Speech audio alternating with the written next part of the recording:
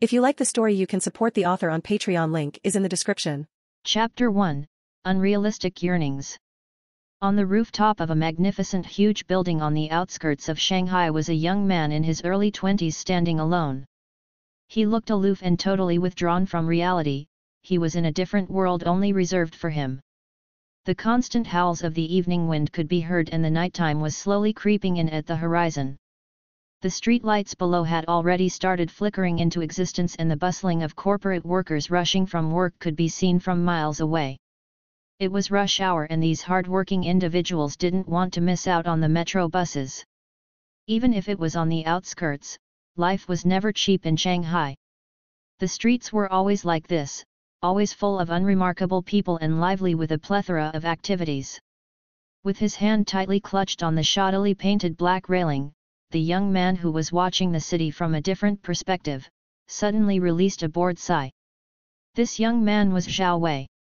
His looks weren't anything fancy, he was just above average and unremarkable as those workers below.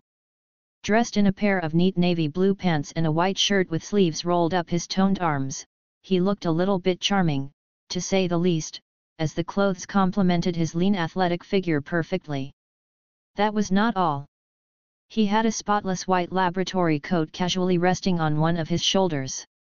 On the breast pocket was a loosely hanging badge that recorded his identity and occupational status. Yet, Zhao Wei was a registered nurse who mainly worked in the med-surg department. Wasn't that just nice?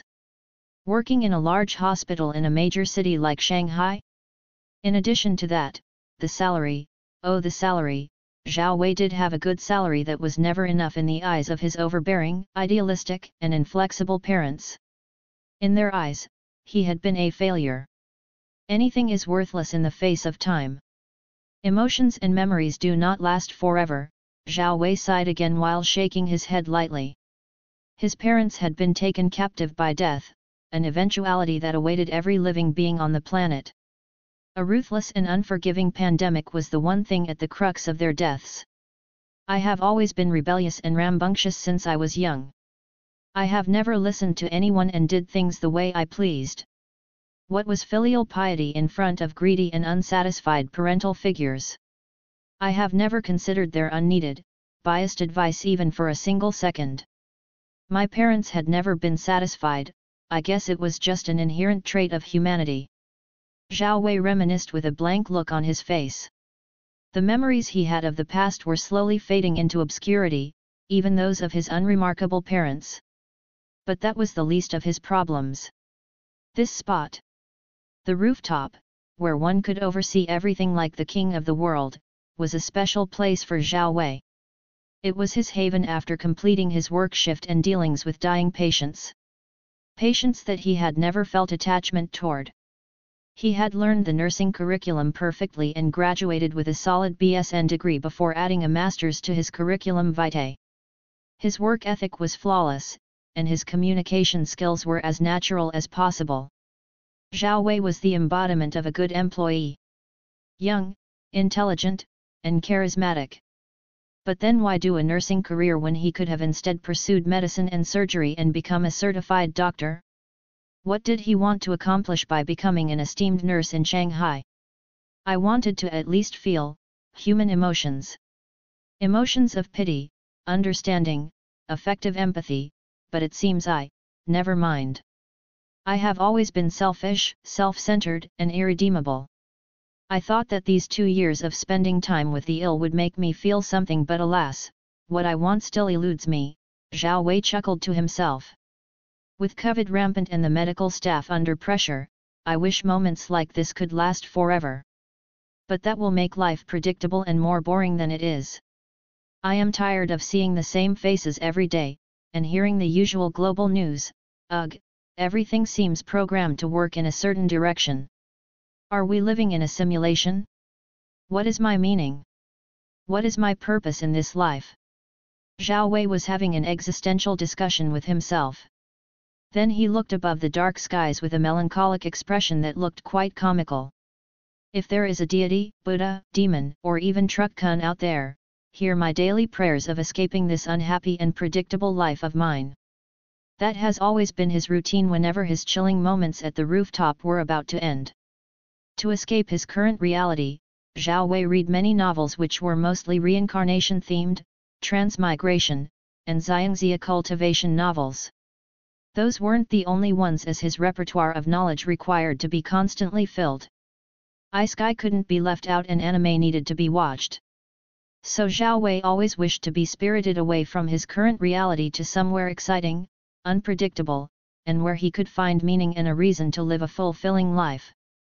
Sadly, nothing ever happened, and he didn't have the courage or thoughts of taking his own life to accomplish his dreams. He loved his life more than anything else, not unless the reincarnation/transmigration ticket was already cut for him, which he absolutely had no concrete knowledge about. No one knew when the Grim Reaper would come knocking on their doors. And such was life.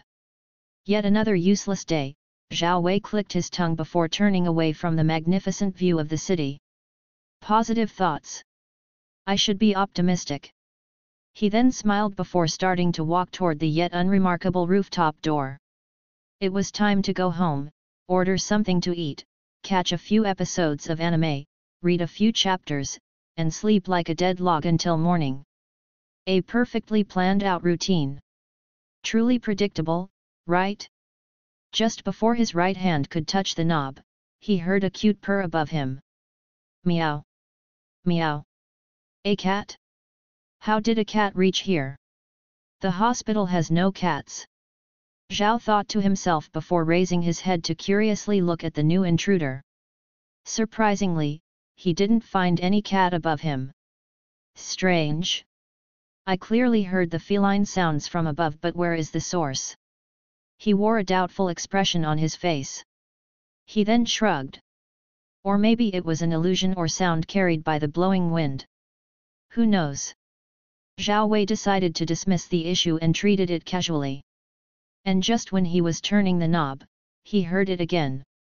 This time the sound came from behind him. Meow. Meow. He now heard it more vividly than before. It was not an illusion but something happening. He felt his body uncontrollably tense as if he was facing an unimaginable terror. Then slowly, he turned his head. Meow. Slowly. His actions looked silly. It was just a cat, where was the need for such drama? Zhao Wei came face to face with a cat in the flesh, perched on the railing. Its body was covered by midnight dark fur that reminded one of the pitch darkness of the night. Its little body was, in fact, in perfect harmony with the night. It looked extremely cute, especially its huge eyes that twinkled like the boundless stars in the sky. Its long black tail wiggled hypnotically, and anyone would be mesmerized by this simple, mundane action. Meow. Zhao Wei found his brown eyes lost in the world beyond those perfect feline orbs that had no slits. It was truly strange for a cat to lack them. So cute, he murmured to himself. Little buddy, how did you arrive here? Zhao Wei asked lightly while taking one step at a time. His steps were slow and calculated. He feared that he would startle the poor cat to fall down to its death down a 10-story building. Even if it had 9 lives to spare, he didn't know why he was still concerned with its safety. That was in itself truly a 1 in a million occurrence, since he had never felt like that. He could have ignored it and gone home to his usual crappy life, but something, just something, seemed to immensely glue him to the unique cat. Was it by chance love at first sight? Ew, that's outrightly bestial. Zhao Wei just didn't know the reason for being compelled to care for a living thing that he had never known his whole life.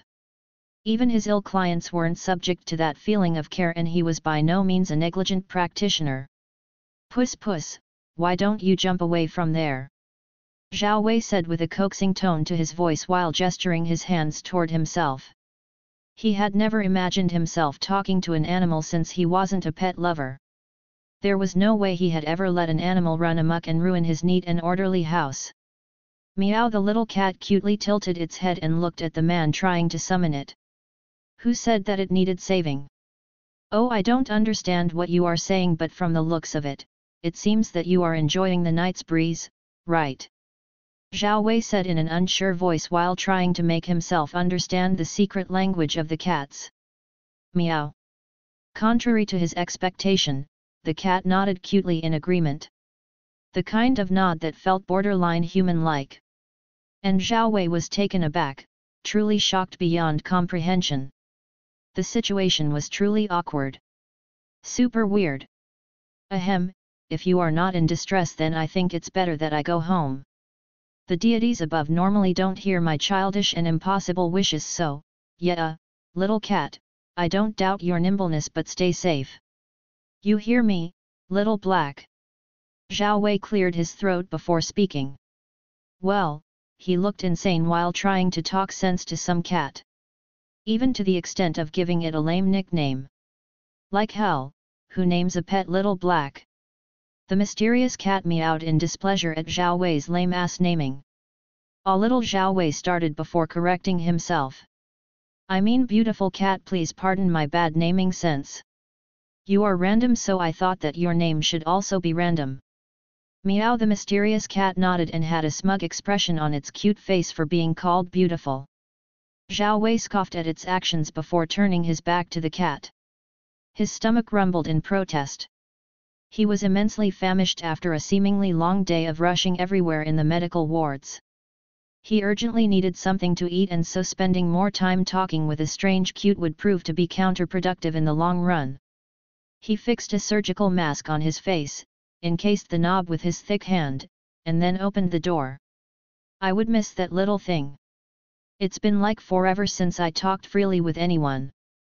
Zhao Wei smiled to himself. Just as he was about to step inside, a mysterious voice stopped him dead in his tracks. It was feminine, soft, and immaculate. Weren't you tired of your predictable life? Didn't you want to escape your mundane lifestyle? Weren't you so devoted in praying to supreme entities to grant you the ticket to experience another life? Didn't you want to have a meaning? Unpredictability? Fulfillment? Your wishes were all heard by me, and if you still have second thoughts about them, then go on. Continue with your steps.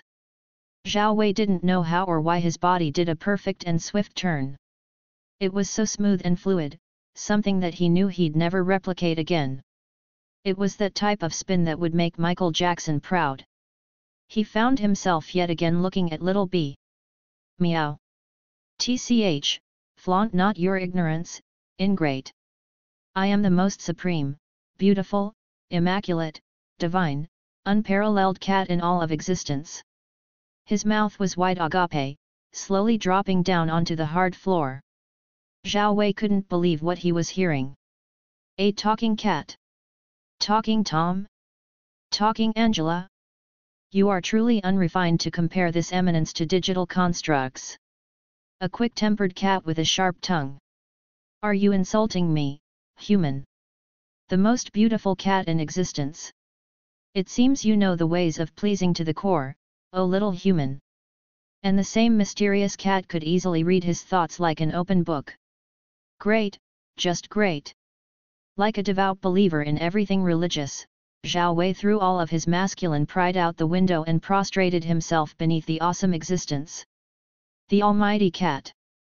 A window of opportunity had presented itself in front of him, and his obsession with escaping his current cycle of predictability was so intense that he couldn't ignore this mysterious entity. Even if it was a demon god or Lovecraftian aberration, Zhao Wei didn't care. A man's dreams should never be taken lightly. If a man wants to be a harem king, leave him be. If he wants to be transported to a world where breast milk production is a stable source of income, also leave him be. You could never begin to imagine how powerful dreams are. That's why Zhao Wei didn't care about anything at the moment. He had to be shameless and so out of character to get his dream actualized. O Mighty One, the virtuous, unparalleled, supreme, and the most beautiful existence in all of existence, I ask for your forgiveness for failing to acknowledge your magnificence when it was right in front of my face. Zhao spoke reverentially, and it sounded natural even to himself. Oh ho, you are making me shy. The cute little cat covered its small mouth with its neatly manicured paw. You are one weird human. You can stand up now.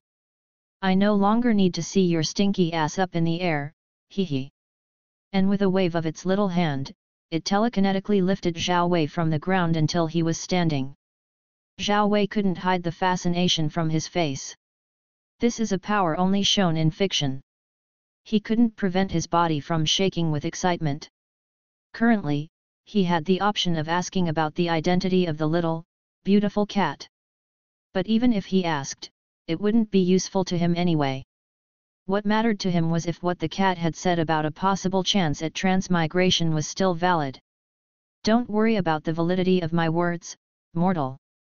I am legit. I am the real deal. The mysterious cat patted its chest smugly while holding its head high with pomposity. So you were bored of your life, that I can relate to. I was also bored, that's why I decided to answer your funny and rather peculiar prayers. Are you really dead set on going to another world? The cat asked casually while gracefully and elegantly walking about the railing, its cute behind shifting from one direction to another. Zhao Wei nodded vehemently. Yes. Which world would you like to go to? You can name it all. The black cat started licking its paw. This is the moment that I have been waiting for all my life. Zhao Wei thought in excitement. Despite his excitement, he didn't rush to blurt out the name of the world in which he wanted to start his second life. He had to think first. A list of universes started flashing in his mind: Marvel, DC, Toon Universe, anime, and even cultivation verses. This was the knowledge of everything he had read during his free time. Against the Gods, Martial World, Ancient Strengthening Technique, Stellar Transformation, Lord Shuiying, Dual Cultivation, Coiling Dragon, God of Slaughter, Dragon-Marked War God, Tales of Gods and Demons, King of Gods. King of Gods, King of Gods. Zhao Wei mulled over his thoughts while digging deep into his mind to remember everything about this novel. Eye power, now that's what we call cool, he said to himself while touching his chin. Have you arrived at a conclusion? The cat ignored the cute little poses it was doing and asked Zhao Wei. Yeah, I have. I wanna go to the King of Gods novel, Zhao Wei said unwaveringly. Okay. But do you know that you have to die in order to start another life? The cat brandished a Cheshire grin on its little face that made his heart palpitate quickly against his chest. Zhao Wei felt raw fear gnaw at his being during that moment. The cat had scared the living shit out of him. But he knew he had to be brave. He had to be ready. His mortal body had to be sacrificed for his soul cast into the cycle of reincarnation or transmigration. He had all the necessary procedures and scenarios memorized well. Zhao Wei closed his eyes briefly, took a deep breath, and then exhaled to calm himself. And when he opened them, he knew there was no going back. It was now or never. I know. The grin etched upon its lips intensified. The cute little cat then giggled while looking at Zhao Wei. And aren't you going to ask for another wish? Like the powers to warp reality? Drink milk to gain strength? System. The cute cat asked curiously.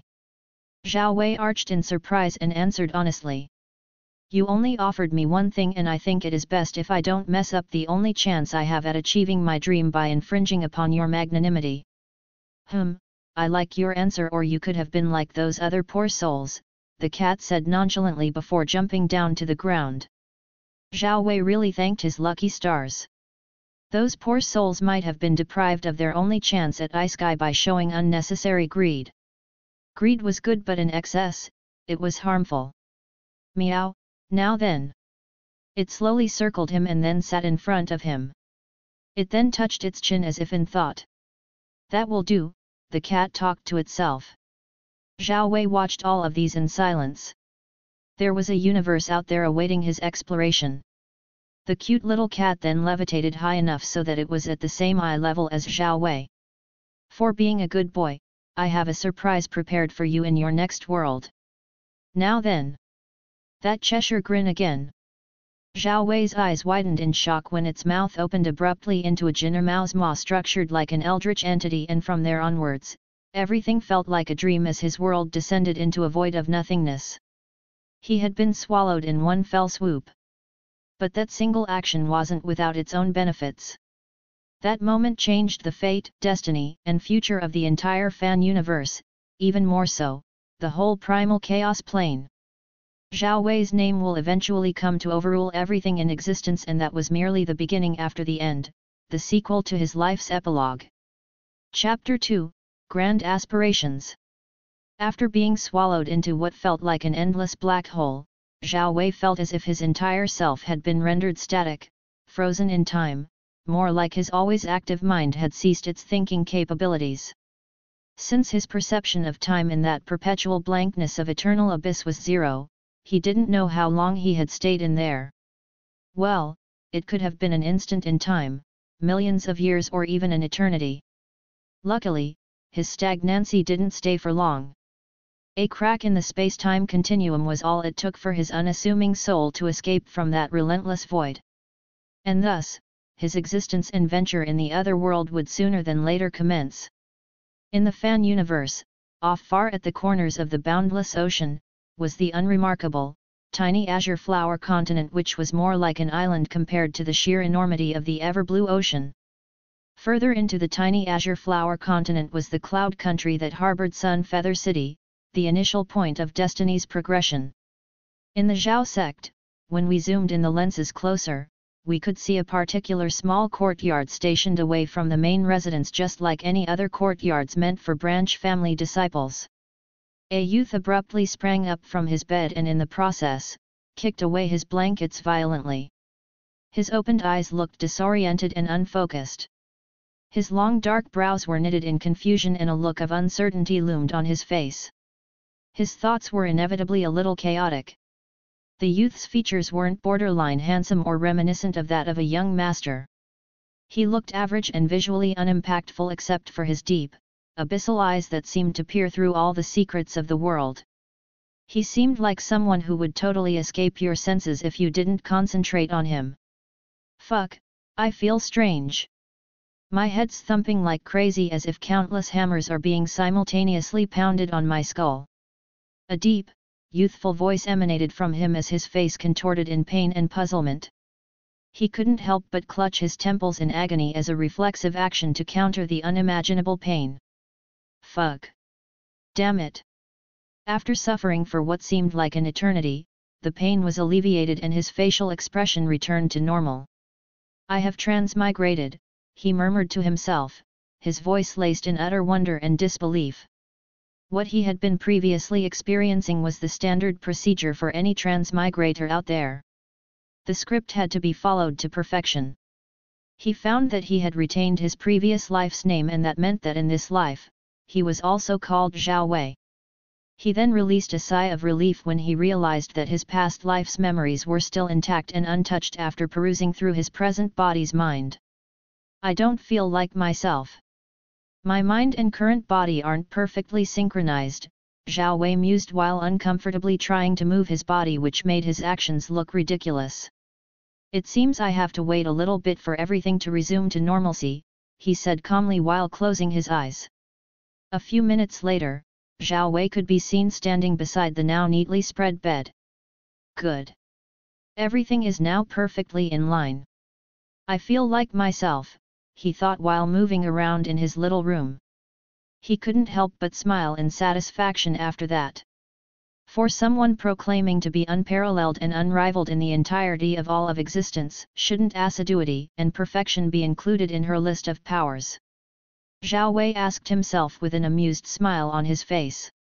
Although she did a shoddy work while merging my earthly soul with this body's, I feel immensely thankful for this chance to experience an otherworldly life adventure. He felt eternally grateful indeed from the bottom of his heart. If it wasn't for the mysterious cat and his stroke of good luck, then he would have been still stuck in that repetitive loop of a boring reality. Now then. I am now a branch disciple of the Zhao sect and I live alone. From the memories of this body, everything is the same as the written words depicted in the novel, King of Gods. The Zhao family clan is one of 3 major families ruling over Sun Feather City, and every 5 years, side branch families would be given a chance to send 2 of their talented juniors to cultivate in the main family. My identity in the Zhao family clan is rather simple.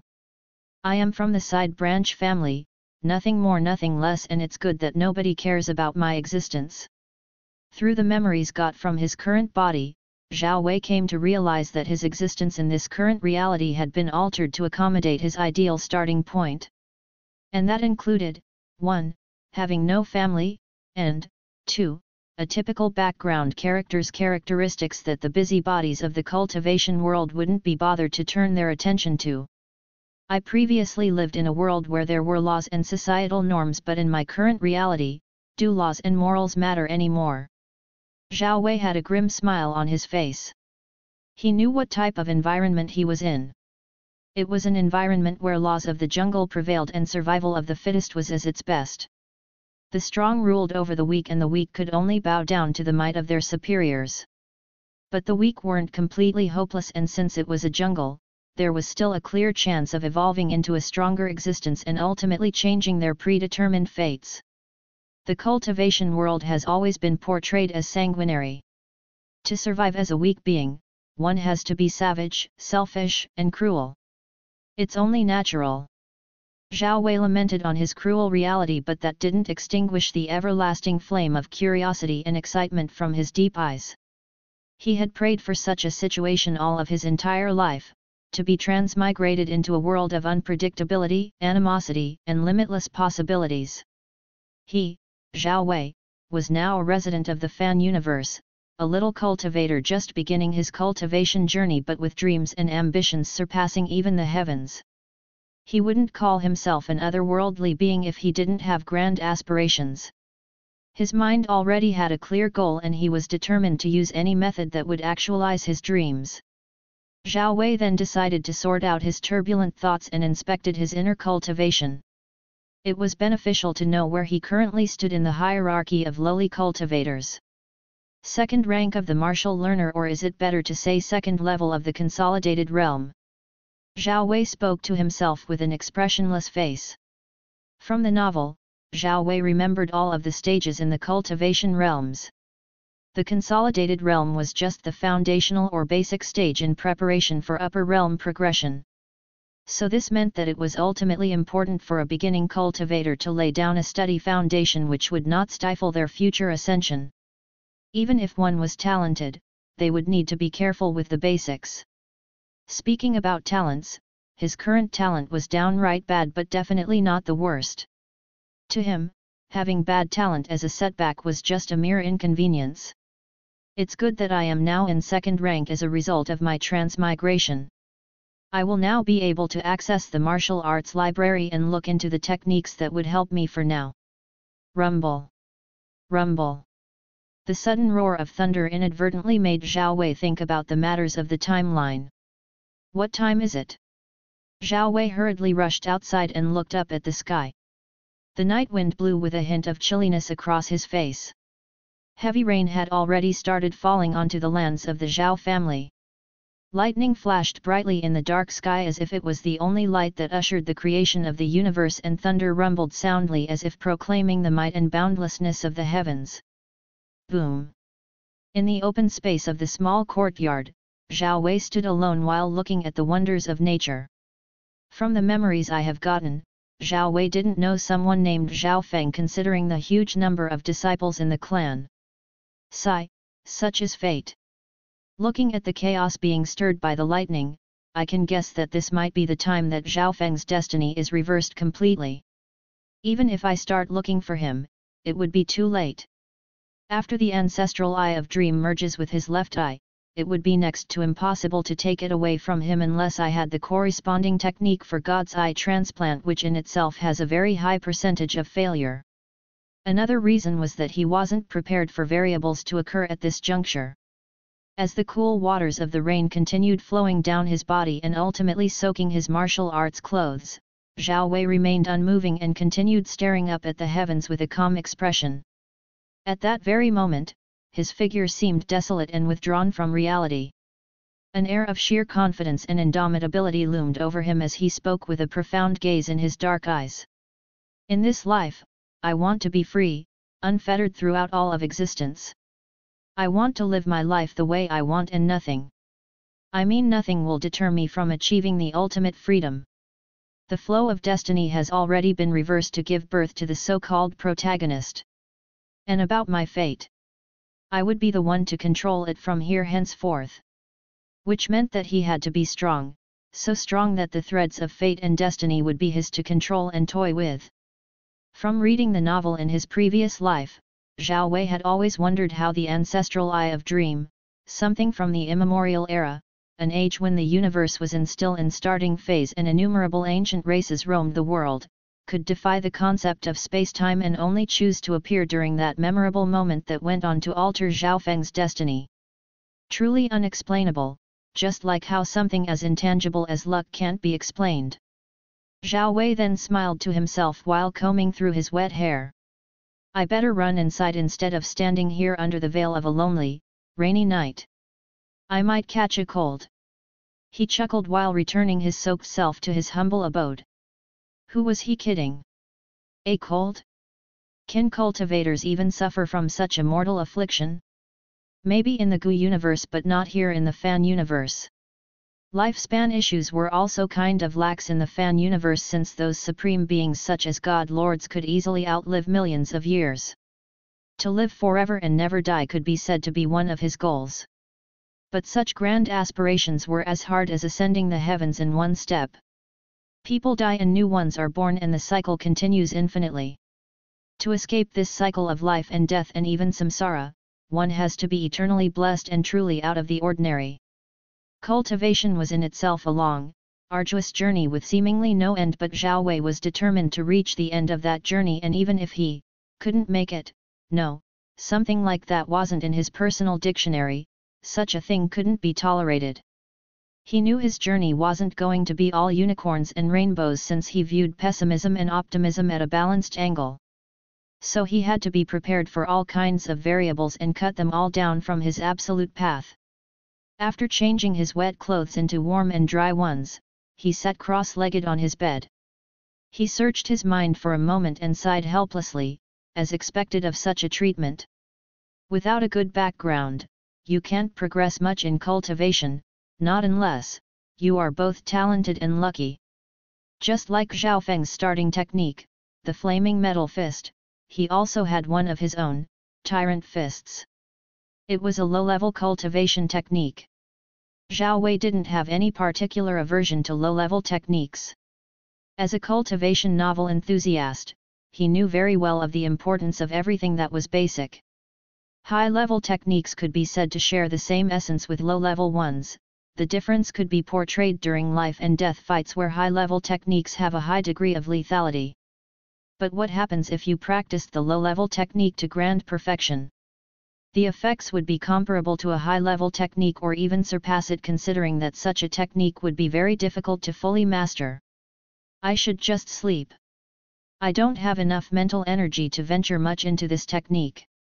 Tomorrow will be the day I start contemplating on the way forward.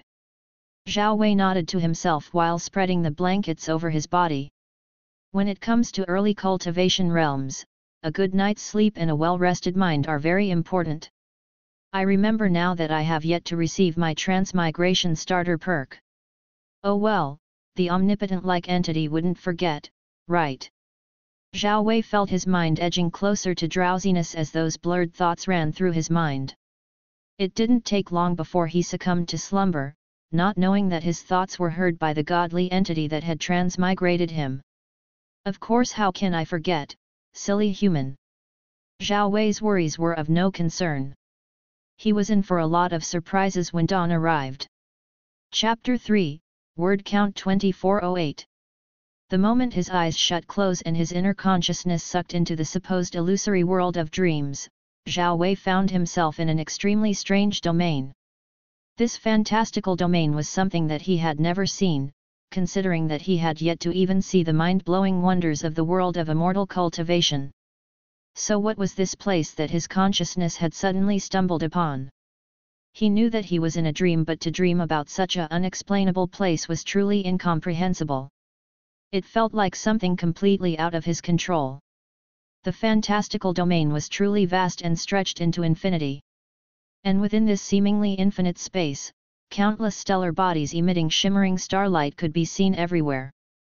Zhao Wei could feel the aura of unimaginable antiquity and archaic ancientness surrounding his consciousness. Then all of a sudden, everything that was being registered in his visual acuity completely vanished.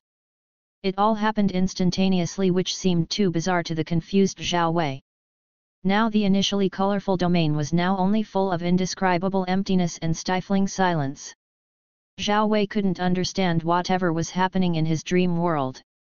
But he wasn't left in the dark for long when computerized system-like texts started manifesting themselves in his field of vision. Linking otherworldly soul to the omniversal Akashic root. Connecting to the omnirealities. Bestowal of the from unknown supreme entity number and percent number and God I variant eternally gained. First ocular power locked, prerequisite to unlock, achieving the consolidated realm. Analyzing. Consolidated realm achieved. Unlocking first ocular power. First ocular power successfully unlocked. Modifying ocular power to conform to the laws of the cultivation universe. Ocular power modification completed. Message from unknown supreme entity. As promised, this eminence has looked upon you with favor and graced you with some lousy abilities to survive and thrive in that little world. With this, I think I have fulfilled your silly wish. I don't know if we can ever meet again since you are an interesting little being, but that will solely depend on your own grit and hunger for power. I can't see or imagine you reaching my level, anyways. Silly me, I am here discouraging you instead of giving you a little bit of hope.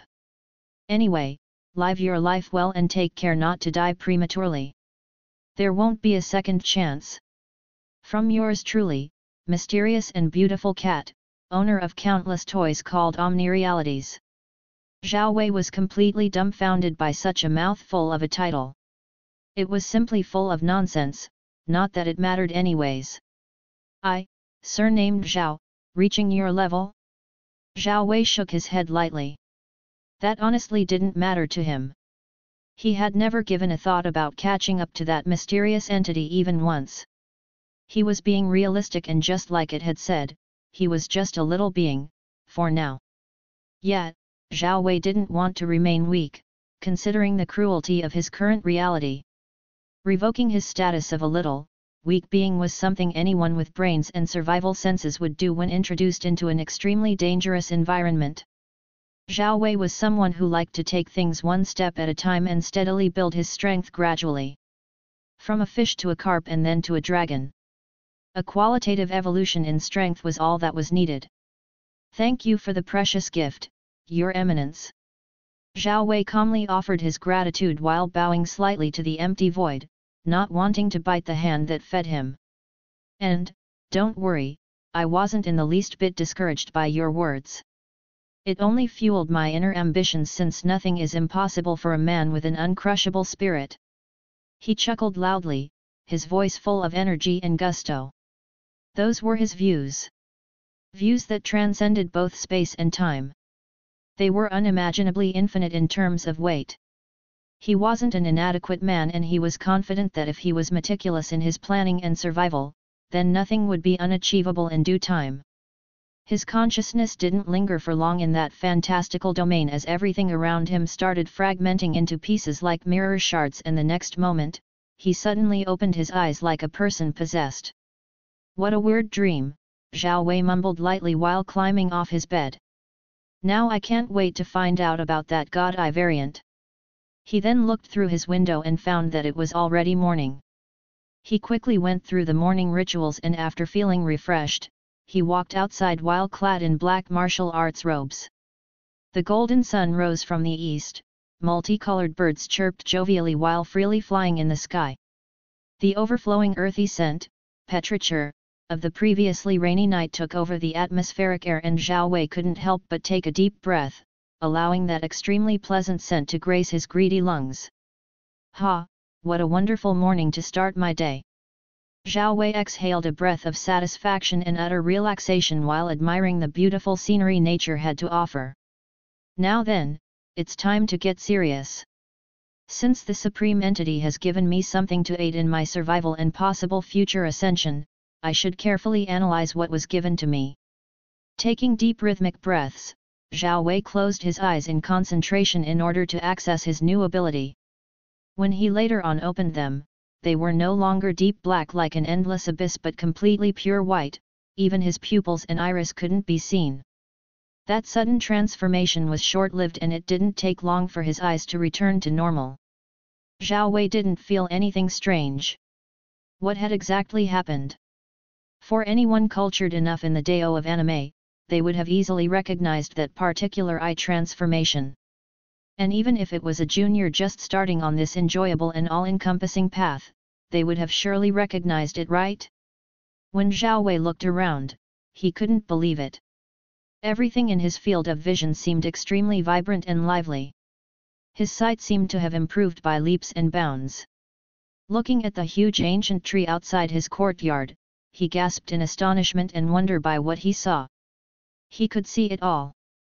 The transport system.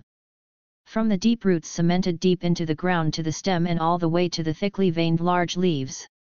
His vision was shockingly reminiscent of an X-ray machine as he could easily perceive the absorption of tiny water molecules by the roots and transportation of minerals. His heart nearly skipped due to such an overwhelming discovery.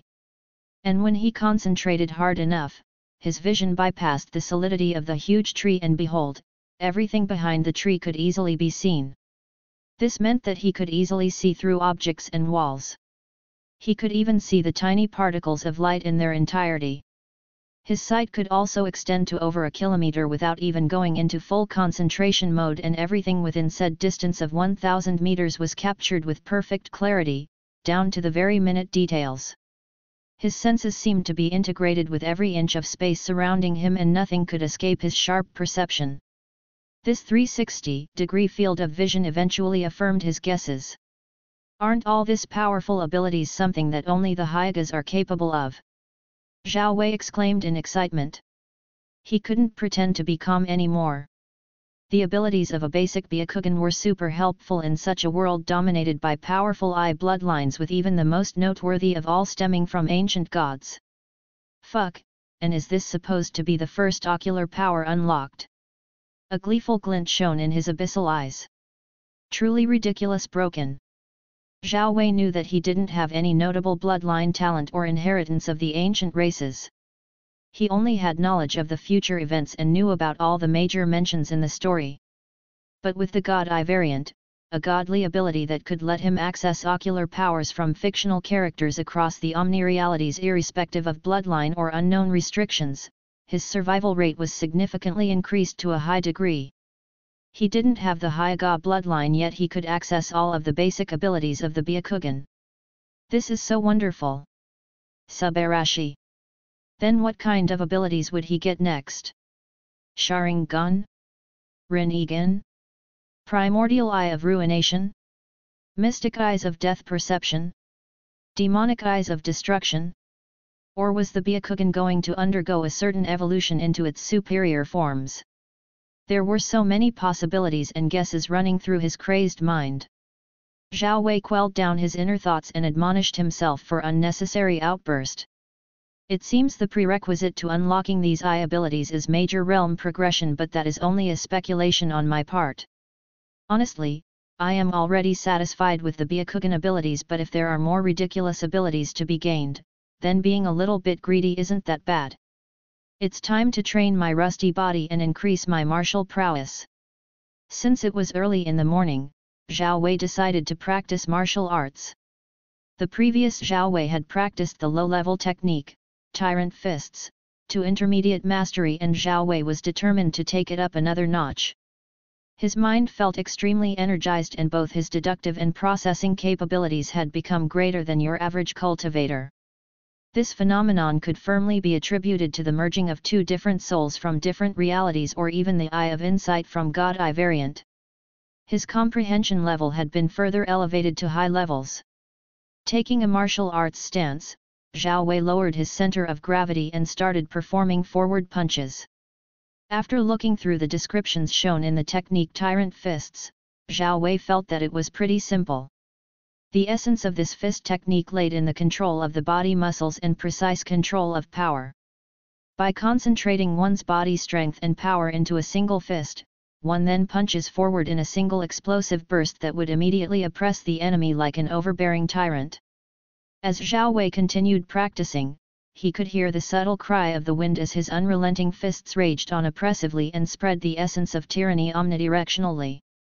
His attacks were fierce and his eyes cruel and deadly like a fearsome predator. It looked as if he had a life and death grudge with the empty space in front of him, but that was him visualizing an illusory enemy that was there to claim his precious life. Zhao Wei knew the cold truth of the jungle, it was either to kill or be killed. His life had now taken a turn for the best, so there was no way in hell he would allow himself to fall into complacency. As time went by, Zhao Wei looked like someone possessed and he became full invested in martial arts. His proficiency level was also increasing by the minute at a terrific pace. Tyrant fists required a cruel and tyrannical nature, and Zhao Wei was transforming his intent into just that. Trusting in oneself, the belief that you are capable of transcending your present self, is what makes one a lethal martial artist. This was something that was deeply ingrained in his heart. He had overwhelming determination. Hot steam started rising off his body as rivulets of sweat cascaded merrily down his toned abs. His movements seemed ethereal, as if he was already in perfect harmony with heaven and earth. No, this was no longer intermediate mastery or even peak mastery, this was something more. Grand perfection. In one session, as if possessed by a training demon and under lucky enlightenment, Zhao Wei crossed 2 bridges and opened the gates to a completely new world. Many had sought to open these gates, but their efforts weren't even capable of bridging them. 3 factors were needed to open the golden gates of superior comprehension, luck, and vigorous training. Those 3 factors had to go hand in hand in order to have some accomplishment. Zhao Wei smiled to himself and relished in the feeling of sweating and utmost grind. His fists were erupting with a force of almost 350 kilograms. It was shockingly powerful and very lethal to even third-rank martial leaners. Zhao Wei speculated that if he had a good body cultivation technique or even something basic, then his force generated by his fists would have been much more than that. He knew that the body was the strongest weapon that one could ever rely on. Crafted weapons such as the saber, spear, sword, scimitar, or even bows and arrows, were there to relay the strength of the body during an attack. Similarly, the body could act like all these weapons, but that was a completely different, mysterious, hidden realm that even grand existences would find hard to achieve. Ph. At the end of his practice, Zhao Wei felt his realm jump straight to the peak of the 2nd rank due to his brief period of enlightenment, and he couldn't have been more happy. He felt like he could easily go toe-to-toe with martial artists in the peak of 3rd rank. With the increase in his realm to the peak of 2nd rank, he could easily erupt with a force of 400 kilograms under the effects of the mastery of tyrant fists. Even so, he didn't believe that he would easily win against experienced peak 3rd rankers, especially since he lacked the necessary battle experience. Only someone who has experienced the harshness and unpredictability of countless battles can fight others with ease. It was all about battle instincts and sharpened senses. It's time to see the outside world now, aka other people and the martial arts library. A quick shower to cleanse this filthy sweat will do. Zhao Wei nodded to himself and prepared to see the people of this world, especially the main protagonist and the so-called ancestral Eye of Dream. He just hoped that there were no major changes to the timeline due to his otherworldly presence in this reality. Or else, he would just go with the flow of things. Wouldn't that be more interesting? This was his journey, and he was just in the beginning phase of self-discovery. Chapter 4, Martial Arts Library. Word count 2194. Have you heard about the recent unbelievable news? A random outer disciple from the side branch family spoke excitedly, his suspensive words immediately piquing the interests of his 3 fellow disciples. This random outer disciple had a rather funny appearance with pock marks all over his face and a pair of protruding teeth that reminded one of a rodent. Tell us quickly instead of trying to use your usual suspense, one of them said hurriedly with impatience laced in his voice. You and your career of gossiping, tch. Another one clicked his tongue with a look of disinterest, but his huge ears were busy trying to pick up reception signals. says the one who can hear gossip from several miles away, the news-bearer retorted harshly with an unpleasant expression on his face. Immediately, the group sprang into laughter before pressurizing the outer disciple with the news to spit out everything. Do you know Zhao Feng? The outer disciple started excitedly while looking at the expressions of everyone in the gang. Haha, isn't that the side branch family disciple that had his girl taken by the main family disciple Zhao Yujian? Yeah, that one, the green hat bearer, hee. I also heard that he is Zhao Kun's target of bullying. Another wave of exaggerated laughter followed next. So it was like this, today, Zhao Kun had a one-on-one battle with Zhao Feng. The rat-toothed outer disciple continued. And, he defeated him in one move. You are so full of shit. Isn't Zhao Kun, a peak second-rank martial learner, and Zhao Feng still in the first rank? Yet, how can a first-ranker with little to no background shake a peak second-ranker with a good background and high-grade techniques at his disposal?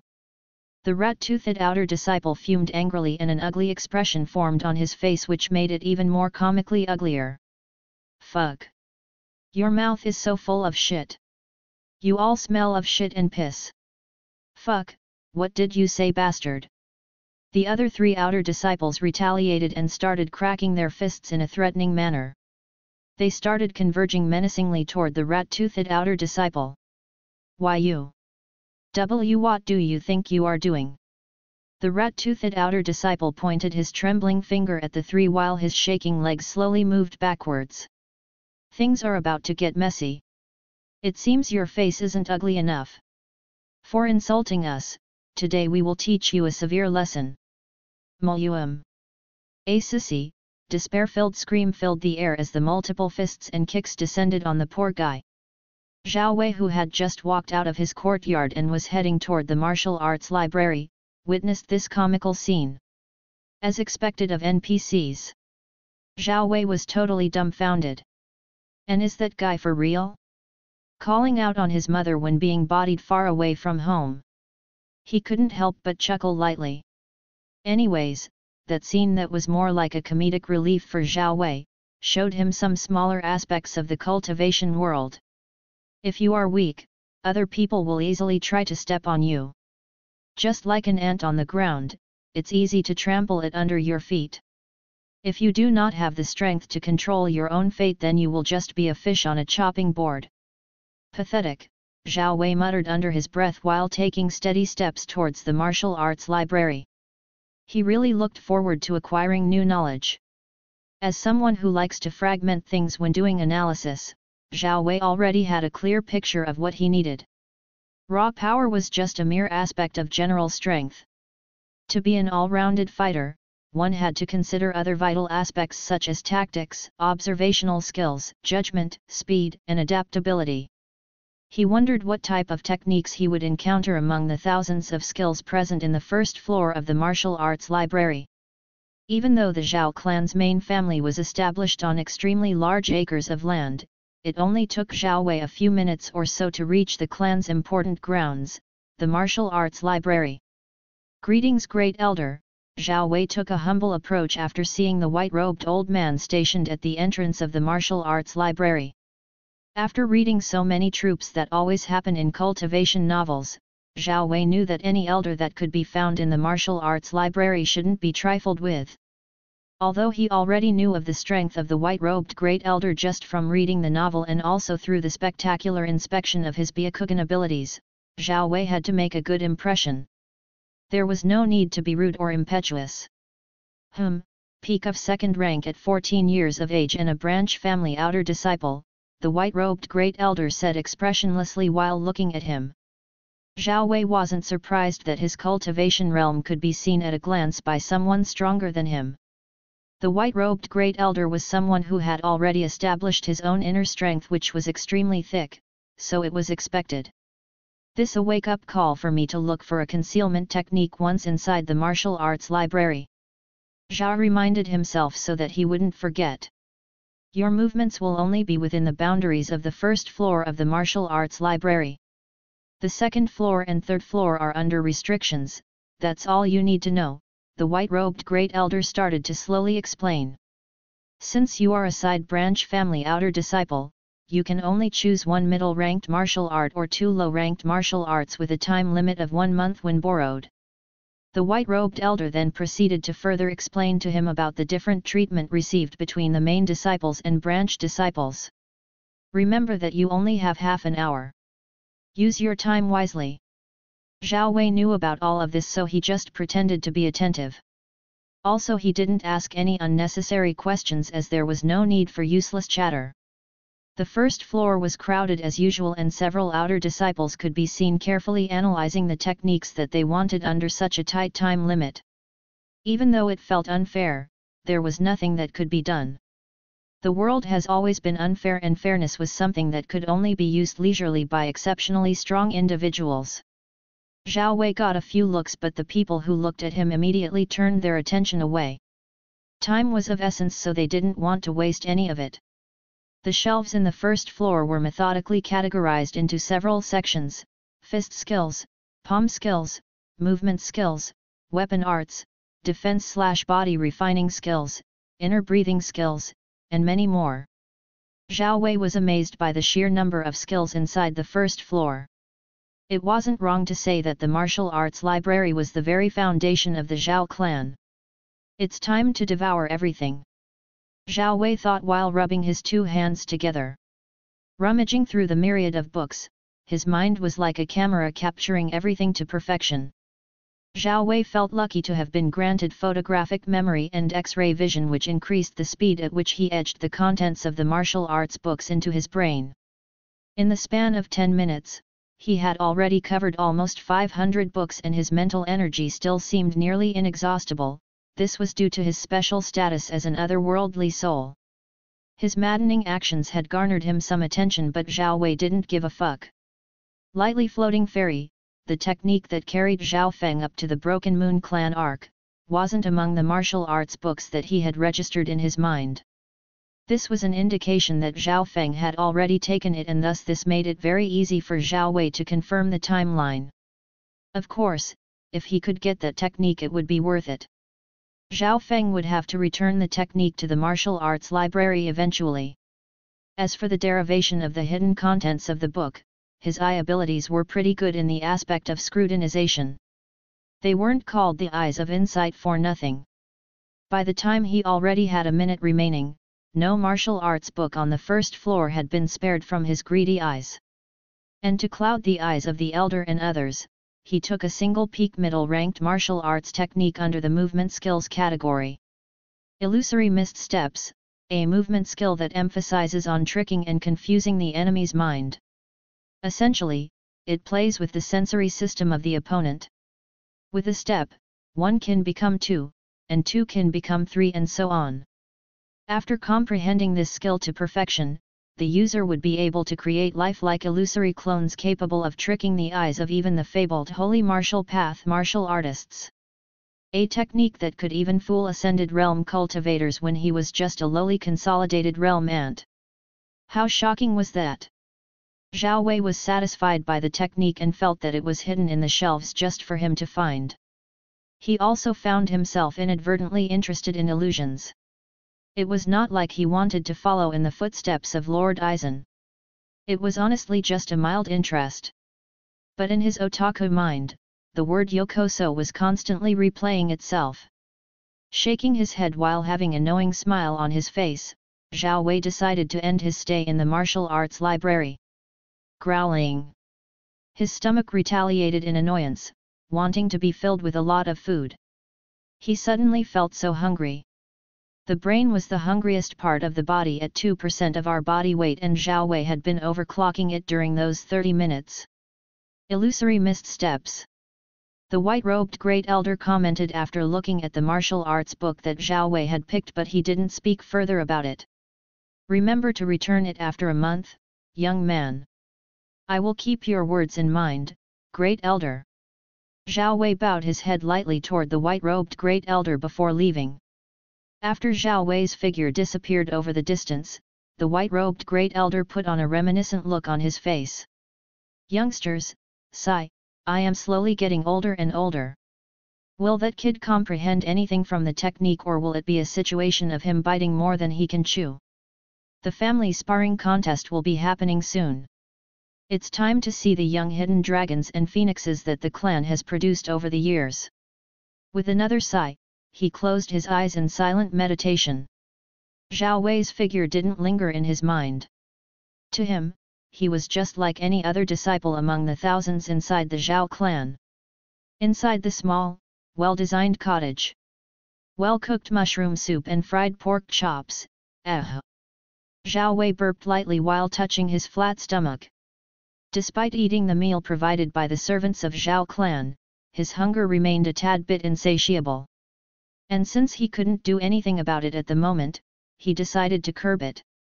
To him, it seemed only the food of the wild was going to satiate his gluttonous stomach. I also need a lot of money, which will in turn provide me with the necessary cultivation resources. Zhao Wei knew of the importance of resources when it came to progressing one's cultivation base, especially during the first 3 foundational power ranks. He didn't have a well-off background and rich parents that could feed him medicinal pills and herbs since childhood, or a talent worthy of recognition. So he had to entirely depend on himself. The Zhao clan was merely his starting point and a springboard for his future rise. While thinking about the issues pertaining to money, a certain magical treasure came to mind. Copper mirror. If he had something like the copper mirror, then, he wouldn't have to worry much about his cultivation resources. The terrifying function of duplication was so overpowered and extremely useful when one needed a lot of resources. I reckon that poor bastard is still lamenting about getting rich. Zhao Wei laughed while thinking about one of the novels that he had read in his previous life. Didn't the ancestral Eye of Dream also evolve at some point and in the process allowed the protagonist to gain such an ability? He then shrugged his shoulders dismissively before taking a meditative posture. Me and my wishful thinking. Well, it's normally good to fantasize about various things from time to time. Now, which techniques should I choose? Martial arts techniques numbering to thousands surfaced and danced around in his mind while awaiting his final verdict. What type of techniques was he going to choose? Or what was he going to do with all that knowledge that he had acquired? Only himself knew what had to be done. Chapter 5, Primordial Stellar Energy Body Refining Art. Word count 2324. The history of the art of cultivation could be traced back to the immemorial times, trillions upon trillions of years into the past, when the Fan universe was still a singular wild continent. Throughout those immeasurably long years, many outstanding geniuses and heaven-defying beings have risen to prominence while leaving an indelible mark in the history of the universe. These inexpugnable marks are known to every living being and used by everyone in the current Fan universe, and they are in the form of what is known as cultivation arts or techniques. Cultivation techniques are, without a doubt, crystallization of recorded knowledge of the past forefathers for the future generations.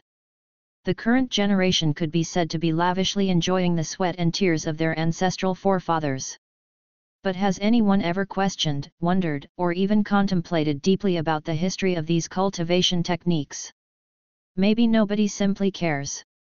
An already established path, a path already trodden and paved by others, is always an easy path.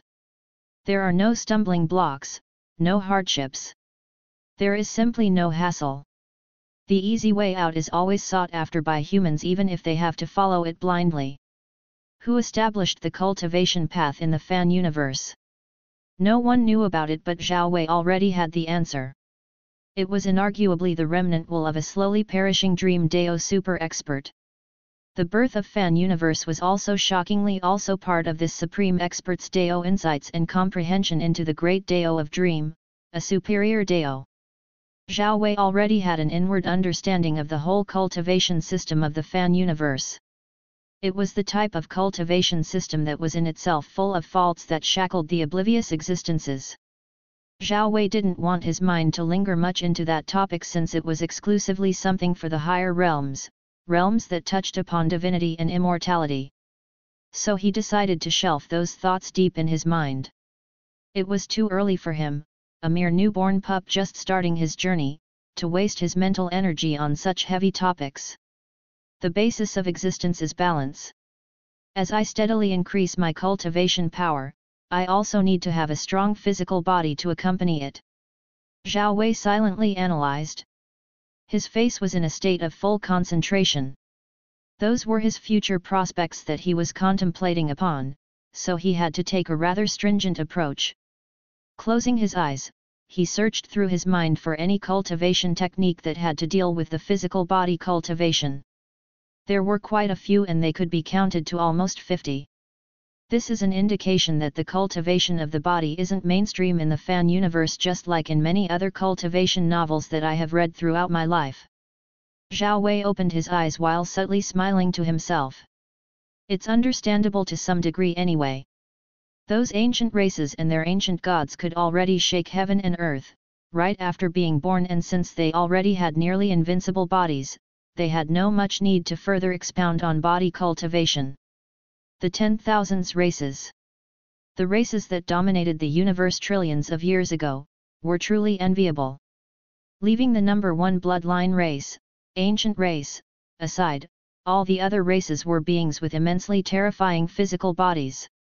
Even having an original pure bloodline from the weakest of the races can be considered a cheat, Zhao Wei thought excitedly while his dark, abyssal eyes shone with a marvelous zeal. The 50 or so body cultivation techniques aren't impressive, but they contain so much valuable knowledge for me and my ingenious mind to create something solely meant for me. There were no trash techniques, only an incompetent person would say that a basic technique is trash. Everything had a source, and some high-level techniques were derivatives of the low-ranked techniques. Metal sand body, soft yin physique refining art, malleable snake body, sunflower body art, wood demon physique refining technique, plucking the moon and stars body art. Zhao Wei slowly and carefully looked through those 50 techniques. He was fascinated and he couldn't extricate himself from the pure process of reading and understanding. He fervently consumed each word without leaving anything behind. The human body is like a miniature universe. The potentiality in the human body is limitless. A supreme body cultivator can even hold the sun and the moon with their bare hands without as much as sweating. Zhao Wei started talking to himself, his thoughts were being processed at higher speeds. There are about 37 trillion cells in the human body. A human cultivator's body is essentially the same as the humans on Earth, with an exception being the metaphysical aspects such as the Danshan, and also the absence of physical limiters. An air of madness surrounded his cross-legged figure. Zhao Wei was in an entirely different world of his own, and if there were people from Earth who had witnessed this scene, they would have attributed it to being in the zone. His computational abilities were top-notch, vastly different from even genius cultivators.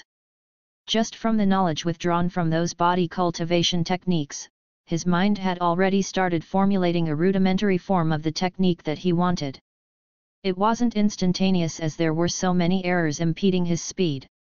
A good technique cannot be created within a second, and just like traditional beer, it requires ample time to be fully fermented.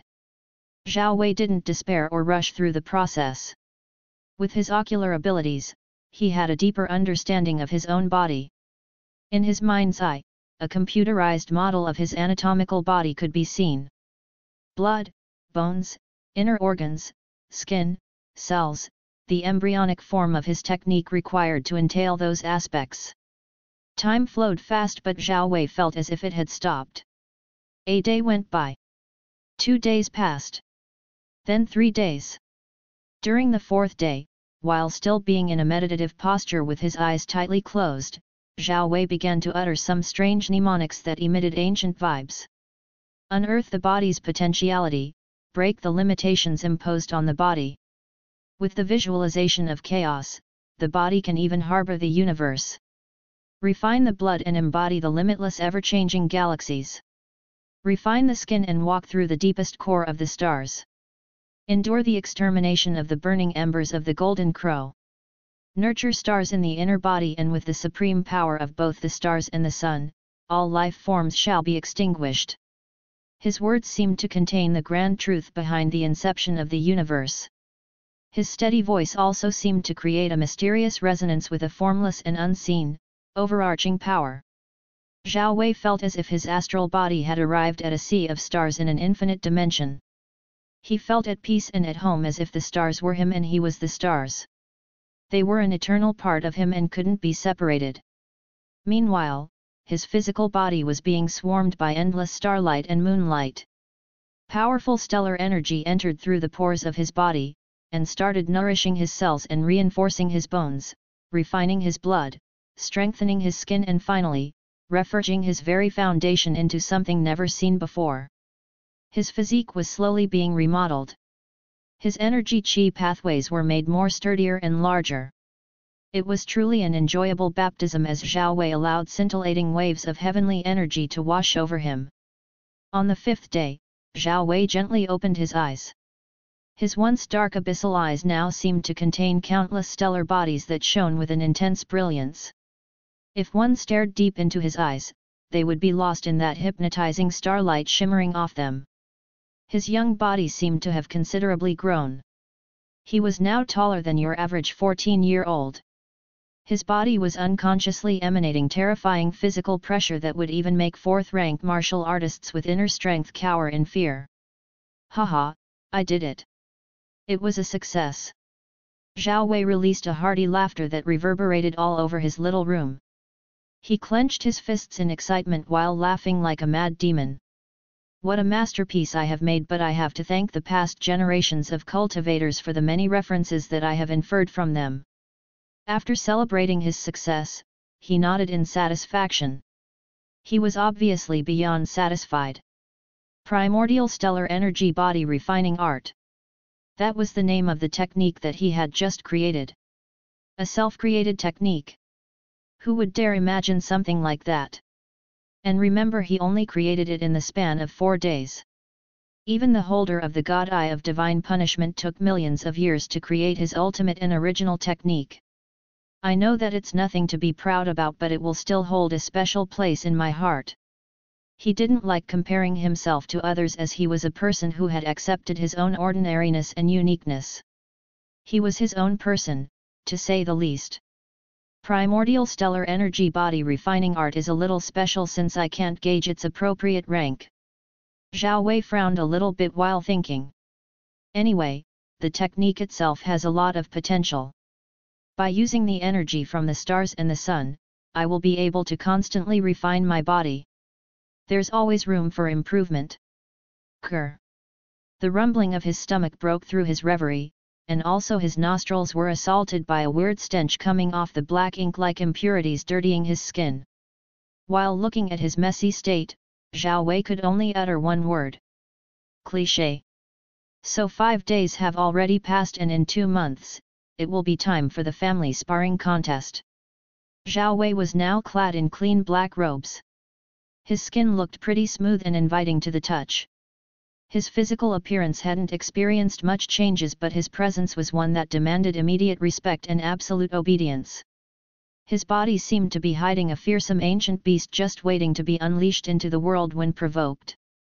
Then with a thought, his aura returned to normal just as it was earlier on, before the qualitative transformation. By the way, I haven't taken my monthly allowance after my breakthrough to the 2nd rank of Consolidated Realm. Zhao Wei reminded himself, but inwardly, he felt that it would be too little, just as portrayed in the novel. There were thousands of disciples in the Zhao clan, so it was expected for resource allocation to be limited. From the clan's point of view, if you wanted to receive a lot of cultivation resources, you had to be outstanding than others or just stay back in that lane of mediocrity and become poor. Zhao Wei liked to be independent, especially when it came to monetary issues, but he decided to take his allocated silvers nonetheless. Money was still money in the end, even if it was in small amounts.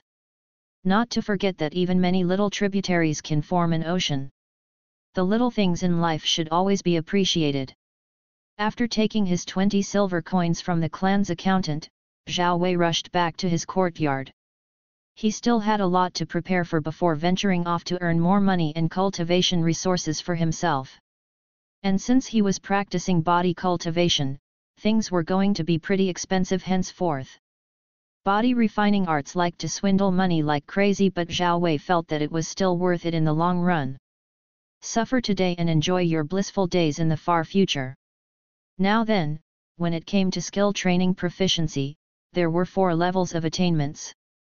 They were beginner level, low level, high level, and finally peak level attainment. But there was another additional level beyond the peak level. It was grand perfection, or simply, max leveling in gamers' terms.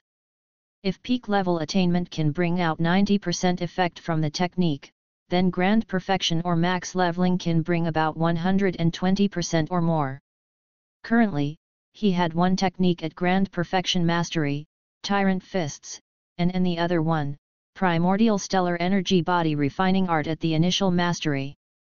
Just from mastering the Primordial Stellar Energy Body Refining Art to the beginner level, Zhao Wei's defense had been significantly boosted to the level of being able to resist the attacks of martial arts practitioners with the so-called inner strength.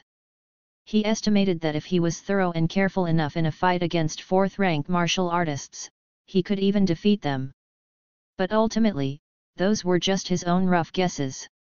He had to engage in a real life and death battle to evaluate his current strength and weaknesses. Only when one's life is on the line, can one erupt with their full potential. Cultivation, in itself, was a gamble of one's life with the heavens. If a man remained timid or cowardly throughout his whole life, then he shouldn't call himself a cultivator. Zhao Wei knew that fear can save one's life sometimes, but also at the same time, risks can also give you immense rewards. There was always a price to be paid while in the pursuit of power. I should probably train the illusory mist steps until I am satisfied, and since its focus is mostly on maneuverability, I should probably pair it with another footwork skill that focuses on raw speed. After that, it will be the offensive techniques. Zhao Wei didn't waste any more of his time and immediately started training his techniques. As the sages once said, when a man grinds, he should grind to perfection. That was the kind of mindset that he needed on his cultivation journey. Chapter 6, Sky Cloud Forest. Word count 2250. People train and gain experience through repeated trials and failures, and Zhao Wei wasn't an exception to that law. Of course, without failure one can never develop and grow into a true, mature man.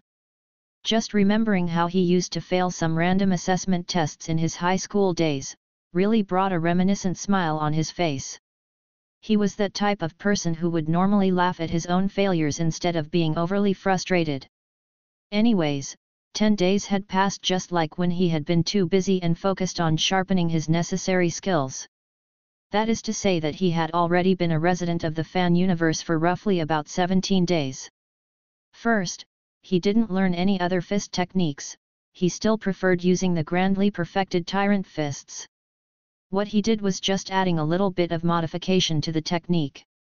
With his eye abilities that seemed to be derived from a basic Byakugan, it was simple for him to see through the energy circulation system inside a cultivator's body.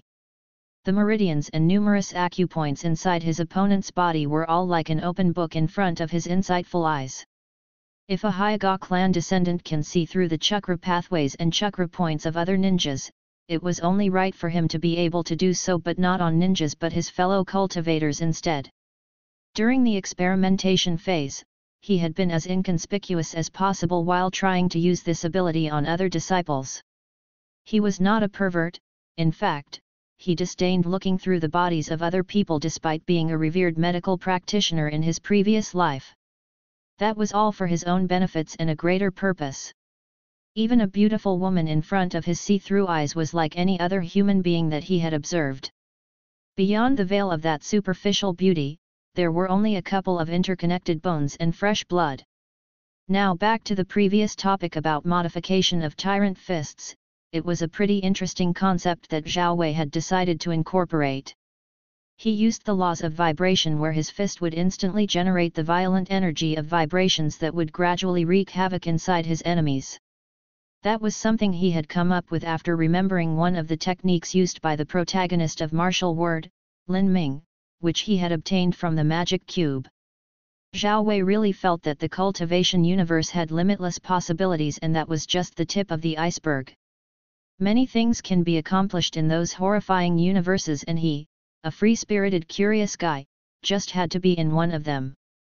As for movement techniques, he had already trained the illusory mist steps to grand perfection, and paired with the instantaneous lightning movement, a middle-rank technique that focused on pure speed like the impulse of lightning, he was pretty much unrivaled when it came to matters of speed among all disciples. Those two movement techniques would be very helpful and efficient, especially when facing a siege or when fighting multiple opponents. As for archery, yet archery it is.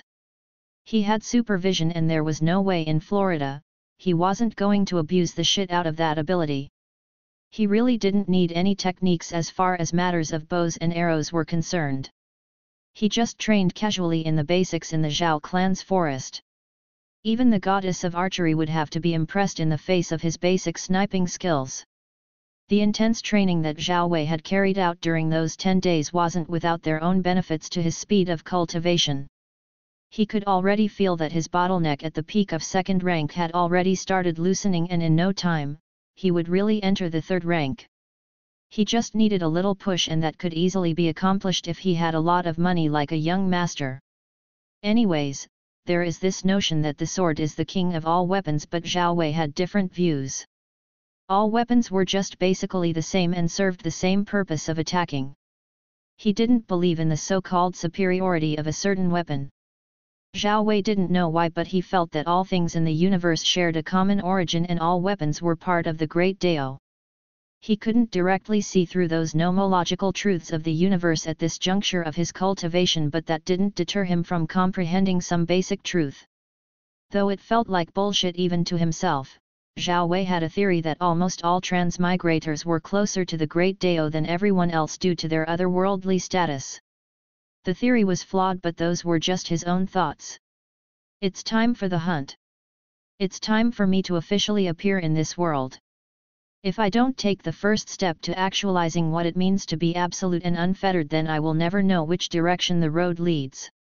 He had been hiding and grinding by himself in the shadows, but the time had arrived for him to see the daylight. The time had arrived for the world to acknowledge his existence. Looking up at the cloudless vast sky, Zhao Wei solemnly nodded to himself.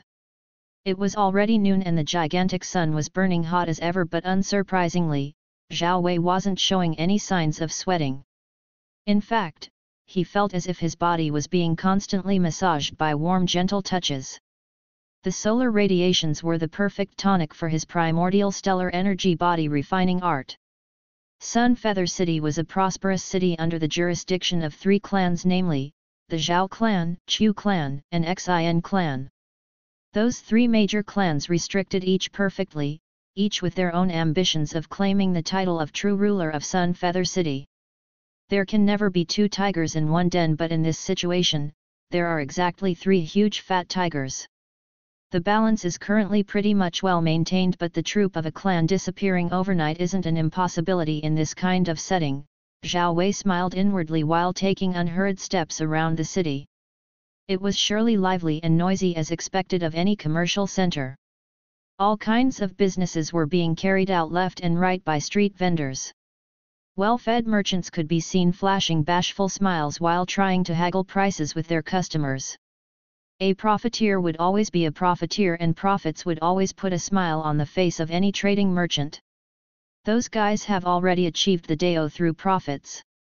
Zhao Wei laughed in his mind while making his way toward an inconspicuous stall that sold books that recorded about all the wild beasts and deadly beasts inside the sky cloud forest. It was more like an encyclopedia of monsters. It had a poster with a rather lackluster penmanship. An old man wearing ragged clothes was in charge of the stall. It inadvertently reminded Zhao Wei of those members of the beggar sect mostly found in Mura Manhui. How much? Zhao Wei didn't beat around the bush and jumped straight to business. A twinkle flashed past the old man's brown eyes, but he quickly composed himself. This simple action didn't escape Zhao Wei's superior senses. Young man, the supreme knowledge recorded in this book is indispensable. With it, it could even save your life in extreme circumstances. The air around the old man completely changed. He now had the atmosphere of a businessman. Just 3 pieces of silver is enough. What do you say? The wizened eyes of the old man looked at Zhao Wei's expression. The old man already knew Zhao Wei's identity as a disciple of Zhao clan through the identification plaque hanging on the waistline of his robes. The old man wanted to earn a profit since he assumed the youth in front of him was a greenhorn. The old man's eyes were sharp as he had already picked on Zhao Wei's figure the moment he had set foot on that side of the market. While observing his curious eyes, he had come to the conclusion that he was a new face, completely having their first time in the market. And to make his product introduction more impactful, he had to make his words pleasing to the ears. Zhao Wei remained silent and didn't speak as if deliberating over his thoughts. "Old man, did you happen to be a robber in your past life?" Zhao Wei's words were sharp with no changes to his facial expression. His face remained calm and dignified. The old man wanted to fume after hearing Zhao Wei's words, but considering his identity and affiliation to the Zhao clan, he curbed down his anger. "Customer, what are you trying to say?" Zhao Wei removed a piece of silver from his money bag and placed it on the table. "A silver? That's my bottom line." He looked into the eyes of the old man, who was only a mortal with no cultivation. The old man felt as if his mind was being submerged into swampy waters. Just looking at Zhao Wei's eyes, he felt compelled to do anything that he said. His wits as a businessman were all thrown out of the window. "Oh, okay. 1 silver it is," he said with a stammer while quickly taking away the piece of silver.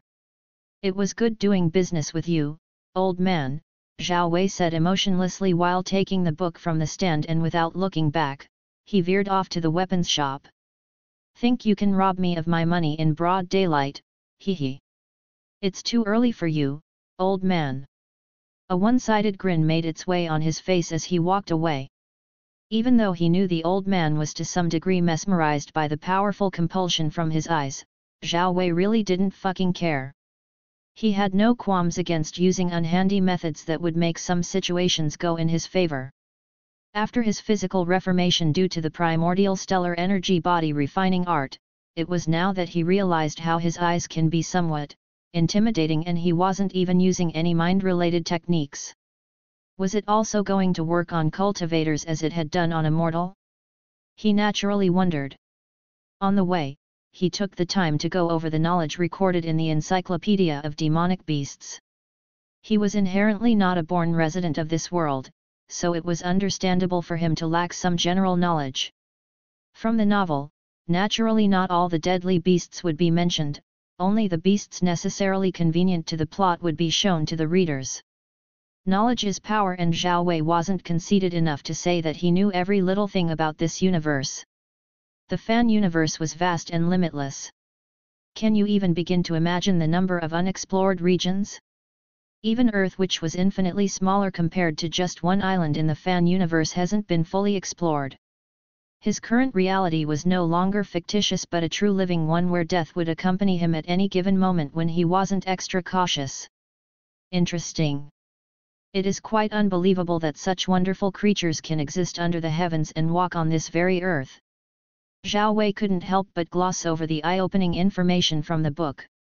Well, it only took him a few minutes to reach the end of the book.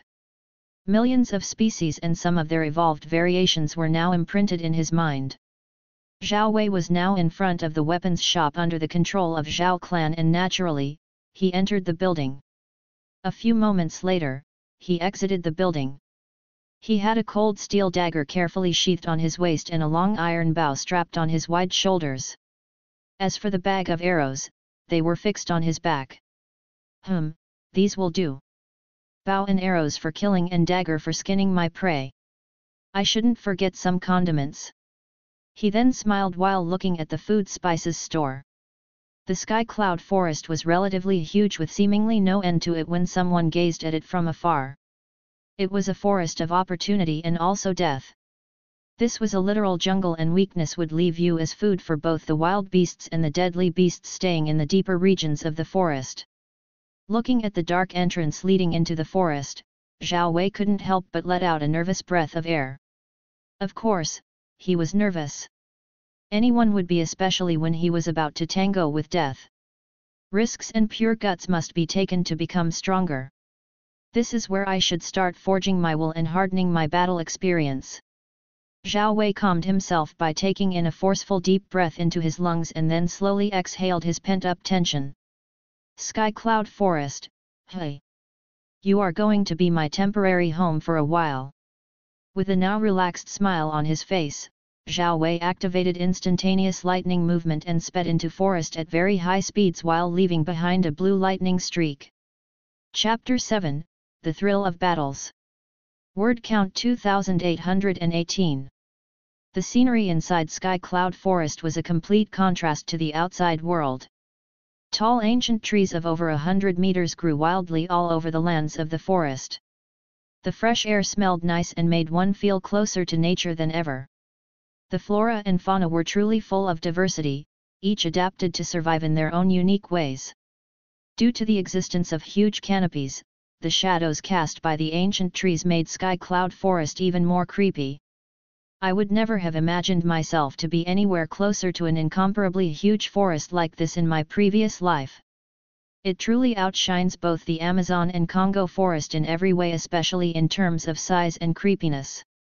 Zhao Wei perched himself on a thick branch of one of the tallest ancient trees that he could find. With the sturdiness of his body and speed, he could easily climb up to the top of these gigantic trees, though they made his humanoid figure look so tiny from a distance. All his senses were fully alert to pick up any anomalies in his vicinity. A person is closest to death when they lose focus and relax in such an environment. Zhao Wei reminded himself while using his telescopic vision to do an aerial surveillance. Using his current position as the focal point, his vision covered a distance of over 1 kilometer circumference. He didn't see any higher realm demonic beast that could pose a fatal threat to his dear life. From his analysis, the images he had witnessed really looked like a documentary from Nat Geo World. They were vivid depictions of a be the hunter or be the hunted scenario. A three-headed red mamba is dozing like nobody's business 300 meters away at 3 o'clock. His vision zoomed in at his first target. Peak of second rank, just shying away from third rank. Its poison is so deadly that with just one dosage of it into the bloodstream of those of the fourth rank and below, guarantees a quick painless death by instantly arresting all of your neural functions and finally, the cardiac muscles. Zhao Wei went over the profile of his first target with a confident smile on his face. Other wild beasts are probably not trying to invade its space due to its extremely venomous notoriety. It won't be a challenge for him to kill it, but he had to be thorough enough and one-shot it cleanly. Its weak point is located at the base of its three heads, the navel region where its brain rests. Such peculiar anatomical positions really makes me excited. Zhao Wei took an arrow from his back and calmly aligned it with the string of the iron bow. He took in a deep breath while locking his sharp and superior gaze on the unsuspecting three-headed red mamba. Not sorry, buddy. Pulling the taut string backwards, Zhao Wei concentrated the energy of vibration on the shiny tip of the arrow, before releasing all that tension freely. The recoil didn't even budge his arm. The arrow was like a shooting star from the outer heavens, extremely fast that it looked like it had vanished from the fabric of reality. And when it cleanly and unobstructedly pierced the shiny red scales of the three-headed red mamba and then smashed its little brain, the poor bastard died soundlessly without as much as struggling at the doors of death. It was a clean execution. Perfect kill. Using instantaneous lightning movement, arcs of lightning started cracking off his feet as he moved freely and unhindered toward his perished prey. The skin of the three-headed red mamba is quite a rarity, as most cultivators tend to avoid it at all costs. Getting 1,000 pieces of silver from it is a given, especially since it's on demand. Zhao Wei smiled and then took out his cold steel dagger before starting the skinning process. He didn't forget to hum a random jovial tune since he was in great spirits. Money can bring you happiness without you even knowing it. All in all, it took him a few minutes to finish with the skinning. The extracted scaly skin was then carefully stored in his storage bag. The storage bag was just a traditional bag and not the type to hold a bigger inner space like spatial artifacts. As for the poison sac and gallbladder, those are exactly what I need for that.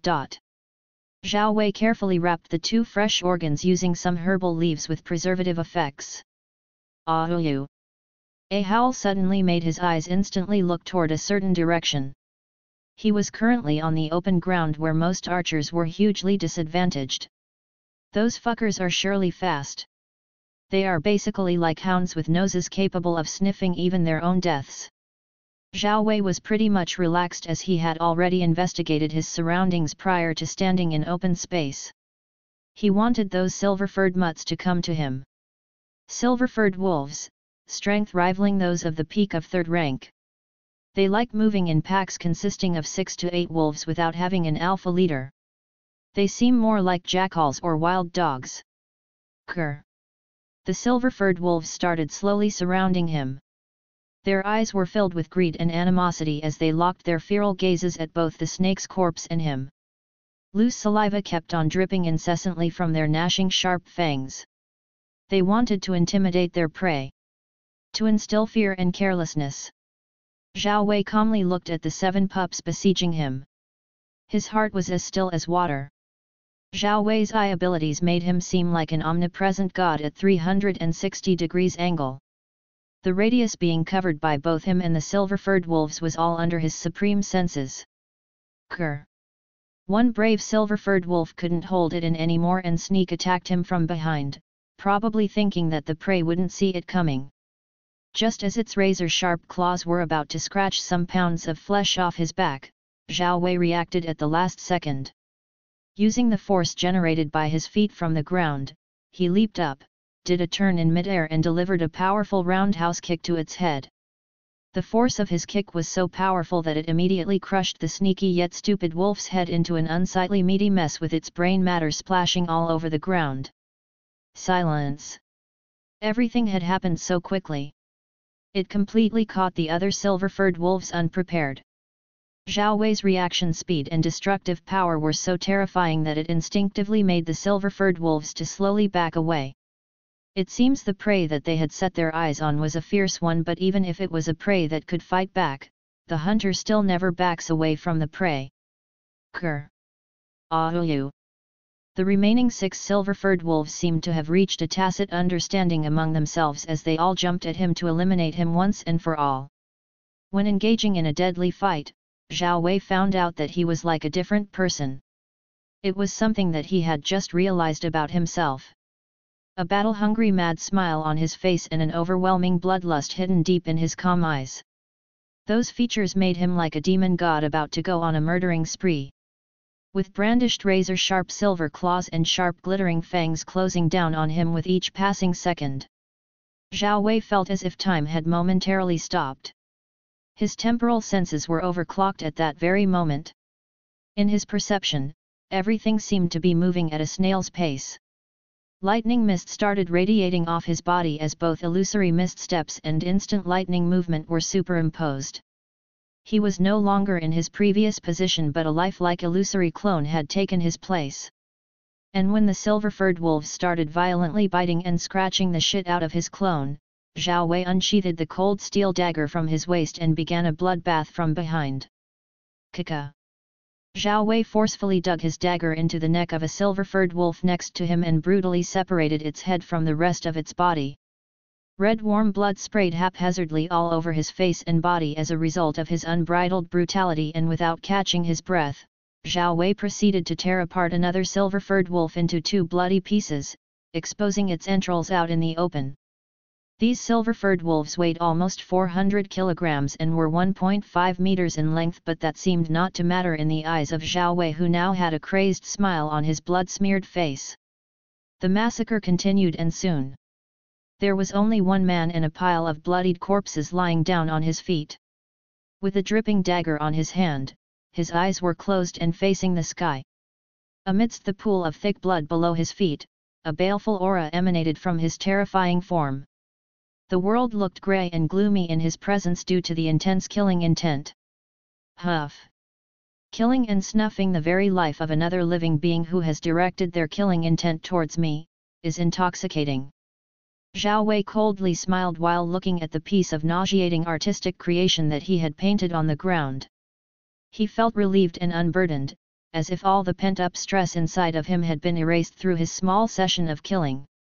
Those ferocious beasts wanted to gobble him up, and it was reasonable for him to massacre them in kind and send them off into the cycle of forgetfulness. Instead of being hunters, they had become lambs to his dagger's slaughtering spree. This was once again a matter of the strong reigning supreme and the weak being culled from the natural ecosystem. But was Zhao Wei really strong? No. How can you be considered strong when there are others stronger than you? It was good to be aware that there will always be mountains beyond mountains and skies above skies, lest one falls into conceitedness and impetuosity.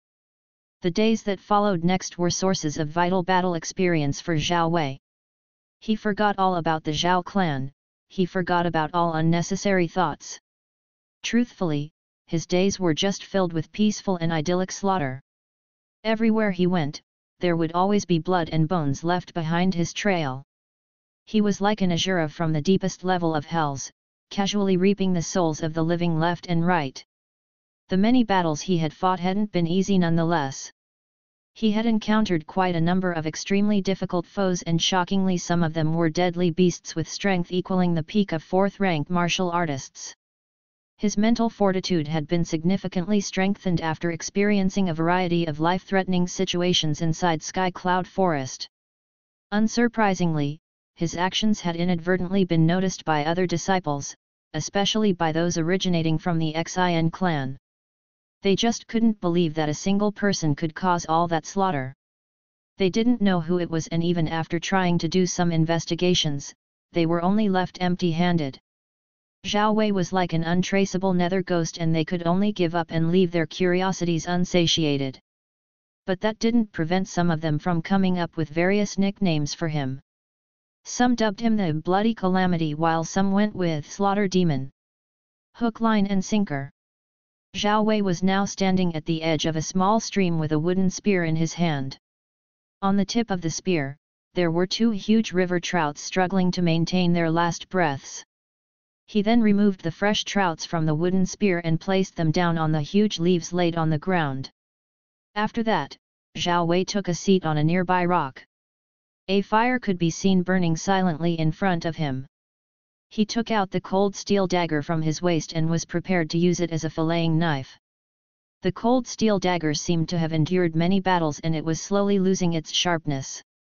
If I have the chance, I will make sure to have that assassination dagger exclusively for my cooking sessions. Zhao Wei thought about the pretty useful weapon that was in the future going to be taken by the Heaven's Legacy cat from the ancient ruins.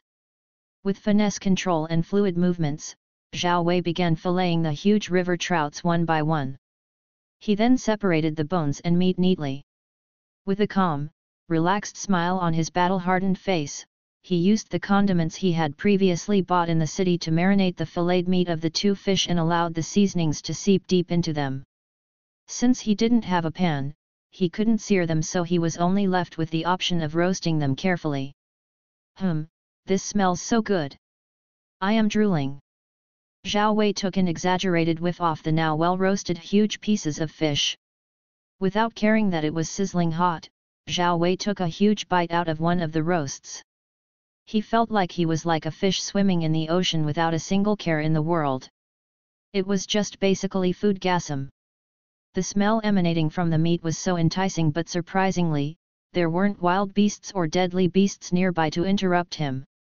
The place where he was situated was well hidden from prying eyes, and he had already made sure to surveil the place multiple times.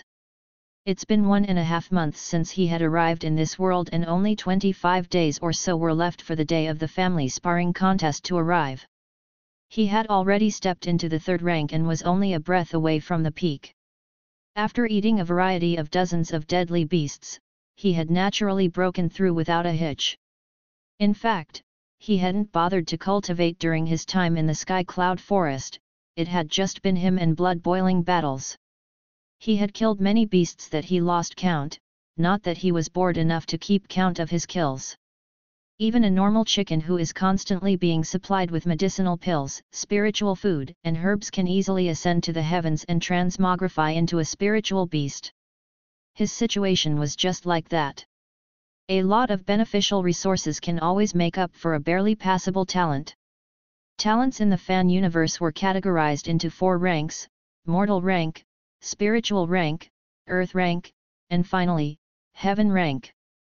As for the holders of ancient I bloodlines or even those with even traces of bloodline from the 10,000s races were completely on a whole different world of their own.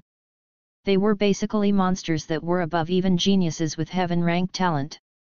And Zhao Wei's talent was probably between mortal and spiritual rank, honestly speaking it was just mortal rank. Saying that it was between this and that, was just some form of pity. After finishing his meal, he let out a satisfied sigh. He currently looks totally different from the Zhao Wei of the past. He now had extremely condensed muscles and exuberant blood energy flowing through his veins. His body's vision and reflexes had already transcended human limitations. Man, I wish I had a storage ring or even an inventory space. The things I have killed, just how much could I have made after selling them off?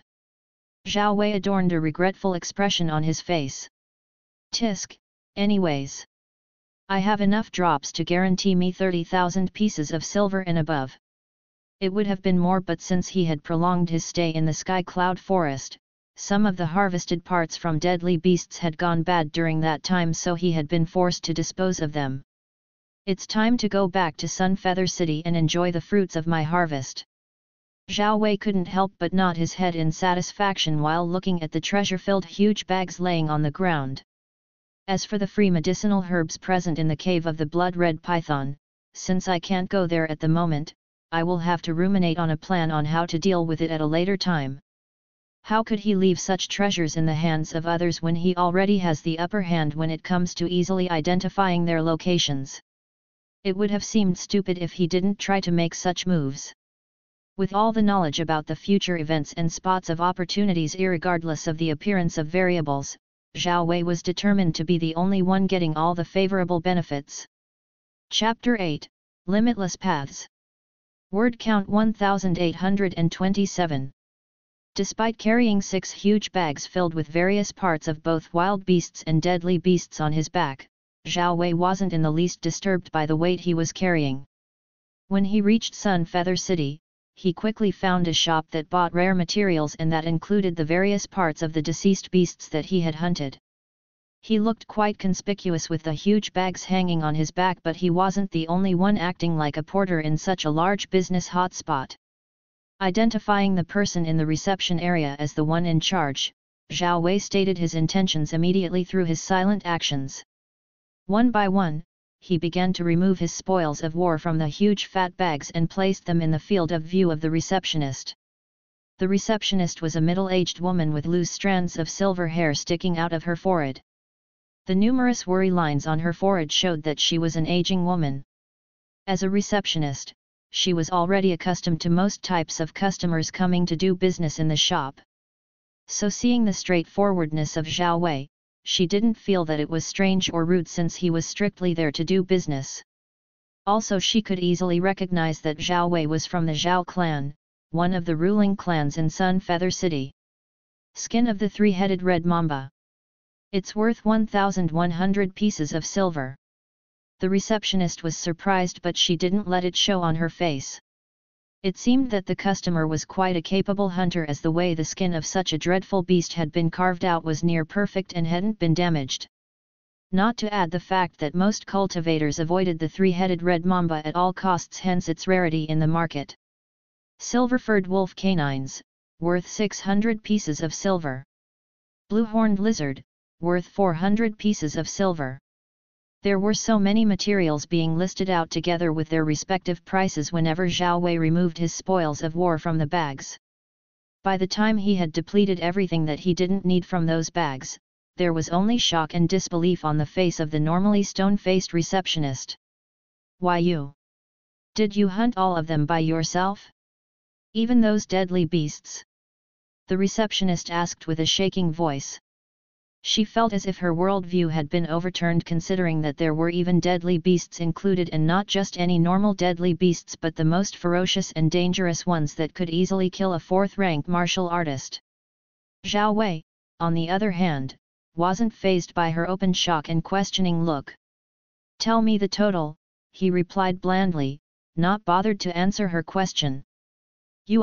Sorry about my unsavory act. All of your spoils including the deadly beasts totals to a price worth 55,000 pieces of silver. The middle-aged receptionist composed herself well before telling him the total value of his spoils of war. That was a huge sum of money to even an employee like her.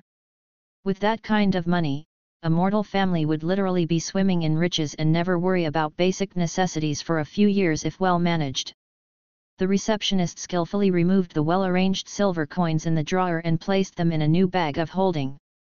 "Now here's your money, sir." She then respectfully gave the bag of money to Zhao Wei. Her aged eyes were now shining with reverence. "Good." Zhao Wei nodded calmly while taking his money. Since his business there was done, he didn't linger at the shop and immediately departed. His destination was now the medicine pavilion. He needed the body forging powder and at least several 500-year-old blood plants. A single 500-year-old blood plant costs 10,000 pieces of silver, and he bought 3 of them and thus was left with 25,000 silver coins. The body forging powder cost him an additional 5,000 pieces of silver, subtract that again, and you get only 20,000 pieces of silver remaining. He decided not to use the remaining money before doing what he had planned. Alchemists are really wealthy. Such a thought ran through his mind while he was returning to the Zhao clan. The Dao of Alchemy was among the list of auxiliary skills that he wanted to acquire during the course of cultivation journey. As one approached the end of their lifespans, they would not be able to defy the principles of heaven no matter how strong they might be. This type of situation creates the opportunity for the intervention of a respected alchemist. Life extension pills are very heaven-defying and could easily prolong the lifespan of those old monsters rotting in their ancestral grounds. Such was alchemy, a very lucrative job. He was also interested in other branches of the great Dao such as weaponsmithing, puppet and mechanism creation, and the Dao of formations. Sincerely, he wasn't in a rush to learn them since he still didn't have access to techniques or visual guidance from their respective experts. One couldn't learn alchemy or blacksmithing just because they wished to learn, and in such a small city like Sun Feather City. Where could he get someone experienced to teach him or even acquire precious alchemic formulas? So he planned to perform well so that he would be scouted by that man who would then be his direct ticket away from Sun Feather City. If he wanted to learn and develop faster, he needed to go to a bigger sect where resources are in abundance. Broken Moon Clan was a place where he prioritized going to, no matter what. It was a land of gold, both in terms of prized knowledge and cultivation resources. But he wasn't planning on being pegged to the sect for long. If all the benefits that he could get from the sect became exhausted, then he would seek for other greener pastures out there in the greater world. Zhao Wei already knew of the chaos that was soon going to take place in the whole county. It was unsurprisingly the usual cycle of inevitabilities that happen in every cultivation universe. He didn't want to be thrown into that political maelstrom during which the weaker cultivators were mere disposables. He didn't feel any sense of loyalty towards the Zhao clan, so how in hell was he going to be loyal to the Broken Moon clan? Zhao Wei was only loyal to himself. He was selfish and egotistical, and he knew all that about himself. He accepted himself ever since he arrived to the fan universe from Earth.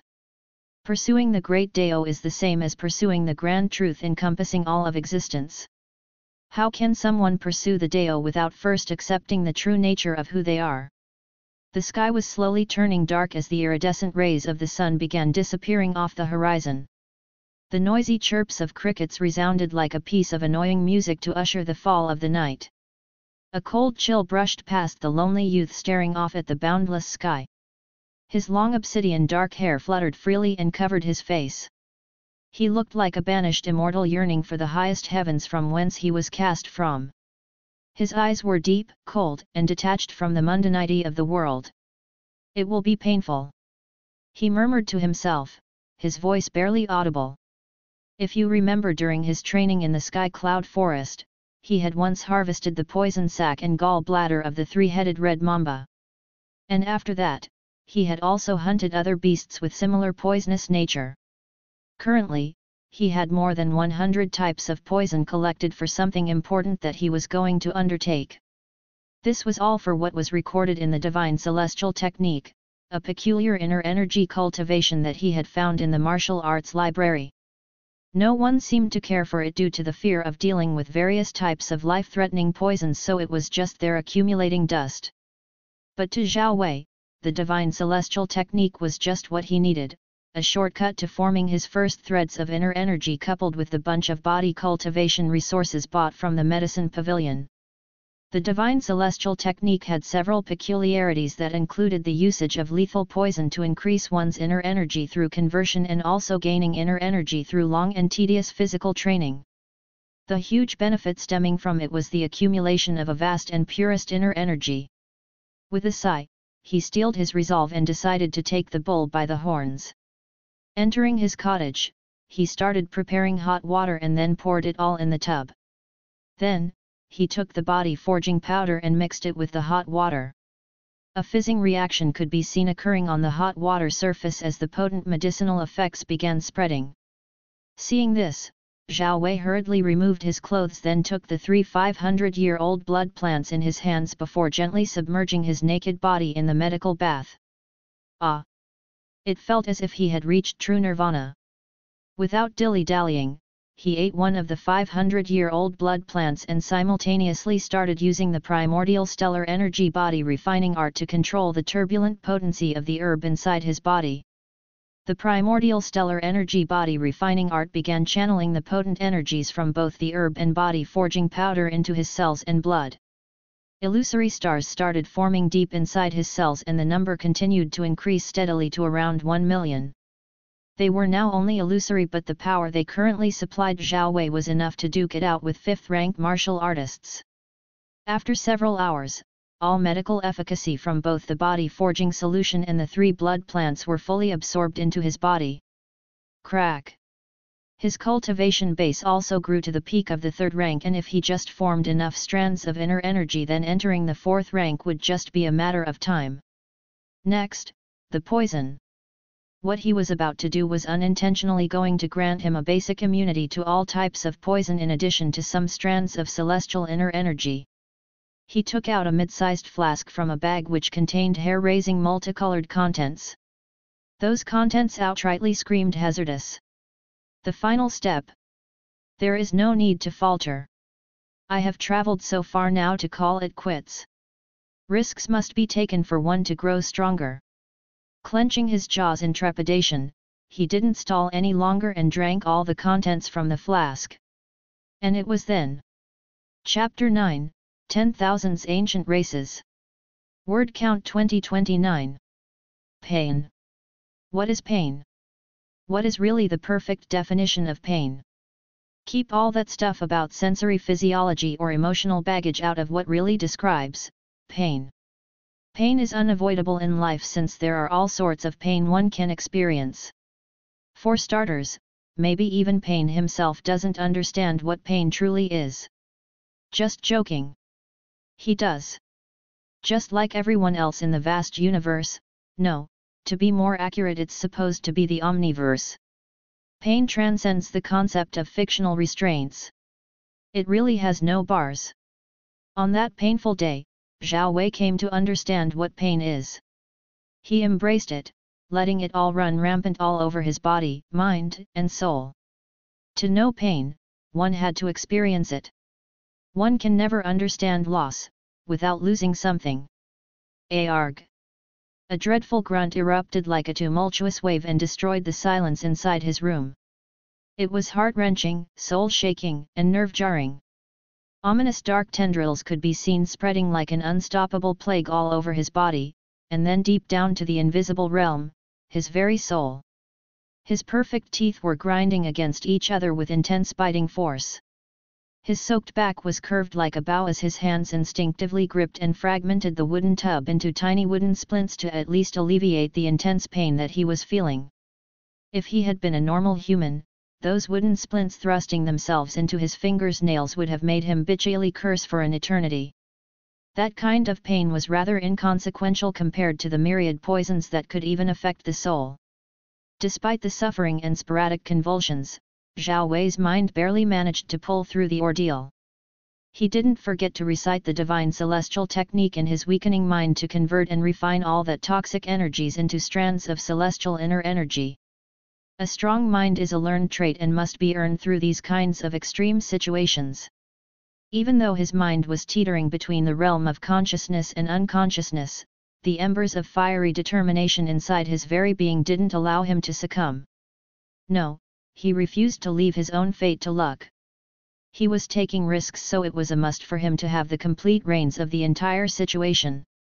Zhao Wei was even being ruthless to himself to achieve what he wanted.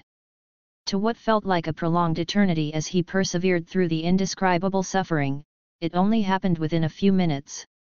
And since fortune favors the bold, Zhao Wei was finally successful as he formed his first strands of inner energy inside his dantian. All of the poison that had perfectly seeped throughout every inch of his body were all now non-existent. I have now gained a passive immunity to all poisons due to the existence of the divine celestial technique and my little dance with death.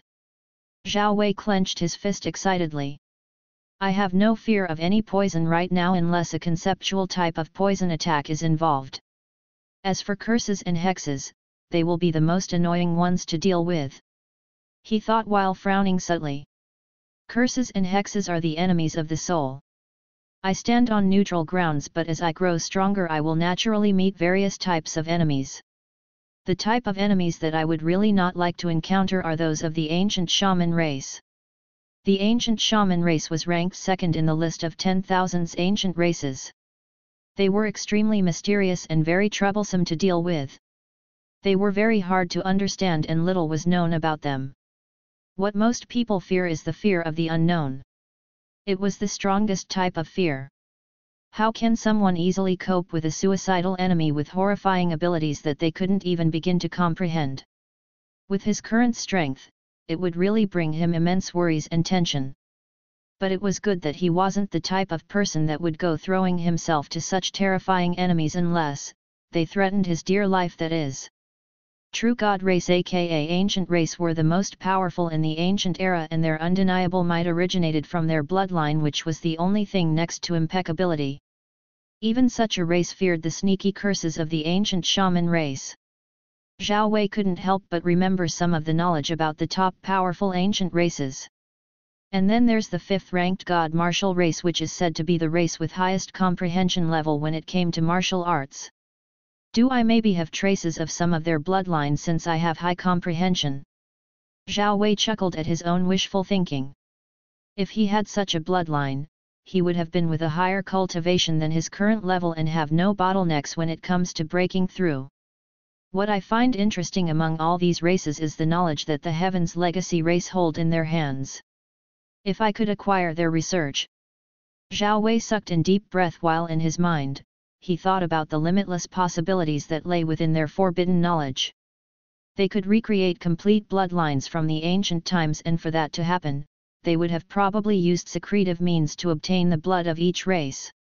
Shaking his head in amazement, Zhao Wei discarded the thoughts about the 10,000 ancient races. It was too early for him to think about those overpowered beings. He had to live in the present and walk step by step until he grows into the kind of being that all of existence would learn to fear. Fan universe is not my limit. His vision wasn't limited to the heavens of Fangu but further beyond, the greater multiverse, primal chaos. If you knew that your existence was part of someone's dream, would you stay still? It depends. There are some people who would rather continuing living in that dream and never extricate themselves from it. They are the kind to remain oblivious irregardless of whatever their reality is. Existential crisis aside, they also would always be those who want to escape the illusion, the system imposed on their very existence. Zhao Feng was special since he was the holder of the ancestral Eye of Dream, and this easily paved his ascent to the world god level, but after inheriting Fan Gu's great Dao he also became the master of Fan Universe, a true living existence. If his current reality was a dream, then his status was that of a dream anomaly, which meant that he could also break away from the restrictions of the Fan Universe. This reminds me of the Thulhu mythos, Lovecraftian lore, where there are outer gods that can casually dream countless realities. Just thinking about it scares me witless. Most entertaining Korean novels like Omniscient Reader's Viewpoint and also Second Life Ranker had some similarities when it came to incorporation of such concepts. In his past life, Zhao Wei had only managed to read 3/4 of the Second Life Ranker novel, but as for the Omniscient Reader's Viewpoint, he had only read the manhwa. Apotheosis could be also thrown into the mix, but its concept was one which was dependent on different levels of existence and dimensionality. It had the idea where, for example, a cultivator such as a saint was a higher being and the people inside their universes were inferior secondary beings that could cease to exist the moment they step outside the confines of the said universe. I should wash myself and clean the mess I have made. Zhao Wei looked at the ground. A few moments later, the room was at least presentable. He was now clad in the robes provided by Zhao clan for its disciples. Perfect, Zhao Wei touched his chin while looking around. Now what follows next? Training, of course. There were only 25 days remaining before the family sparring contest is held. During the next following days, Zhao Wei continued to train like a maniac, and when was taking a break, he would use various means to look into the news about Zhao Feng and Zhao Yufei. Zhao Feng had the eye of an ancient god while Zhao Yufei had the bloodline of the spiritual race, which were clear signs of great luck as well as being the main characters of the dream. During that time, he had also registered himself for the competition and was scolded by the officials for being late by a few days. His saving grace had been his cultivation base, only though not worth mentioning, it had already met the requirements needed.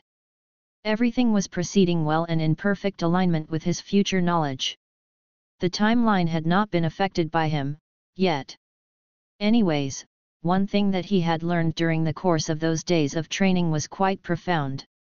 It was a realization. When one trained any technique to grand perfection or simply the ultimate level, they would be able to realize the intent and flow of things. This state made it easier to learn other techniques very quickly and efficiently.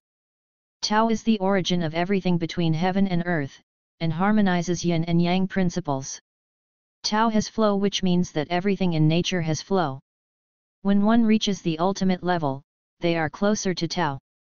As a result of this epiphany, he had come up with a version of full counter technique. He had given it the name Flowing Stream. Flowing Stream, gentle like a calm, boundless sea, and heavy like a raging tsunami. Strong, weak. Softness, hardness. Yin and yang. Be like water. Unpredictable. Flow like a stream redirecting the currents into the sea. Embrace the flow and be one with the formless Tao. As simple yet profound as that explanation, the essence of the technique was pretty much self-explanatory. Flowing stream was a basic style that could redirect the opponent's attacks by grasping their flow. The returned attack was 2 times more powerful than the opponent's initial attack. Using your opponent's strength for oneself and then returning it twofold in kind. The epiphany wasn't the only thing that had made Flowing Stream to come into fruition. Zhao Wei, as a seasoned otaku, naturally had some inspiration from Esteros's full counter and Bang's water stream rock smashing technique. So his imagination and creativity as an otherworldly existence were really irreplaceable factors. This realm of flow had also made him have a basic understanding of the spear and sword. He could now effortlessly communicate with weapons after training with them for some time.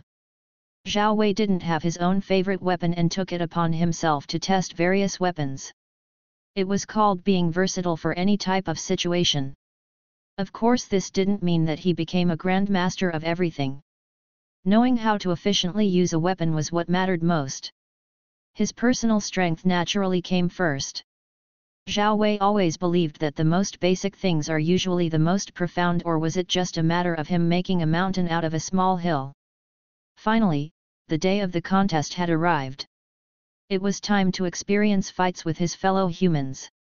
He just hoped that there would be surprises waiting for him, or else he would be bored to death. That was confidence stemming from his experience gained over those 2 months. He wanted to have an enjoyable life outside training like a madman and laying low. After all, the true way of living was not about always keeping a low profile but choosing the most appropriate way of doing things according to one's own strength, time, and opportunity. That was the path of being unrestrained and unfettered, doing whatever you think you feel right about doing. The heavens above can't suppress me and the earth below can't restrict me. Between heaven and earth, I am. Zhao Wei only smiled to himself as he walked towards the place of gathering, Sky Marshal Field. Chapter 10, Tournament, I. The atmosphere was lively and full of overwhelming fighting intent. Innumerable youths with ages ranging from 13 years old to 18 years old could be seen spread all over the venue for the family sparring contest. Those youthful cultivators were divided into two major groups. There were those who were only spectating and those who were actually participating in the martial arts event. Most of the youngsters there wanted to be promoted to inner disciples and enjoy the prestige and resources that came with the rise of their status. While most of these outer disciples were satisfied with just being inner disciples, there were some among them who were ambitious and full of determination. They yearned for recognition and their gazes were only directed at the top positions held by the top 10 inner disciples. Almost all the top 10 outer disciples were naturally inclined towards such reachable heights. Every one of them was a genius in their own ways with the heart of not easily giving up in the face of adversities. Zhao Wei's eyes casually looked around, his senses trying to gauge the threat levels of the surrounding disciples.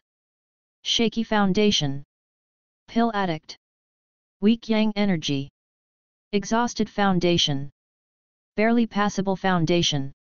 Disruption of the qi veins. Hasty youngster. Zhao Wei easily identified the defects, problems, and overall strength of whoever his eyes fell upon. His gaze was subtle and among thousands of disciples, no one would have been able to sense him. It was worth noting that among the 500 participating disciples, only the top 50 outstanding disciples were going to be promoted to the inner sect. Zhao Feng. Zhao Wei thought while rubbing his smooth chin as his eyes locked on one handsome youth that seemed to be a magnet for all types of trouble. Zhao Wei didn't hold any particular interest in the person named Zhao Feng, but his curiosity and focus was mostly on the unusual eye on his left eye socket. It was dimmer than the right one, and for someone with superb senses like him, he could perceive the ancientness hidden deep inside. The slumbering wool of an ancient god that was slowly fading away. An already perished almighty entity from the ancient era with earth-shattering strength that could even shake the universe. Such an expert also succumbed to death despite having the power to easily overturn the mountains and seas and split an ancient continent into trillion pieces. Zhao Wei sighed with a heavy expression on his face. He didn't stare at Zhao Feng's left eye any longer and retracted his gaze. I died once for my wishes to be fulfilled in this new life. I was once a mortal man, but even supreme experts with almost infinite lifespans aren't exempted from death. Fan Gu, a creator-level existence, someone who had just formed his own great Dao and was slowly developing it, also had the same fate. Zhao Wei looked at the sky and sighed once again. What was the use of an infinite lifespan when you still had the scythe of death lingering close to your neck? What was the meaning of cultivation? What is the meaning of my own cultivation? He asked himself, confused even. A simple question, yet even his brilliant mind couldn't formulate the correct answer. Zhao Wei didn't realize that when it came to that simple question, he wasn't the only one to have been plagued by it. Everyone had their own path, and at some point in life, they would start questioning their own existence. Zhao Wei had desires and ambitions that constantly fueled him forward, but the true meaning of cultivation transcended mortal principles which he wasn't going to understand anytime sooner. Pinching his cheek to return his dazed mind back to reality, Zhao Wei shook his head lightly while adorning a subtle embarrassment on his confused face. I am being hasty. If I start questioning everything that I have no answers to, I would easily start developing obsessions that are extremely lethal to my Dao heart, Zhao Wei muttered under his breath. I shouldn't be so invested in questions that have no answers. The primal chaos plane could be considered inconsequential compared to the larger omniversal bubble. How many cultivators were there inside the larger omniversal bubble? They were really infinite in number. And from each respective cultivation plane of existence, we have beings that have transcended their own systems to become the ultimate sovereigns of their dimensions. These sovereigns have climbed every step to reach what could be considered the end of cultivation, but is it truly the end? No. Some of them would continue to search for the ultimate answer. Wow, are those the top 10 inner disciples? A random outer disciple's words suddenly broke through Zhao Wei's thoughts. Isn't that Zhao Qin? She's so pretty. In addition to being a beauty, she is also more talented than each of us. I wish I could marry such a fine woman. If I had her to protect me, I wouldn't have to worry about cultivation. Look at yourself and then look at senior sister Zhao Qin. With a horse face like that, why don't you go marry your fellow horses in the stables? Haha. You are too evil and sharp-tongued, Zhao Kong. Learn to give some face to your fellow disciple. Don't destroy him like that. Kikik. Zhao Wei pinched the bridge of his nose while closing his eyes after hearing those nearby disciples. Well played. I bet my existence would have been like that if I didn't have self-awareness. A background character. Zhao Wei opened his eyes and turned his attention toward the arriving supposed to be outstanding inner disciples. He then looked at Zhao Qin, who was being simped over by some ignorant buffoons. She's so damn fine. Cultivators are really... Zhao Wei nodded his head in appreciation. He had no aversion to all types of beautiful sceneries life had to offer. She's a beauty superior to even Earth standards, but she's sadly meant to be a forgotten flower. One whose petals would rot and fade away with the passage of time. Such was fate and destiny. He then analyzed all of them, profiling each one of them according to their strengths. He didn't feel any threat whatsoever from them. Their intimidation levels couldn't compare to those annoying bastards he fought inside Sky Cloud Forest. Of course, humans couldn't be judged by base evaluation alone. They had many tricks up their sleeve and could fight more cleverly compared to demonic beasts. Even so, one shouldn't ever underestimate their enemy, or else they would live to suffer the consequences or even die. These family gathering contests usually made me laugh due to the common trope that most cultivation novels like to follow. The main character always seems to have some enmity with the spoiled son of some elder, which leads to the trope of after the younger generation comes the older generation. Or where the main character's father dies and the clan elders fight for the patriarch position, and to make it more successful, the protagonist is plotted to die due to being a direct descendant. In terms of web novels consumption, he had digested most types of bad stuff and good stuff. Just imagine the determination and heart needed to read a novel that surpasses 3,000 chapters. In fact, there had been exactly 2 novels that he had ever managed to read up to the 3,000th chapter, and they were Dragon-Marked War God and Invincible Conqueror. After that, he had been forced to drop. Dragon-Marked War God had been really the epitome of cliché tropes, but even so, he had enjoyed it nonetheless. It could be said that he liked experiencing new worlds every now and then. The most enjoyable thing is usually the end of these cultivation stories, when the main characters achieve a hidden realm that has never been accessed since the inception of the universe. The preliminaries should be starting by now. Zhao Wei sensed a presence traveling unhurriedly toward the sky marshal field. It didn't take long before the officiating judge's voice resounded like thunderclap inside everyone's ears. Attention! The family sparring contest is officially beginning from this moment henceforth. Since today is the preliminaries, I hope all the participating disciples are present. You know the rules, only 50 of you would receive the qualifications to be promoted to the inner sect. Now then, let me explain further. There was some brief explanation which was going according to the direction of what was inside Zhao Wei's mind. Since there were over 500 participating outer disciples, there was a need to divide the group into groups of 50-ish across the 10 martial fields. The 50 are then further divided into 10 so that there would be an alternating cycle on the same martial field. And among the 50 outer disciples, only 10 can qualify from each martial stage platform. It was simply an elimination process to sieve the outstanding seeds from the wasteful husks. It was a good mix of strong disciples and weak disciples. And from each batch, there was the possibility of a dark horse appearing. To prevent the top 10 outer disciples from meeting head-on during the elimination process, each one of them was placed on each martial stage platform. This was probably to create some sort of anticlimactic ending. Those elders wanted to be entertained. Number 521, go to the fifth stage.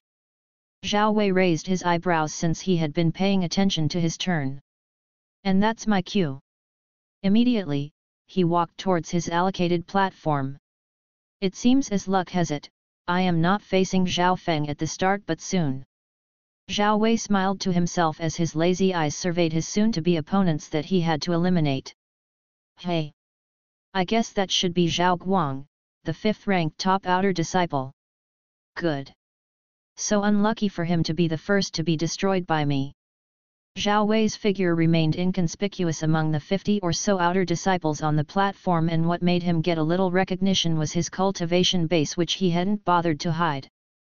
Among the outer disciples, there were at least 60 of peak third rankers, so it wasn't a big deal. It was just surprising that they didn't know him very well except for his name, which was quite as expected since he was a sour loner. Despite his cultivation base, his presence was overlooked, and Zhao Guang still remained as the favorite contender on the fifth stage. He probably used medicinal pills to force his breakthrough. I bet his foundation and strength are fake. I think he would even find it troublesome to deal with a true peak second ranker. Is what they said all about his current realm. It honestly made Zhao Wei wanna laugh till his lungs burst out like overinflated balloons. To be underestimated was a good feeling. Could it be that those protagonists pretending to be pigs felt like this? Number 350 vs number 200. Number 69 vs number 96. The awaited tournament was now starting for real in all the 10 platforms. Number 521 vs number 444. So which brat would be my opponent? Zhao Wei touched his chin while jumping onto the stage. Later on, a face full of disdain and assurance of complete victory tainted his field of vision. Arrogant. Check. Disdainful. Check. Background supporters. Check. His supposed opponent was a youth with a big towering physique like Miltan from DxD, and his face. Let's just say it was a masterpiece. That was in itself Zhao's way of giving face to the man's face. I don't like your face. Why don't you give up and just admit defeat instead of wasting my precious time? Number 444 taunted with a sneer on his face. He looked at Zhao Wei with unbridled arrogance and disdain. He clearly didn't put him in his eyes. To him, Zhao Wei looked too ordinary. A useless nobody.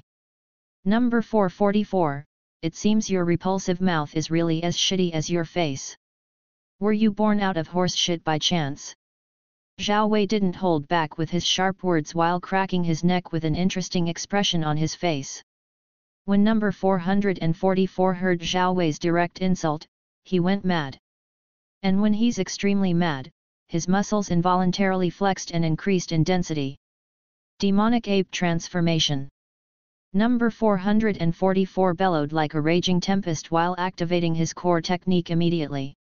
His upper shirt was tattered into pieces due to the sheer force of his muscles' contractions. A terrifying third-rank aura then radiated off his muscular figure.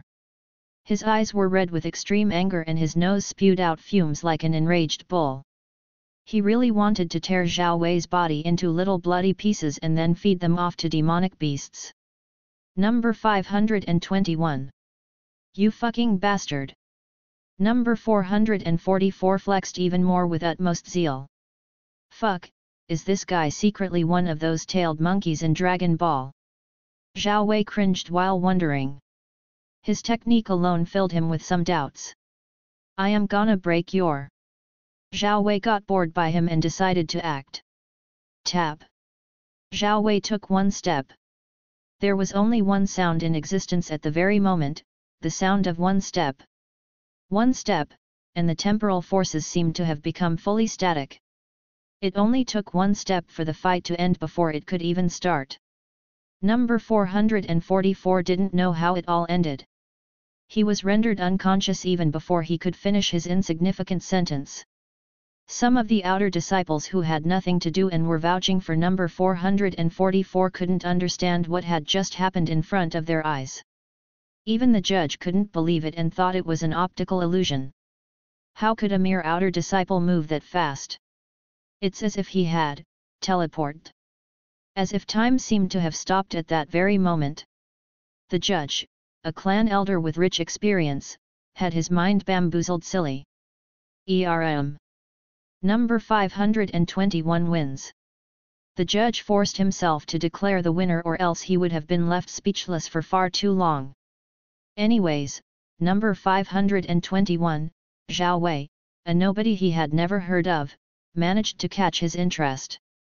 It seems a hidden dragon has finally emerged. The judge ran his hand through his thick beard while having an interesting look on his face. He then continued to oversee the next matches. Chapter 11, Tournament, 2. Word count 1852. 1 win. 2 wins. 3 wins. Zhao Wei's winning streak continued all the way to the 18th match. And they were all completed with only one move. There were neither flashy techniques displayed nor outstanding or overwhelming show of strength. There was only a single move. A single step that muted all the sounds in the universe so that only it remained supreme. Zhao Wei didn't need to use any of his learned techniques when he was already capable enough to finish his fights easily. He was already adept in controlling his own strength. As the famous scholar Leonardo da Vinci once said, one can have no smaller or greater mastery than mastery of oneself. In relation to the saying, Zhao Wei had great mastery over his whole body movements. Even without using his techniques, he could use his powerful body to defeat his opponents with just pure speed. There were really no unnecessary movements whenever he moved. He was like a soundless breeze. The fifth platform had already begun to catch the attention of almost all the outer disciples and the judges. The main judge, the white-robed great elder, also became interested in the events occurring on the fifth stage, specifically Zhao Wei. As a man of insightful eyes when it came to analyzing fights and techniques, the main judge had already concluded that Zhao Wei was a person with great control over their body movements. Additionally, he must have refined his physique to terrifying levels. But if he only knew how wrong he was, and Zhao Wei had just barely trained the primordial stellar energy body refining art to the initial level. Ho ho, this one is no longer in the realm of being a dark horse. He's something else entirely. The main judge smiled, his words shaking the minds of several elders near him. To get such an evaluation from the great elder, then that outer disciple was certainly exceptionally gifted. Other noteworthy participants like Zhao Yujian, Zhao Yu, Zhao Yufei, and Zhao Feng also directed their gazes towards the fifth stage with intrigued expressions on their faces. They didn't recognize Zhao Wei since he looked too ordinary and he had appeared out of nowhere. Among those 4 top contenders, Zhao Feng was the most shocked due to his left god eye. He had been breezing through his fights with a maxed-out core rank technique and he thought he was a little special among other disciples. But when he had focused his analytical power through his left god eye, he found it very difficult to track Zhao Wei movements. That was in itself too shocking to Zhao Feng's mind. He was currently pretty confident in his reaction speed, but seeing only Zhao Wei's blurred movements really dealt him some blow to his superiority when it came to his left eye abilities. Nonetheless, Zhao Feng didn't lose his confidence in any way. It only fueled his fighting intent to the extreme. By chance, he also happened to be someone who excelled in speed. Zhao Yujian didn't find Zhao Wei interesting, probably blinded by his arrogance and superiority. He had also breezed through his fights by using only one swing of his domineering sword. He had never viewed other participating top outer disciples as his worthy opponents. He only had his eyes at being the best out of all outer disciples and getting at least a position in the top 20 of the inner disciples. And if his luck was good, being in the top 10 wouldn't be that bad either.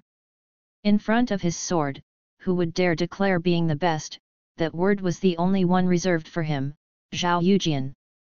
As for Zhao Yufei, she only felt curious about Zhao Wei. She had thought Zhao Feng was rather full of surprises as an individual, but the young man at the fifth stage, he had really hidden himself well like a crouching tiger. She also found out that his movements weren't inferior to her own footwork technique. Zhao Yu just stayed silent with a serious expression on his face. He was thinking if Zhao Wei had more surprises hidden under his sleeves. He just hoped that when he faced Zhao Guang, he would be forced to show his full abilities. At the fifth platform. Standing at the top of the world, there is no pressure, no challenge, no difficulty, and is this what it really feels like to be invincible? Sigh, it's too lonely. Too lonely. Why won't the heavens hear my prayers of finding a good opponent? A solemn voice with a poignant sense of loss and loneliness was heard from the fifth platform. His voice was heard by almost everyone. Sigh, heavens? Why would you do this? The heavens are truly unjust to the woes of a pitiful man. Another sigh escaped Zhao Wei's lips as he looked at the azure skies. He wasn't even bothered to look at his current famous opponent, Zhao Guang, who was ranked fifth among outer disciples. The crowd was roused immediately by Zhao Wei's words. What kind of shamelessness was that? A spectating elder in the crowd was so dumbstruck by Zhao Wei's words that he almost spurted a mouthful of blood. This. I am touched by his words, but the level of shamelessness he's employing is really remarkable.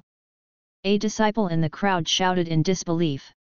It really sounds poetic and makes one think that he's really invincible. But who the hell does he think he is? Another disciple retorted.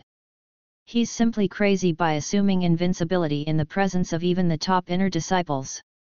That guy is a nutcase. Truly a nutcase. I bet his shameless words have now earned him the ire of some inner disciples. He would soon face the wrath of the inner disciples. That guy must be taught a severe lesson. Numerous talks were heard among the disciples after they heard Zhao Wei's boastful voice. No challenge? No pressure? So absurdly shameless. Who would dare to say those words when the sect already had an unrivaled top disciple among inner disciples? Zhao Wei's words could be said to be challenging the whole lot of disciples irregardless of status. Standing at the top of the world, there is no pressure, no challenge, no difficulty, haha. Interesting, so interesting. The white-robed great elder burst out in laughter while smiling widely. I can feel arrogance, loneliness, and even supreme confidence from his words. But can he really make his words a reality? Or is he just posing and blatantly putting on airs? The judge in charge of overseeing the fifth platform felt his lips twitch involuntarily. He just had to witness the rise of a lunatic on his own platform. This young pup is really bringing himself so much trouble. He could only let out a helpless, disappointed sigh. It seems young people are very arrogant nowadays. As the atmosphere was vastly affected by Zhao Wei's shamelessness, the only person who stood to be ignored was Zhao Guang, the fifth-ranked outer disciple. His face was contorted into one of complete discontentment at being disregarded. Harshness and pure malice flashed in his eyes. He wanted to beat the heck out of Zhao Wei until he blacked out. The fight has officially started. Fight. The judge finally declared after the momentary disturbance died down a little bit. Many people were obviously very interested in seeing Zhao Wei's boastful ass handed down to him. You can't just come out of nowhere and just start spouting shit and expect to be left alone. Zhao Wei smiled inwardly after witnessing the commotion he had made. He felt at peace with what he had just said. It was a comedic relief for him. He wasn't uptight when it came to saying whatever he wanted. That was his path. If he was constrained by how others viewed him, then that in itself was a fault. He was reserved when it was time to be reserved and unbridled when it was time to be unbridled. So far he hadn't let loose on his true abilities since he hadn't been forced to. Undoubtedly, it seemed he also enjoyed causing a ruckus. It was like going alone to a different hood and saying that the gang is gay. Damn it, wouldn't it hurt you just once to look my way and treat me like an opponent? Zhao Guang complained with burning fury written in his eyes. Zhao Guang is so angry. This guy is definitely going to be taught a lesson. The disciples watched in raw anticipation. How will he fare against Zhao Guang's speed? Most of them vouched for Zhao Guang's victory. "You are just a weak, conceited guy masquerading as some powerful being." Zhao Guang continued angrily. He didn't like the way Zhao Wei was behaving, as if everything was inconsequential in his presence. Finally, Zhao Wei turned his eyes away from the sky and looked at his opponent. If he remembered well, then his opponent should be the guy that Zhao Wei faced in the second round of elimination. "Watch your tone, boy." Zhao Wei's cold eyes were like those of a deadly viper, threateningly staring at its prey. "Fuck, I am gonna shut that foul mouth of yours," Zhao Guang declared confidently before calming down his anger. He was a speedster, someone who relied on their overwhelming speed to triumph over their opponents. So he was going to use his superior speed before his opponent had time to react.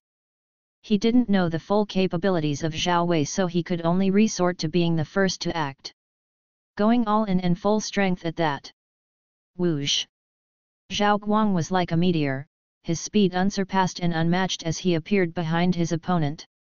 With his palm raised in attack, his hand gravitated down on Zhao Wei's back, intending to make him cough up blood before knocking him down. Time seemed to be slowing down as Zhao Guang's attack gradually aimed for Zhao Wei. "As I said once, it's truly lonely. Invincibility is illusory, yet I feel as if it's been birthed into reality at this very moment." The words of a determined man cannot be ignored.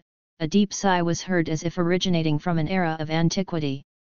Without even looking, without even turning his body, Zhao Wei raised his hand and delivered a backhanded fist to his attacker. A Saitama-esque bored expression could be seen on his face as Zhao Guang was hurled in the air like a rag doll. His face was bashed up inwardly and all of his teeth were broken funnily. His face was folded and deformed beyond measure. And the place he landed was a very long distance from the fifth platform, which in itself signified a guaranteed set of broken ribs and bones. Shhhh. Silence. No challenge. No pressure. No difficulty. Those words repetitively echoed in everyone's mind at that very moment. After seeing what had just happened, those words seemed to be the only thing that mattered. It's lonely. Truly lonely. Chapter 12, Tournament, 3. Word count 2312. Zhao Guang was defeated just like that. He was finished off even before his sneak attack managed to land. One punch was all it took for the fifth-ranked disciple to be thrown away like a piece of garbage. Where did number 521 emerge from? Considering that we don't even know his name very well, then he must have been a nobody silently cultivating alone. The Zhao sect outer disciples exaggeratedly started chattering amongst themselves. They were astonished by the fact that someone as remarkable as those top outer disciples was hiding in their midst without them even knowing. And when they analyzed Zhao Wei's looks, they found that he looked quite average and easily forgettable if they weren't acquainted with him. He was just like a ghost. Although his performance hasn't provided me with information about the true depths of his capabilities, I reckon he's probably someone on the same level as the top 3 outer disciples. But through my left eye, I feel like that guy is more dangerous than even Zhao Yu or Zhao Yujian. Zhao Feng silently pondered while maximizing the full capabilities of his left eye to analyze what made number 521 seem so dangerous than what he portrayed in his performance. Through his supervision he started to look for anything special about number 521, but he didn't find anything noteworthy. Maybe he would be able to fully know his battle prowess when they exchanged blows. At first, Zhao Feng had thought that Zhao Yu and Zhao Yujian were the only outer disciples capable of forcing him to display some of his strength, considering that he had already formed a few strands of inner energy. But now, it seems that there was another mysterious dark horse that should also be added on the list. From the first stage, Zhao Yujian still didn't put Zhao Wei in his eyes, as he also had been finishing his matches with one slash of his sword. The most intrigued was Zhao Yu, as he felt something familiar from Zhao Wei's body movements and the way he pulled his punch casually. With a raised eyebrow, he muttered to himself. He has also practiced body cultivation. I thought I would be the only one concentrating on body refining techniques, but it seems I was never alone. I am truly amazed. Folding his arms, Zhao Yu's eyes blazed with fighting intent against a fellow body cultivator. Whose body was going to be tougher than the other? He couldn't wait to see and experience it for himself, but that was only one condition, if number 521 managed to enter the second round of elimination. The following matches were uneventful as Zhao Wei's opponents all forfeited after seeing him defeating the top contender for the fifth platform with only one blow. By the time the first preliminaries were coming to an end, Zhao Wei had already won 20 matches in a row with only one move. His stellar performance was on the same level as Zhao Yujian, and his identity as Dark Horse grouped him together with Zhao Feng, another shocking Dark Horse that came on top at the seventh platform. The Zhao sect disciples speculated Zhao Wei's strength to be on the quasi-martial master level, the same level as Zhao Yu and Zhao Yujian and some of the inner disciples. Since the first round of elimination was ending, there were only 10 outer disciples from each of the 10 platforms that managed to advance to the second round of elimination. That was a total of 100 disciples, from which only 50 would receive the qualifications to be inner disciples. And the disciples with most points gained during their previous matches would be able to challenge the top 10 inner disciples and take their positions if they had the strength. The second round of elimination was scheduled to begin on the following day, and Zhao Wei didn't show any complacency when it came to his cultivation base progression. He meditated the whole night while condensing his power into thick strands of celestial inner energy. Of course, it was a night of strenuous physical exercises. Literal grinding. Without even realizing he had practiced till the very first resplendent rays of the morning sun started bathing his room with a golden brilliance. The competition was slowly heading towards its full stop. Zhao Wei didn't forget to take a refreshing bath, something that seemed to have become a habit for him despite him being a cultivator who doesn't need to indulge in such mortal routines. Maybe it was due to the effects of his past life on Earth. When Zhao Wei arrived at the Sky Martial Field, he found that all the other 99 remaining participants were also just arriving. It seems cultivators are mindful when it comes to time management, Zhao Wei thought while looking around. Due to his previous performance, he didn't know how many gazes he was getting at this very moment. In fact, this made Zhao Wei to suddenly remember something that had occurred during the previous day. The protagonist, Zhao Feng, had actually tried to use his left eye to analyze him fully, but he sadly didn't find whatever he had wanted. Zhao Wei had good control over his inner energy in addition to being able to hide his body's secrets from prying eyes.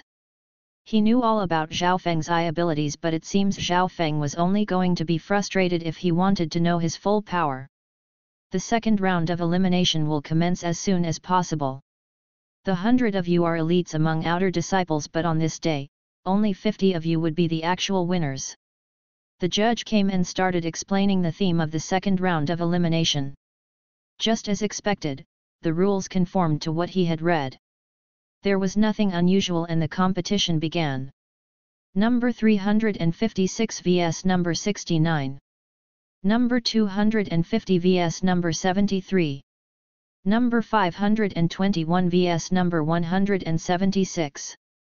Zhao Wei went on stage after hearing his name being called out. His opponent this time was a cute, petite girl. She looked at him while gritting her teeth before giving up on the match. I admit defeat. She clenched her fists before leaving the platform with clear frustration written on her face. Zhao Wei wasn't in the least bit perturbed by such an easy win. He had expected it to happen anyways. Would you take on a fight that had its odds against your favor? That female disciple must have thought like that before forfeiting. It was a wise move in itself. If she had decided to fight Zhao Wei, she wouldn't have been spared because of her beauty. But her heart of martial arts seems to be rather weak, Zhao Wei thought in passing before forgetting about her altogether. For example, Zhao Wei knew very well it would be stupid of him to think that he would ever win against a true Ascended Realm expert while being a mere martial learner, but in a sticky situation, where his life was on the line and he was driven into a corner even after turning tail, he would use everything he had to at least injure his enemy until they regret. Even if he would die, his death would be one of no regrets. The luck of an individual is an uncontrollable variable. Good luck can't be consistent throughout someone's life, but that is unless you have supreme strength capable of manipulating the probability of events to your desired outcome. As a cultivator, there would always come a day where you would be forced to fight against odds that aren't in your favor, and without an unwavering heart, how can you hope to progress in the eternal path of cultivation? Anyways, the next few matches only passed to add up his points, as his opponents either directly admitted defeat or were just hurled out of the platform with one punch.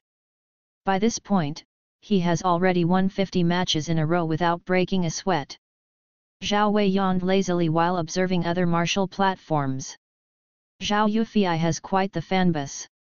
Zhao Wei looked at how the disciples went crazy every time Zhao Yufei made an elegant move to defeat her opponents. And also Zhao Feng, since he didn't face Zhao Guang due to my existence, his matches have been smooth sailing so far. If he meets either of the top 4, then I won't be surprised. Zhao Wei had slowly started not to care about if he messed up the timeline or not. It was bound to happen in the end. The future won't always remain static. Nothing is ever set in stone. So far Zhao Yujian, Zhao Yu, Zhao Yufei, and Zhao Feng had a perfect winning streak since they hadn't met each other but soon.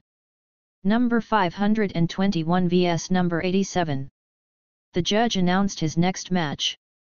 Zhao Wei immediately looked at his opponent and was a little bit surprised. If it wasn't the metal man, Zhao Yu, a fellow body cultivator. Wow, that kid's luck is surely bad. His winning streak is going to end for sure. Let's see where he will get his confidence against the number 1 top outer disciple with the most powerful defense. Humph, I can't wait for Zhao Yu to beat up this ordinary kid into a pulp. I have been dissatisfied with him for a very long time. He thinks that he is invincible with no rival. Today, his invincibility will be rendered useless and he will know that they will always be heavens beyond heavens. Zhao Wei chuckled lightly after hearing the blubberings of the NPCs in the background. He found it funny. Very funny. It seems my prayers have finally been answered. I have never fought a true fellow body cultivator.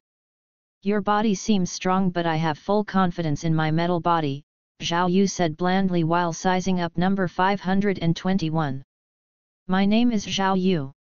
May I know your name, fellow body cultivator? He continued with respect in his eyes.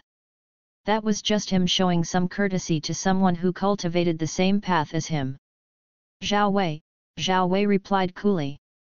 Zhao Wei, I will remember your name, that is, if you are able to bypass the defense of my physical body, Zhao Yu said confidently while his towering figure took on a fighting stance. His opponent, Zhao Yu, seemed down to earth and a chill guy. Zhao Wei had no scruples against using his techniques on him. Wait, didn't he say that he had full confidence in his metal body? Zhao Wei smirked sadistically in his mind as he slowly started walking towards Zhao Yu. You said that you had utmost confidence in your defense, right? Zhao Wei slowly walked, menacingly like a predator. Without even waiting for Zhao Yu to reply, Zhao Wei continued, it seems you really don't know that defenses are meant to be broken. Let me open your eyes, Zhao Yu. See how I trample on your confidence. Zhao Wei immediately used instantaneous lightning movement and shot towards Zhao Yu. Everyone watched with bated breaths as Zhao Wei's figure seemingly turned into a blue lightning streak, his sheer speed undeniably difficult to perceive. Almost instantly, Zhao Wei was already in front of the surprised Zhao Yu, who had already put his guard up, but his eyes still didn't lose their confidence. The distance between them was only an arm's length. Zhao Wei lowered his center of gravity by getting into a horse stance and then activated tyrant fists. He then calmly directed his clenched fist toward Zhao Yu's metal body, and stopped an inch away from his clenched abdomen. Everyone wondered why the hell Zhao Wei stopped his fist movement instead of continuing his attack. Was he thinking of joking at this juncture? Even Zhao Yu was mesmerized by Zhao Wei's actions and thought that Zhao Wei was making a stupid mistake instead of attacking. So Zhao Yu decided to use Metal Fist to make him realize that he wasn't someone to be trifled with. Zhao Wei smirked. 1-inch punch killer. It's over. Bang. The full force of a fist reverberated all over the place as Zhao Yu's body curved inwardly like a shrimp and his metal body terrifyingly broken as if he never had any defenses in the first place. Zhao Yu's mouth started frothing uncontrollably before he dropped down unconscious with his opened eyes, madly terror-stricken. Everyone sucked in a deep breath. Even the main judge was visibly shocked. It was now that flashes of the image of an ordinary youth appeared in his mind. He started remembering Zhao Wei as the kid who had borrowed the illusory mist steps from the martial arts library. He had mistakenly long forgotten him, but now, he remembered. This kid diverges from all the standards that I know. He's a terrifying monster. How could such a terrifying predator be lurking amongst clueless preys? Zhao Yu was defeated just like that. The one-move series displays itself once again. Honestly, I don't think even Zhao Yujian can defeat Zhao Yu with only one move. The disciples couldn't help but tremble after witnessing Zhao Wei's strike. The competition was slowly becoming more interesting and full of surprises. After that win, Zhao Wei's next opponents all admitted defeat until it was Zhao Feng's turn. It seems destiny wanted to play with him. It was finally time to get a little bit serious after all. He was ultimately going to spar with the Son of Fate. Also, Zhao Wei just wanted the competition to end as he had already had enough of it. Chapter 13, Terrorizing Zhao Feng. Word count 3000. A thick suspense loomed in the atmosphere as all of the crowd's attention was immensely concentrated on the platform that accommodated two dark horses, each with a perfect winning streak and yet to fully display their true capabilities. One of the two dark horses was even more shockingly monstrous, and mysteries seemed to cloak his rather robust figure. The crowd was dying to watch whatever surprises Zhao Wei had in store for them, since he had already been dubbed the One-Punch Man due to his ability to finish his matches by using only one move. Zhao Feng also had a lot of supporters and he was deemed as one of the favorite winners of the competition. But how was he going to overcome the hurdle known as Zhao Wei? And what was Zhao Wei going to do this time round? At the platform, two young men calmly faced each other. One had a lazy smile hanging on his face while the other one had a serious expression. One with the lazy smile was obviously Zhao Wei and the other one was the Son of Fate, Zhao Feng, future successor of Fan Universe's creator. So we finally meet, Zhao Wei put one of his hands behind his back while slowly speaking. Yeah, we finally meet as two dark horses, but I have never seen a guy like you in the sect. Zhao Feng naturally felt obliged to reply, he didn't know why. I am just an ordinary outer disciple among thousands of unremarkable faces. How do you expect to even meet me? It's funny, right? Zhao Wei touched his chin with a questioning look on his face. No, it isn't even funny anymore when you say you are ordinary and unremarkable. Your performance so far has been nothing less than extraordinary. I am impressed. Through my own analysis, I thought Zhao Yujian and Zhao Yu were the only opponents worthy watching out for, but it seems I had been thoroughly mistaken, Zhao Feng said with a heavy expression on his face, but in the meantime, he was pushing the full power of his left eye to look for any peculiarities on Zhao Wei. But it's strange how vigorous his body is, but I don't sense any inner energy from him, unlike Zhao Yufei. Then what's that subtle pressure that I am feeling ever so slightly pressing on me? Even the left eye seems to be under pressure. Zhao Feng contemplated deeply. I am getting extremely bad vibes from this guy and we haven't even fought yet. I will trust my instincts, but I don't see myself losing against him since I have inner energy and he doesn't have any. I don't want to expose my inner energy just yet, if possible.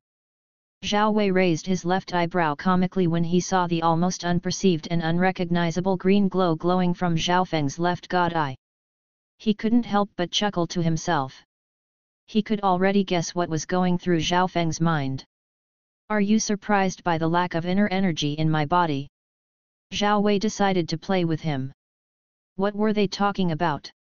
The outer disciples held clueless looks on their faces, wondering what the two were talking about. You. Zhao Feng felt his heart tremble when this Zhao Wei looked at him. He felt as if all of his secrets were exposed all out in the open.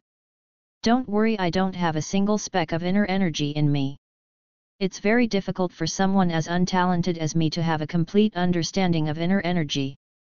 My talent is limited by the heavens and my eyes can only look up at the martial master realm as my life's goal, Zhao Wei interjected with heartbreaking sadness showing on his face.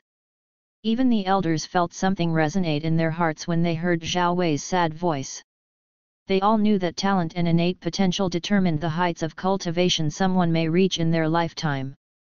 Some of them had already exhausted their potential with no possibilities of ever stepping into the martial master realm transformation state. So they could easily empathize with Zhao Wei. Zhao Feng was totally dumbfounded and he didn't know the correct response that he could give. If it were not for the mysterious eye of an ancient god merging with his left eye, he also would have been in a similar position. But it was different now, his goal was to reach the holy martial path realm and even further beyond. Sun Feather City seemed so small compared to his own aspirations. The eye of an ancient god was his ultimate trump card and it provided him with limitless potential.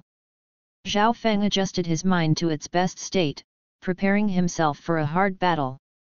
It was better to be done with Zhao Wei once and for all, or else the sense of danger he was feeling was going to increase gradually with time as they engaged in useless chatter. Seeing Zhao Feng suddenly preparing to fight, Zhao Wei shook his head lightly at the confidence of the guy. People blessed with immense luck, aka original protagonists, are really built differently. Is your left eye okay, brother? Zhao Wei took a battle stance and pretended to be clueless about his own suggestive words. An illusory foxy tail seemed to be wiggling behind his back. What? Zhao Feng felt immediately disoriented by Zhao Wei's rather feigned caring words. A tremor ran through his messy mind. Left eye. I am okay. I look very fine. Why would he go out of his way to mention the status of my left eye? So suspicious. I usually use my left eye abilities under discrete measures, but how? Zhao Feng felt fear since he didn't want anyone knowing about peculiarities of his left eye. He knew very well of the saying, one's own treasures can easily evoke the greed of the masses. Calming himself, Zhao Feng decided to disregard Zhao Wei's concerns as just a joke. My eyes are just fine. And I don't think we are close enough to call each other brothers, Zhao Feng said dismissively with a cold glint in his eyes. If you see a cold glint flash in a cultivator protagonist's eyes, then that's an indication that shit's about to hit the fan. Zhao Wei observed the micro-expressions on Zhao Feng's face. Hehe. How do protagonists feel when their fortuitous encounters are no longer a secret? But I don't get anything by exposing the guy. Let me just leave him be. For now. I should beat him up nice and lovely. Zhao Wei's previous words had been meant to deal a psychological blow in his opponent's mind. It could be considered a battle tactic even though he didn't need one in this kind of situation. I know you feel that you are special, Zhao Feng, but on this day, you have met one fucking overpowered extra. Zhao Wei released a carefree laughter as he executed both the illusory mist steps and instantaneous lightning movement at the same time. Zap! 6 figures with identical facial features as Zhao Wei immediately converged at Zhao Feng's position at the speed of lightning while leaving several mirages behind. The illusory mist steps shared some similarities with the forbidden jutsu, shadow clone technique, but their level of deception was so intense that it was hard to distinguish between them. When superimposed with instantaneous lightning movement, even if the opponent had a special eye bloodline, they would find it very difficult to distinguish the differences. Zhao Feng was already in supervision mode, utilizing his left eye to the fullest even before Zhao Wei had made his abrupt move. But even though he was fully prepared, the reaction speed that he had always prided himself in did nothing to prevent Zhao Wei from edging closer to where he was standing. In this dangerous situation, everything around him seemed to be moving fast instead of slowing down even under the full concentration of his left eye. This was only because Zhao Wei was moving so fast, and it brought Zhao Feng the illusion that time seemed to be accelerating with his lightning movements. Pa! Pa! Pang! Zhao Wei was like a machine god, his fists raining ruthless attacks on Zhao Feng's body, just like how Gojo Satoru punched the shit out of Miguel's ass, or maybe similarly to the IP man's fist barrage. Zhao Feng felt a terrifying wave of pain assault every nerve on his body as if millions of bullet ants were working wonders on him. He felt the hairs on his neck stand on end involuntarily due to the beating. Even though his body's defense wasn't as strong as Zhao Yu, it couldn't be considered weak either due to being reinforced by angry dragon fists. But alas, Zhao Wei's fists of brotherhood didn't give a damn about the defense and durability of his body even as Zhao Feng used his arms in the hopes of offsetting some of the attacks. The main judge abruptly rose from his seat with unlimited shock written all over when he witnessed both Zhao Wei's movement techniques and fist technique. His ancient voice trembled when he spoke out about what he had found. To think that he had cultivated those techniques to a realm that even I, myself, find it very hard to ascertain his realm of attainment. That isn't peak or even max level attainment. He's perfected those techniques to a realm of grand perfection, an unreachable domain in martial arts. But that's what I can only guess. His moves are so profound that an old man like me feels like I could learn a few things from him. Wah! The other elders also followed the actions of the main judge as they all rose from their seats due to utter disbelief. I can't believe someone would train something as difficult as the illusory mist steps, peak middle rank technique to such a realm that the great elder had just explained. Zhao Tianjian, a middle-ranked elder of Zhao clan with his status only lower than the main judge, felt jealousy and envy towards Zhao Wei. According to his observations, Zhao Wei was infinitely more monstrous than even his own son, Zhao Yujian, who had practiced a high-ranked technique to the high level of attainment. It seems my son is going to face a lot of pressure against that disciple, but I choose to believe in Yujian, Zhao Tianjian thought with a prideful smile on his face while casting an affectionate gaze toward Zhao Yujian who was also spectating the match. I didn't want to use it, but now, against this monster in human skin, I will have to use it or else my injuries will just continue accumulating and I will eventually lose very terribly. I don't want to lose when I am just reaching the end of the road. Despite the horrifying pain he was experiencing, Zhao Feng's thought process hadn't stagnated in the least. In fact, the pain made his mind more alive and conscious as if electrocuted. He was someone destined to rule all over other bloodline races according to the fating will of the ancient god. There was no way he was going to lose to someone who has no inner energy. That was his pride and source of confidence, and a genius's pride couldn't be easily trampled on. A faint green glow started forming on his feet, and while ignoring the pain, Zhao Feng activated the lightly floating wave to its max potential. Like a leaf gliding along the currents of the wind, Zhao Feng quickly distanced himself from the storm of lethal fists. He appeared at the other side of the martial stage while partly standing in mid-air. His breathing was ragged and intense as cold sweat rolled down his back. In addition to the ugly expression formed on his face, immense fear could be seen in his eyes. He had just escaped from hell, and if he hadn't been resolute enough to use his inner energy, then he still would have been akin to meat on the chopping board. What? Zhao Feng has already coalesced his power into inner energy. The crowd was shocked by such a realization, more so the elders. He's a genius. I can't believe someone among the inner disciples has already comprehended the inner workings of inner energy. The main judge smiled amiably. He felt that today's tournament has provided him with a plethora of surprises.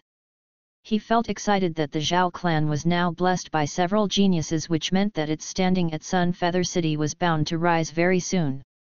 Zhao Tianjian felt conflicted and truly unhappy. If Zhao Yujian were to face Zhao Feng, he could only wait to be humiliated. Tch, that vicious kid really hit it well. Zhao Tianjian clicked his tongue in annoyance. Zhao Wei slowly turned his neck to look at Zhao Feng standing some distances away from him. A cunning smile appeared on his face. So you had inner energy. Why are you pretending to be a pig to eat the tiger? Zhao Wei said righteously, like a man who wouldn't stay still in the face of injustice. Zhao Feng's expression turned uglier. The young man in front of him was a total nightmare. He had an intuition that even if he proceeded to use attacks imbued with inner energy, the fight wouldn't necessarily lean towards his victory. What? Are you afraid? Zhao Wei said in a taunting voice while putting his hands behind his back. At that moment, he looked casual and free. In fact, he hadn't planned to excessively hurt Zhao Feng. He just made the pain Zhao Feng had felt more annoying to the core. If he had wanted to cripple Zhao Feng, then he would have easily accomplished such a feat. But he doubted if the elders would have still stood in the sidelines without doing anything. He didn't want to cause unnecessary trouble. Was he afraid? Zhao Feng questioned himself, but the only answer that came to mind despite his own reluctance, was a yes. He was afraid. Just reminiscing about those fists inflicting pain all over his body as he helplessly stood there like a punching bag made him visibly tremble. Man, say something about PTSD, Zhao Wei smiled wickedly. His evil smile multiplied the fear factor inside Zhao Feng's heart. Even without knowing it, Zhao Feng just felt like giving up despite the help of his left eye in suppressing his undulating fear. His confidence had been wantonly crushed into mud, and his attempts to find some form of psychological consolation inside himself were proven futile. Luckily, Zhao Feng didn't stay in that state for long, as he soon recovered, or else he really would have fallen deep into the abyss of heart demons. With a grave look on his face, he momentarily gazed at Zhao Wei's face before looking at the judge. I admit defeat," he stammered, his voice strained as he spoke words that were quite uncommon and strange even to himself. Zhao Feng hated that feeling of inferiority and defeat. Zhao Feng once again looked back at the mysterious, seemingly all-knowing eyes of Zhao Wei. "This isn't the end. I look forward to our future fight. My eyes have been opened. I will not lose to you next time. And I will reciprocate those punches that you gave me on this day." Zhao Feng didn't speak those words and only etched them deep in his heart as a reminder. Zhao Wei touched his chin as if in deep thoughts before replying, "Sure. That is, if you are prepared to be my exclusive punching bag." Zhao Feng's body shook involuntarily after hearing Zhao Wei's words, and while tightly clenching his fists, he hurriedly escaped to heal his minor injuries at the medic's station. Zhao Wei looked at the departing figure of the protagonist and he couldn't help but chuckle inwardly. Why do most protagonists have to be struck by lightning in order to gain their so-called touch of Midas? He asked himself randomly and shrugged it off. I bet he's already planning on how to return the humiliation I gave him by tenfold. So cute. Number 521, Zhao Wei wins. The judge announced jovially while glancing at Zhao Wei in awe, and the crowd, which was holding their breaths for quite some time, found the moment to release their breaths and cheer madly. Zhao Wei's next matches were total walkovers as expected, and then he met Zhao Yufei during one of his last matches.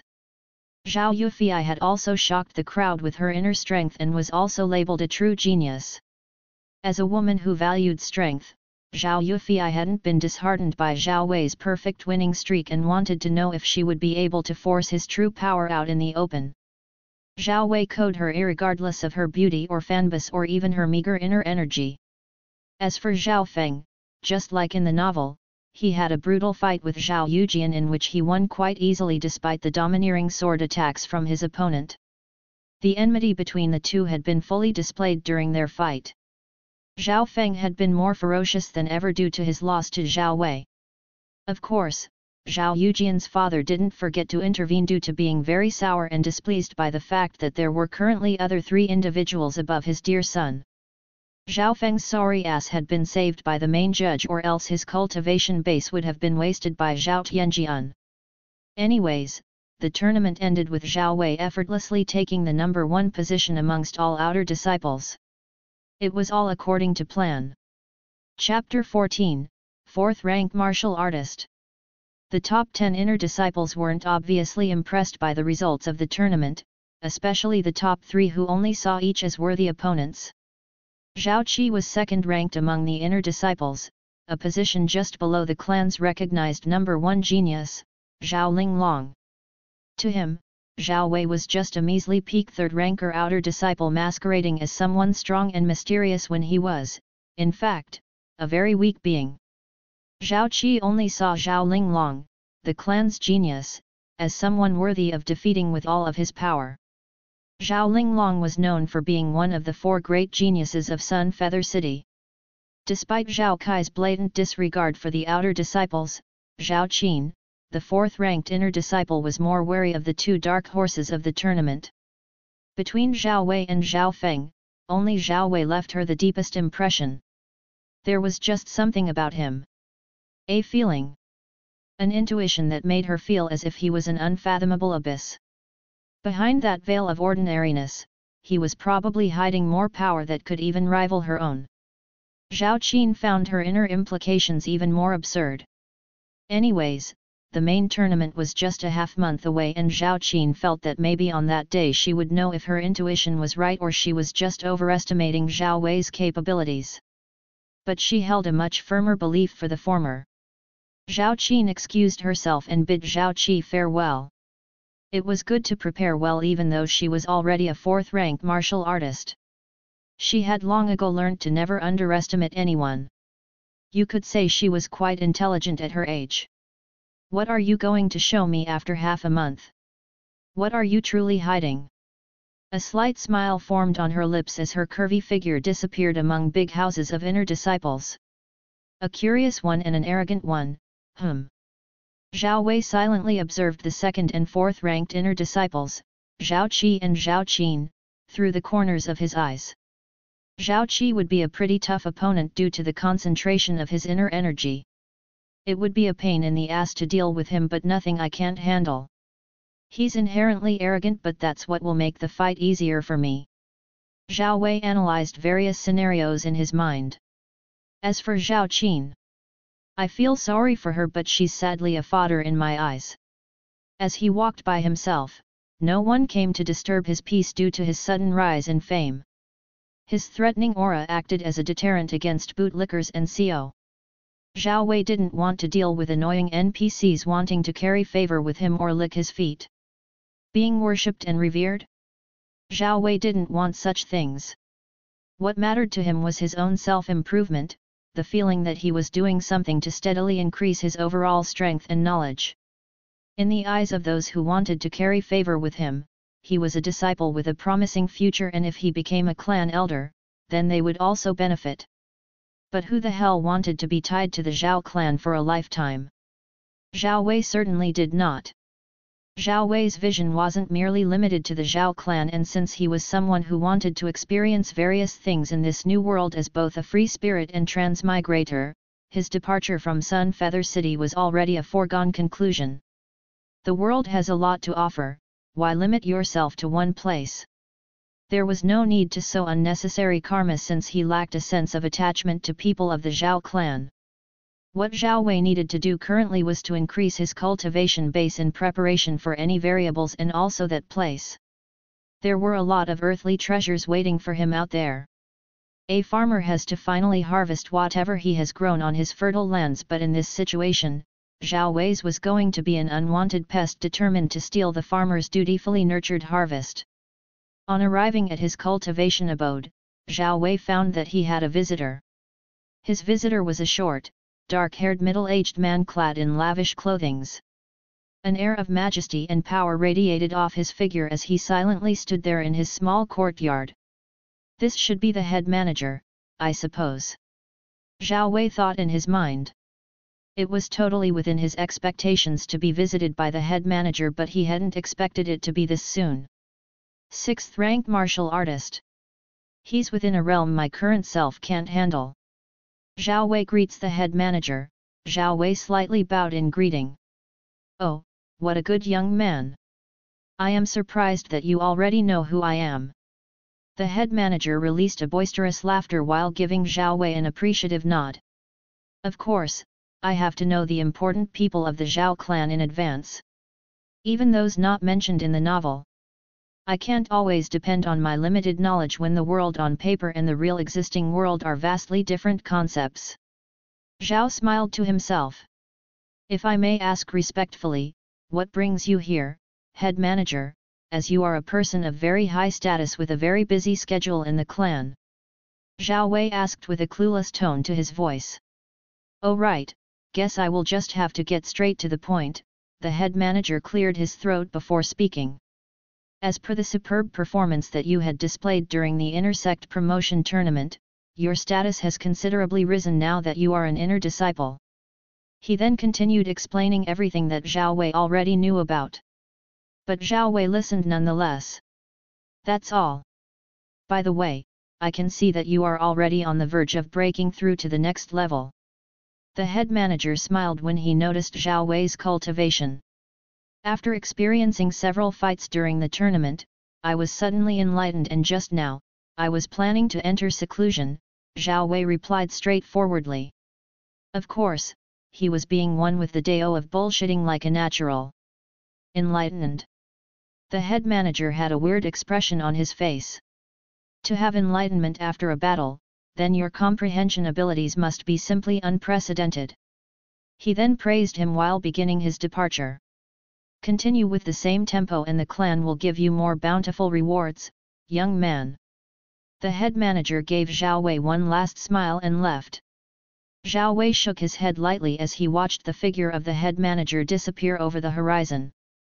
More bountiful rewards, hey. Zhao Wei smiled. I will naturally accept them all, but it's just a pity. He didn't have a sense of belonging to the clan. Zhao Wei then proceeded to pick all of his belongings in preparation to move to the area where the inner disciples resided. He didn't have many items in the first place, so it didn't take long for him to be done with it.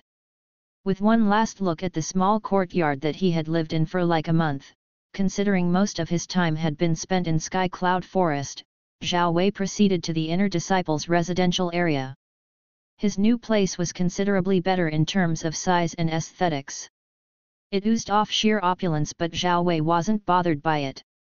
He had lived like a wild barbarian in the Sky Cloud Forest for a month and several days, so he naturally didn't care about luxuries.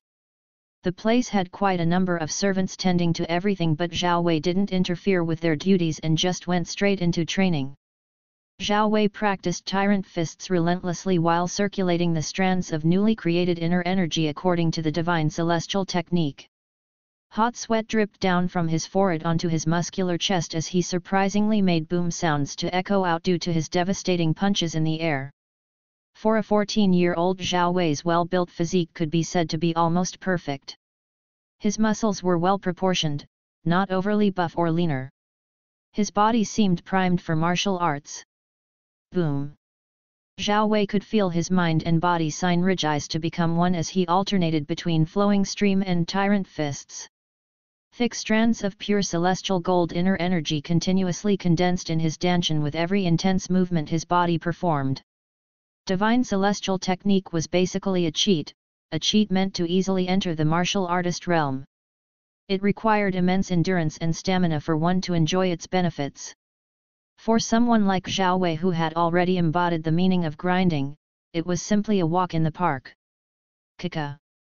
A distant sound of illusory chains being broken inside his body resounded in his mind, and Zhao Wei felt his cultivation base smoothly jump from the peak 3rd rank of martial learner to the 4th rank martial artist.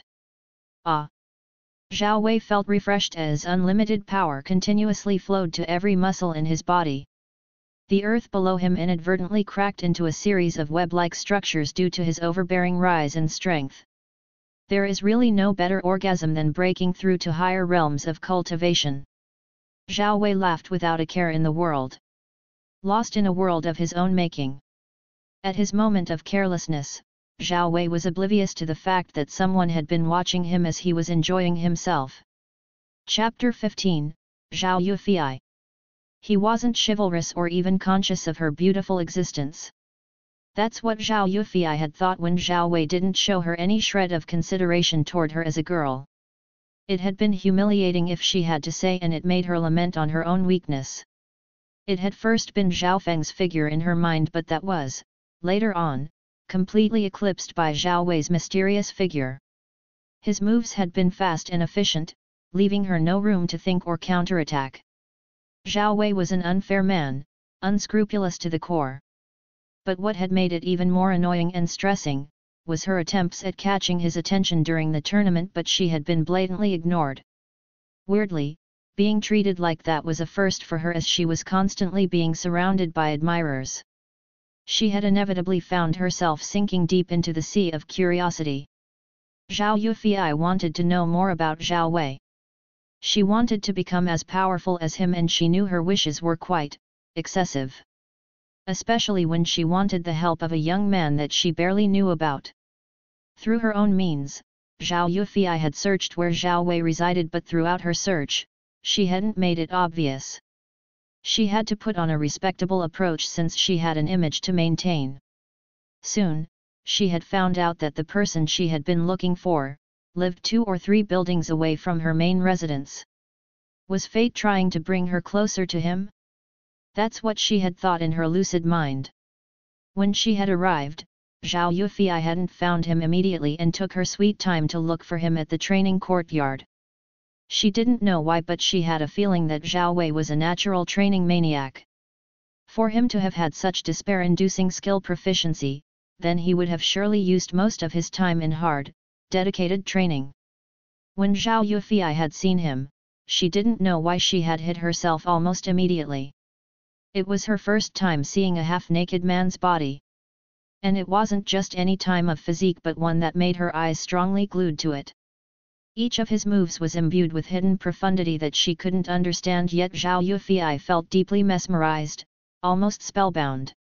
His techniques transitioned smoothly and seamlessly like water gently flowing down a stream. And sometimes he was like a tempest threatening to overpower everything standing before his path. How could someone move so perfectly, so effortlessly, as if he had been born to move just like that? How many times had the young man practiced to show such incomparable performance? A rosy blush made its way on her soft cheeks when she had noticed the way his sweat-coated chest muscles rippled and how his perfectly partitioned 10 abs contracted whenever he made vigorous movements. Her little maiden heart couldn't help but speed up. A breakthrough. Zhao Yufei witnessed Zhao Wei smoothly achieve a breakthrough amidst his training, and she couldn't help but stare in envy and admiration. But several moments later, her pink alluring lips opened to form an O shape. Zhao Wei was laughing like a demented man, something that took Zhao Yufei by a surprise, and she felt heavily embarrassed by this new side of him. Zhao Yufei couldn't connect the serious version and this hilarious version of him together. Zhao Yufei felt that she had seen what shouldn't be seen, just like an innocent passerby witnessing a live mugging. She had to leave fast before that pervert noticed her presence.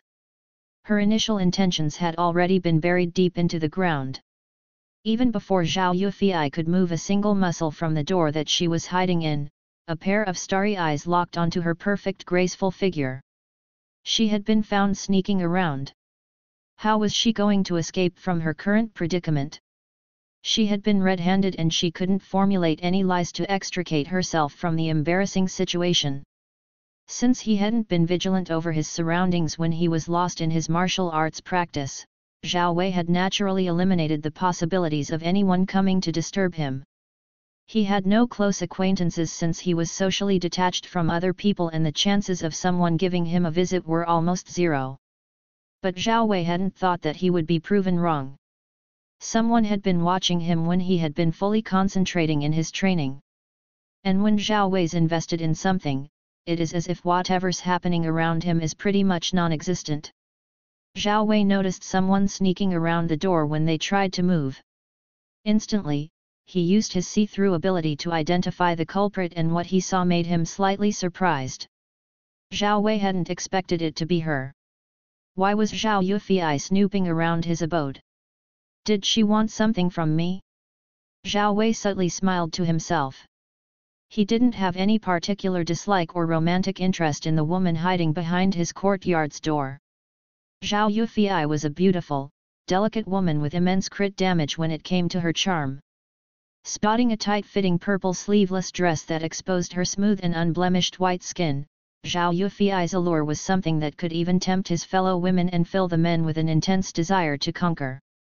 Zhao Wei already knew that Zhao Yufei's lethal attraction was also due to her hidden bloodline ancient spiritual race, which was currently locked and hadn't started showcasing its true capabilities. "Who's there? Show yourself!" Zhao Wei called out loudly. He chose to pretend that he hadn't already identified his sneaking visitor. "Silence! You don't want to show yourself, hey? Fine, I will do it myself." Zhao Wei pretended to drag his feet as if he was moving, but stayed in the same position. "And when I find you, I will strip you naked and then whip your butt silly, and after that, hand you over to the clan's disciplinary force. Zhao Wei said angrily. Zhao Yufei felt her heart palpitating furiously against her ample chest when she realized the mess she had dropped herself in, and what made it worse was the sound of Zhao Wei's steps, which seemed to be echoing closer to her ears. She found herself suddenly angry and embarrassed when she heard Zhao Wei's perverted words. Who in their right mind would dare go through all the effort of stripping their enemy and then whipping? Zhao Yufei felt as if her entire world had been overturned, and if she didn't act, she was going to suffer some injustices. A proper lady like her couldn't be stripped. She had yet to show anyone her womanly blessings except for her deceased parents. Her nudity was only preserved for her fated husband, and she had dignity to maintain. Clenching her flawless white teeth in frustration, a resolute look flashed in her pristine eyes. She was prepared to face that unscrupulous scoundrel. She knew what she had been doing was a silly mistake on her part, so it was better to just come clean and clear the misunderstanding before things escalated much further. Wait. I didn't mean to hide, a pleasant feminine voice that was like a divine tune from the 9 heavens, wafted to Zhao Wei's ears. Later on, Zhao Yufei walked out of her hiding with a complicated expression on her beautiful face. A deep shade of embarrassment colored her cheeks as she flashed an apologetic smile towards Zhao Wei. Oh, I didn't expect it to be you, Zhao Yufei. Do you happen to harbor some fetishes for this senior brother of yours? An innocuous smile adorned Zhao Wei's lips. What? Why you? Shameless. Zhao Yufei instantly became a stuttering mess, and she totally forgot about the strings of formulated apologies in her mind. Zhao Wei insinuating that she, Yufei, was an irremediable pervert was something that she really found difficult to accept. Zhao Yufei felt deeply insulted. No one has ever called her like that.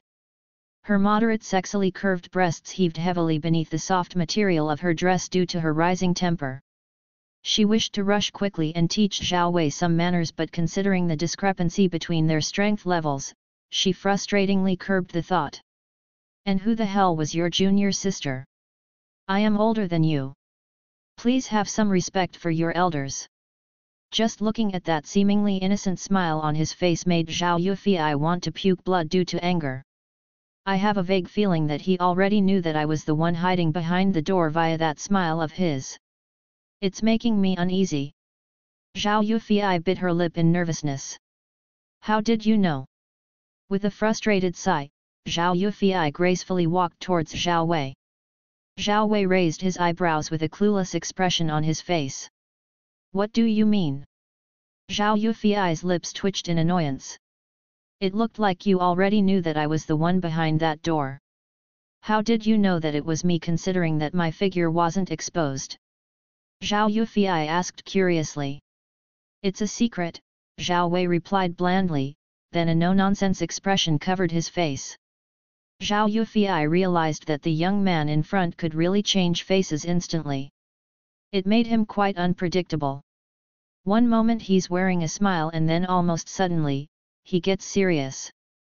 I won't hold anything against you for hiding. So tell me, Zhao Yufei, what did you want from me? Zhao Wei deeply stared at her. His cold and serious gaze almost took her maiden heart hostage, but she reminded herself that the young man in front of her seemed to have no particular interest in her whatsoever. He remained serene and indifferent even in the face of her beauty, which she had always prided herself in. Wasn't she beautiful in his deep eyes? Or did he already have someone in her heart?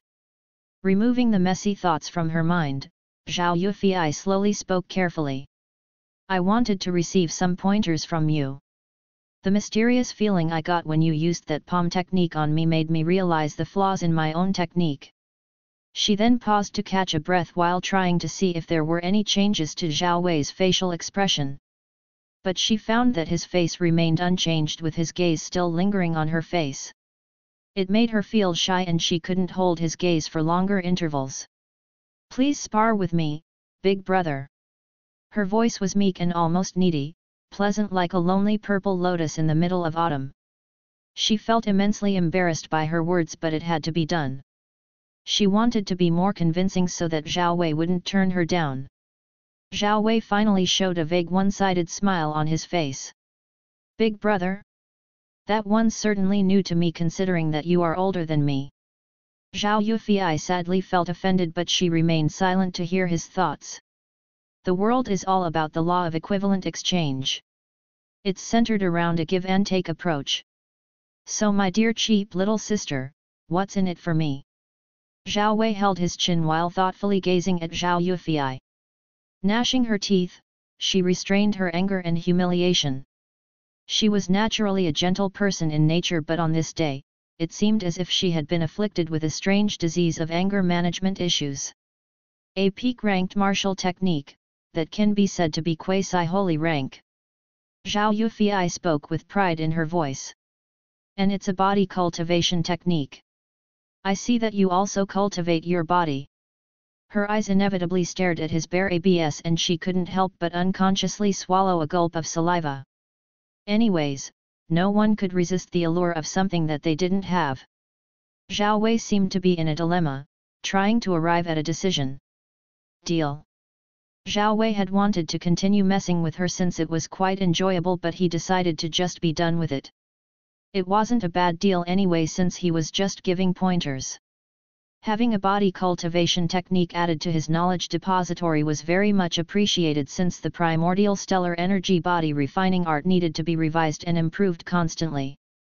What he had at the moment was just an embryonic form of a reality-shaking technique, but it was already so powerful enough to make him jump a few small realms above his current realm and fight on equal terms with higher realm cultivators.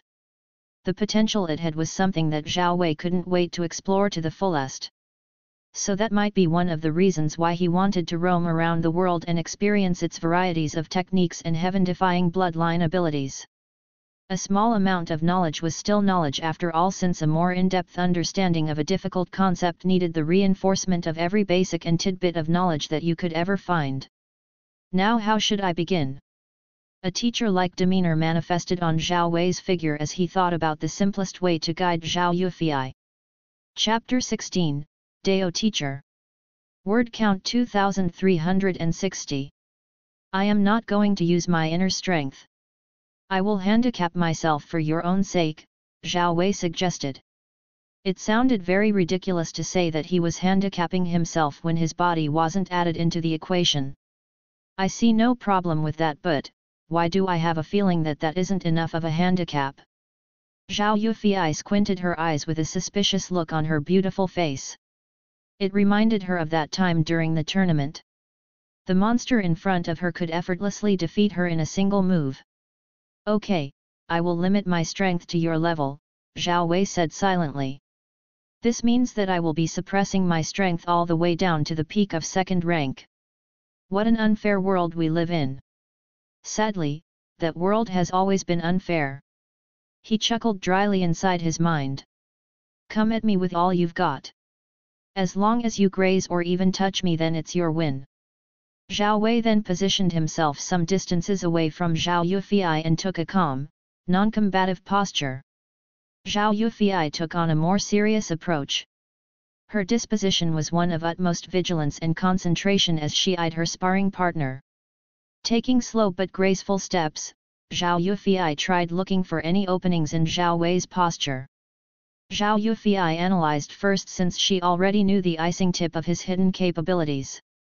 His stance is so basic and calm, as if he is not about to fight with me. He looks harmless, but after having a few interactions with him, I know that he's anything but that. I hate to admit it, but I admire him since he has superior fighting capabilities than me, but as a genius myself, I don't want to say inferior for long. Aren't you gonna move? Don't you value the benefit of having the first move? Zhao Wei spotted a mocking grin on his face. Zhao Yufei frowned in displeasure, but she just couldn't move yet. He has no openings, that's what is making me hesitate in my attack. Zhao Yufei felt a headache when facing this kind of person. Humph, if I can't find an opening in his stance, then I will just have to create one where I would deal him a lethal blow to his ego. A resolute glint momentarily flashed in her clear eyes. I will win. I will defeat him if I just find that one opening. One opening is all I need to end it all. When she moved, Zhao Yufei looked like an immortal fairy gracefully gliding above clouds. Her dainty feet seemed to elude the earth with every nimble movement that she took. Whoosh! Her delicate palm was coated by a blue glow of energy as she outstretched her hand in an effort to deliver a ruthless attack. Zhao Wei had told her to use every ounce of her strength without reservations, so she intended to do just that. When Zhao Wei's body showed a reaction to her attack, Zhao Yufei's pink lips slightly curved into a devious smile. That was a feint, idiot. Zhao Yufei redirected her own attack at the last minute and aimed at an opening, a seemingly unguarded area of Zhao Wei's shoulder. This is my victory. A hidden dark and wicked smile slowly creeped across Zhao Wei's lips. Zhao Yufei accidentally caught a glimpse of his smile and she suddenly forgot to breathe for a second. That villainous smile, don't tell me. A sudden realization hit her mind with unstoppable momentum. Zhao Yufei's instincts immediately kicked in and she wanted to escape from the already set net. Gotcha! That word sent cold shivers down her fair back without even realizing it. When Zhao Wei finally moved, he didn't use any of his perfected techniques or even the monstrous strength of his physical body. Zhao Wei only used his eye abilities and his fingers. He didn't even use forceful methods. His movements were minimal and precise as he rapidly used his fingers to hit the pressure points located beneath Zhao Yufei's arm's soft flesh. Zhao Yufei's arm muscles were rendered useless as it went limp, and in addition to that, she couldn't efficiently circulate her inner energy through the meridian vessel located on her arm. What? Zhao Yufei was petrified beyond measure. She felt helpless and weak. Her right arm was now useless and paralyzed. Her nerves seemed to have ceased functioning. She couldn't believe that she was crippled under the guise of a spar. No, no. She panicked wildly. How can this be happening? Am I going to be unable to cultivate? I can't let that happen. I am gonna kill this ruthless demon. Her eyes reddened due to small tears, her cheeks bloated in anger as she hatefully stared at Zhao Wei. Haha! Yufei, why are you looking at me as if I stole something very precious from you? Zhao Wei revealed a gloating smile. Bastard! Even if I have to die today, I will make sure to tear apart that smug smile off your face before gouging out your stupid eyes and feeding them to the crows. Zhao Yufei spewed out cursive words from her small mouth without a care of her current unladylike behavior. The burning embers of fury smoldering in her charming eyes were enough to turn winter into summer. Zhao Wei had to admit to himself, even as someone who had good control over his sexual urges, that the currently fuming Zhao Yufei looked as hot as hell.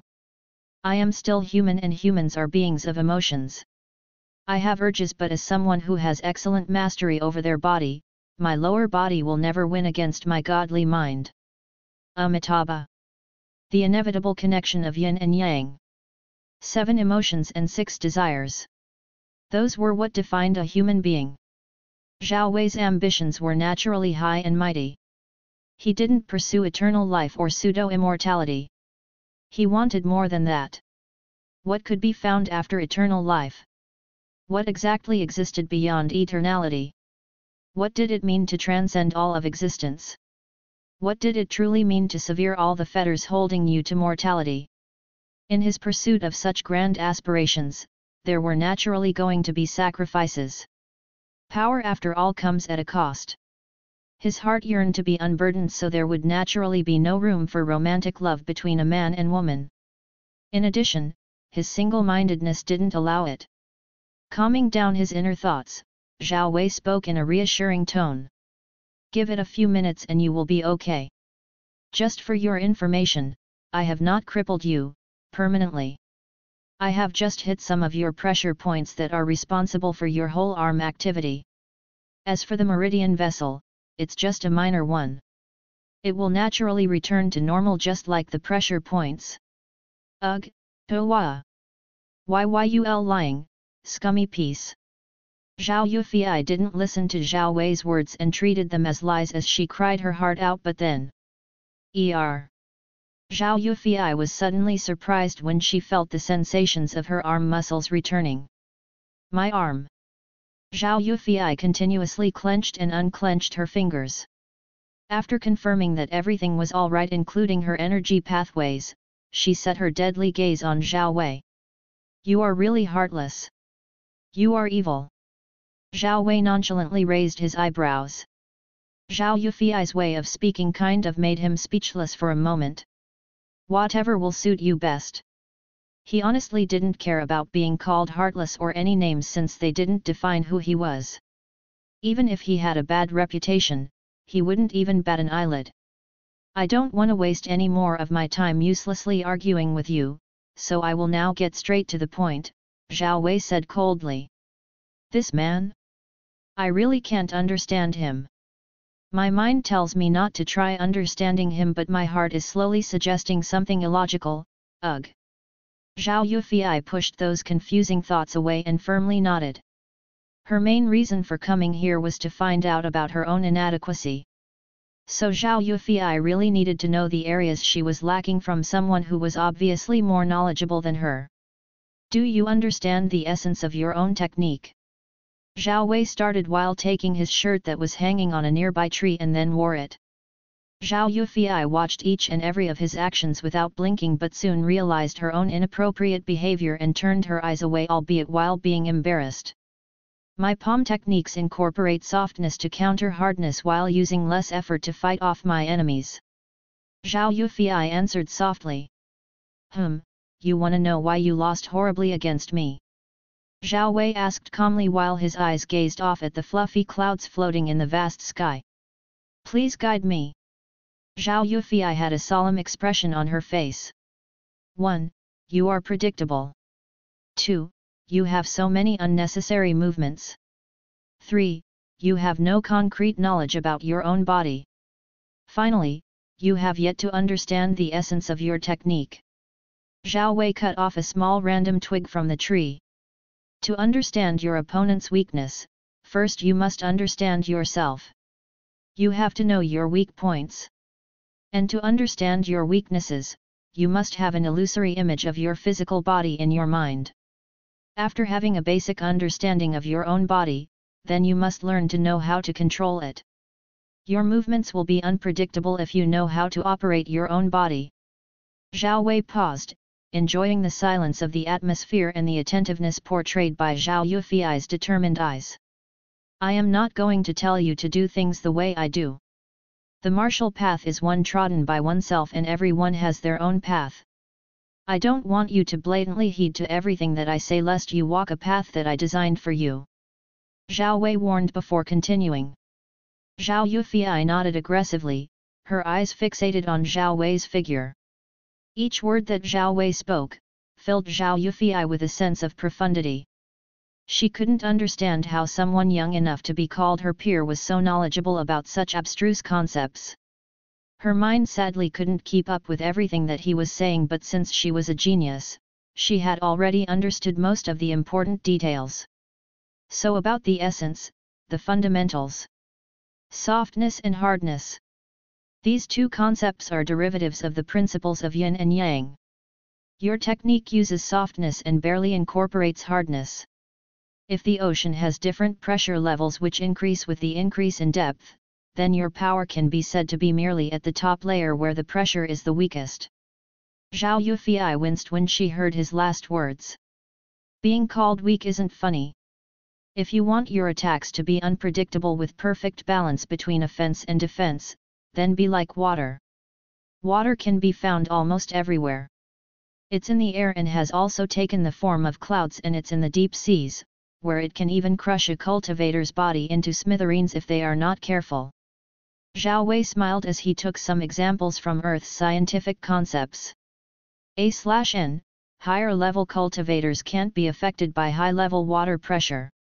The clouds are soft and intangible while the waters in the deepest part of the seas are filled with unimaginable pressure which equates to hardness. That's the essence. An understanding of the fundamentals of what your technique entails. Zhao Wei fiddled with the twig in his hand before breaking it into two and dropped it on the ground. You have to find your flow, Yufei. That's all. Zhao Wei exhaled lightly and looked at Zhao Yufei who seemed to be lost in her own thoughts. Be like water, understand water, be unpredictable. Find my flow. Zhao Yufei muttered to herself before realizing that Zhao Wei had already finished with the explanation. You seem to have grasped something. I am surprised. I don't consider myself as a good teacher, but giving you a few of my insights wasn't that bad, Zhao Wei said expressionlessly. So where's my technique? Business as usual. Zhao Yufei harumphed. It's not like I am going to break my promise. You don't know anything about a woman's heart, Zhao Wei spoke in a disapproving voice while lightly waving his index finger at her. As if you know anything about a woman when you are just 14 years of age. A mere brat. Zhao Yufei retorted with a mocking smile on her lips. And you are 15. I can't believe that an old girl like you got beaten up by a mere 14-year-old brat, Zhao Wei winked at her. Zhao Yufei didn't know how to counterattack anymore and closed her mouth shut. Zhao Yufei then took out an old book from her dress's pocket and hurriedly placed it on Zhao Wei's outstretched hand. Zhao Wei quickly went through the book to confirm its authenticity, and after making sure that there were no mistakes, he nodded in satisfaction. You can go now. We are done. Zhao Yufei almost felt like chuckling, her suppressed laughter, full of unconcealed melody. Stop talking as if we are couples breaking up when we are of the same clan. Your mouth really knows no shame. Using her delicate hands to hide her blushing face that reminded one of a thornless rose, Zhao Yufei gave Zhao Wei's face one last glance before hurriedly excusing herself. Zhao Wei smiled to himself before shaking his head. It always begins like that, but sadly, she would eventually be disappointed. His eyes held deep meaning as he went inside his house to shower before resting. After all, the day has truly been a long one, and he also had to prepare adequately for what he had planned.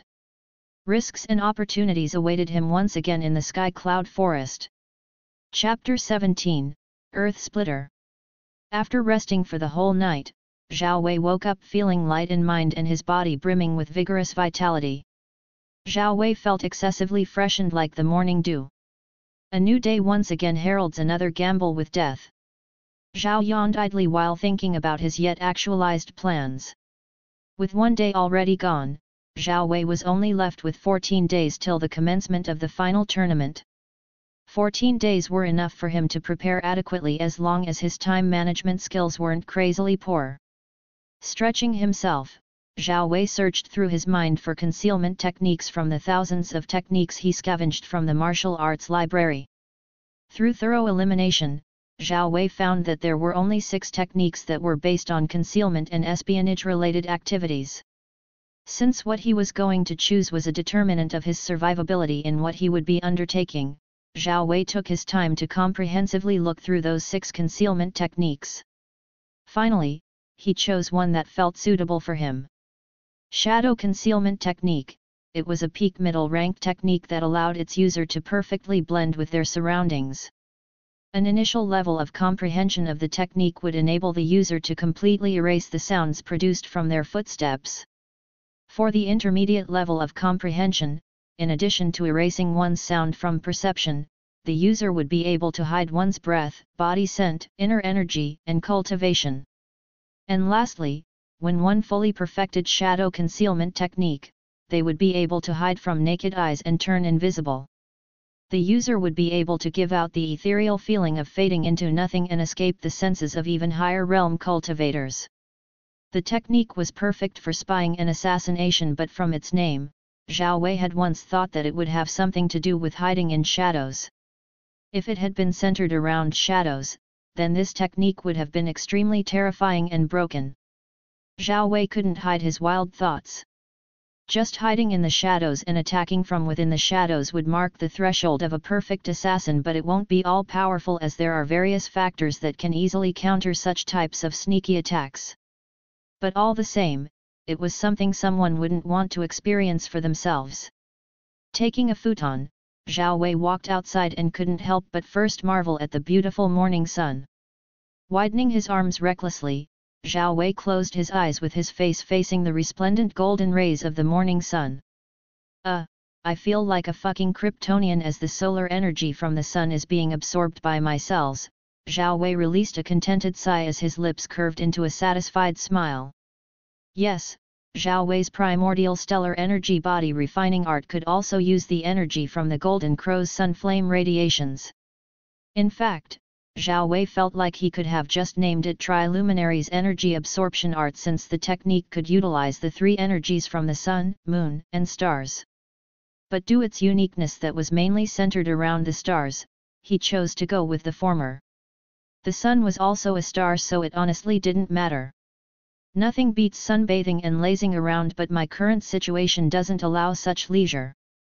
Forcibly extricating himself from the momentary bliss, Zhao Wei placed the futon on the ground and sat on it. He must perfect the shadow concealment technique by the end of the day. Zhao Wei calmly quelled any unnecessary thoughts from his mind and entered a serene state in the midst of nature. In just 2 hours or so, he easily entered the initial phase of mastery of shadow concealment technique. Zhao Wei then rose up and diligently started practicing to test the effects of the initial phase of mastery of shadow concealment technique. The mode of soundlessness. After feeling assured that everything was good, Zhao Wei once again sat cross-legged on the futon and started meditating in efforts of experiencing a higher level of understanding of shadow concealment technique. Due to his outstanding comprehension talent, Zhao managed to completely achieve grand perfection in shadow concealment technique by the end of the day. Invisibility was good and all, but it wasn't omnipotent, Zhao Wei reminded himself. The subtle movements of an invisible person would naturally affect the flow of air and cause fluctuations in the breeze, and an extraordinary cultivator with extremely sharpened senses that could even capture small changes in the air currents could easily pinpoint their position. Zhao Wei was someone who considered all possibilities when making decisions. He didn't shy away from thinking about the what-ifs. Since he couldn't foresee his own future, it was only natural for him to think that not all things would always go his way. But people with such abilities are as rare as a Kylan's horn, but to those who have already unlocked they can easily catch me, since such higher realm senses transcend the physical world. Night had already fallen and the silvery rays of the moon were already bathing his magnificent courtyard into what seemed like a silver-like domain. Zhao Wei's mysterious eyes also seemed to change color under the colorful radiance of the moon. He felt mentally exhausted after sitting like a reclusive hermit for almost the whole day. Seclusion really needs an unshakable mind and steadiness. Just imagining myself sitting around in a secluded mountain cave for nearly hundreds of thousands years or even millions of years makes me feel terribly uncomfortable, Zhao Wei chuckled to himself as he went inside his house to cook something for his rebellious tummy. Just like that, the day ended, and the following day, Zhao Wei went to Sunfeather City. He needed to buy himself more resilient weapons for the expedition to come. Zhao Wei still had 20,000 pieces of silver coins on him, and with that money, he bought some healing pills, a new sturdier dagger and a new bow with resilient strings capable of handling the intensity of his inner energy. For additional precaution, he purchased a high-grade mortal spear, Earth-Splitting Desolate Spear. Zhao Wei just named it Earth Splitter. Earth Splitter's main body, shaft, was adorned with golden carvings and characters that made it look quite mysterious. Its head was pure silver in color, and the extremely sharp tip shone with a silvery glint. Its sharp edge gave a powerful illusory feeling of tearing the earth asunder. Feeling the cold spear in his hand and familiarizing himself with it, Zhao Wei felt satisfied. The earth splitter weighed roughly 1,200 jin, but to Zhao Wei, it was as light as a feather. He could spin it around effortlessly without breaking a sweat. Those shopkeepers always want to make their products sound more domineering and profound to capture their customers' interests, Zhao Wei mused as he hurriedly made his way towards Sky Cloud Forest. Anyways, since he already had a good foundation on the use of a spear after discovering the mystery behind flow, Zhao Wei didn't have to worry about spear techniques at the moment. He had supreme confidence in his basic technique. Sky Cloud Forest never ceases to amaze me, Zhao Wei muttered in a low voice as he neared the ancient forest that seemed to be alive, waiting to swallow up anything that entered inside it. It was a completely isolated world full of verdant trees and colorful splendor. Thinking about the Sky Cloud Forest, inevitably made Zhao Wei reminisce about Shenzhenki, the divine island that has a forest with all kinds of extremely beautiful sceneries, just like how a paradise would be. With a relaxed smile on his face, Zhao Wei raced into the forest. He was already familiar with it after his previous slaughter fest when he was honing his skills.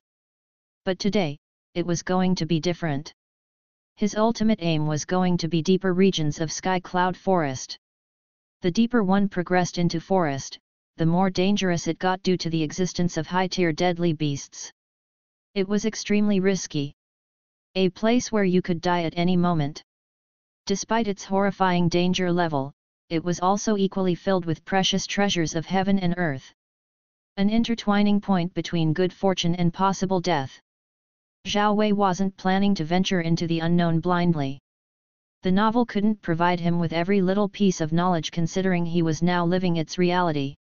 The directions and exact location weren't mentioned when Zhao Feng stumbled upon those earthly treasures, but there were helpful clues that could help Zhao Wei in finding the place. The sky cloud forest was immensely vast, and to search for one specific place in it was akin to looking for a needle in a haystack. Zhao Wei wasn't discouraged, nonetheless. His telescopic vision could currently cover over 30 miles of distance, and it seemed it was only going to improve further beyond with his increase in cultivation base. Zhao Wei's vision covered over a 30 miles radius as he surveyed like a god from up a tall ancient tree. Taking out the earth splitter from his back, Zhao Wei grinned when he located the first prey to taste the might of his spear. Zhao Wei could use archery to snipe his prey, but he wanted to test his foundational spear skills. Jumping from a height of 100 meters, Zhao Wei's feet smoothly landed on the ground without making a sound. From a safe distance, Zhao Wei carefully eyed the ancient fire-breathing desolate hound which was leisurely munching on its unlucky prey's meat. This was a beast with strength of peak 5th-ranked martial artist, but contrary to what expectations, Zhao Wei was trying to hunt it despite being one realm below it. No fear could be seen in his attentive eyes that eyed the prey with unbreakable concentration. The ancient fire-breathing desolate hound had an intimidating size that easily towered over a grown man, both in height and length. Fiery embers of fire spewed out of its maws with every opening and closing of its huge mouth. It looked like a selfing grilling machine. Tightly clutching the earth splitter, Zhao Wei instantly used instantaneous lightning movement and charged at the ancient fire-breathing desolate hound. The ancient fire-breathing desolate hound's survival instincts kicked almost immediately, as if sensing an imminent threat of death coming towards it from behind. The ancient fire-breathing desolate hound felt pissed off that someone had the nerve to disturb its snacking time. Who is that insignificant peon? Just as Zhao Wei's spear was about to pierce it from behind, the ancient fire-breathing desolate hound quickly erupted with immense power from its legs' muscles as it jumped out of the spear's attacking path and barely escaped from being impaled from its backside. Too immoral. As expected of a 5th-ranked deadly beast. Your bestial senses are quite good, dog. Zhao Wei wasn't disappointed by his attack missing its target and obviously expected the ancient fire-breathing desolate hound to be extremely vigilant. Grr. The ancient fire-breathing desolate hound growled in dissatisfaction and anger, probably from being called a dog and also its meal being disturbed by a twisted human. The ancient fire-breathing desolate hound could already feel that its current opponent gave it a tingling sense of extreme danger, but as a hunter who had always predated countless prey, it mostly thought of making Zhao Wei its desert. A cruel glint illuminated its hellish eyes as it threateningly bared its razor-sharp teeth that were as strong as steel and could easily crush bones into powder. UWUU. The ancient fire-breathing desolate hound abruptly brandished its shiny metallic claws and lunged at Zhao Wei with a vicious frontal attack. This beast is determined to make me its meal, and I am determined to kill it. Both of our lives are currently on the line, and the victor would be determined by the speed and lethality of our attacks.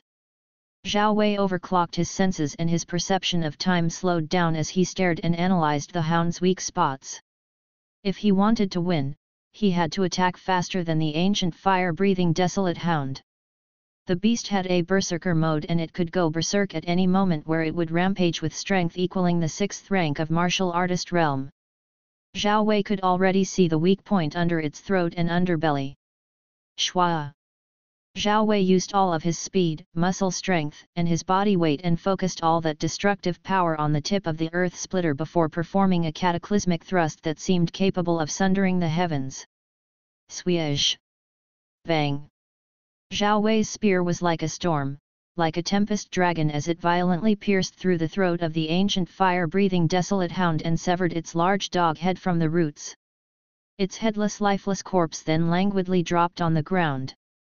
One moment was all it took for one of them to survive.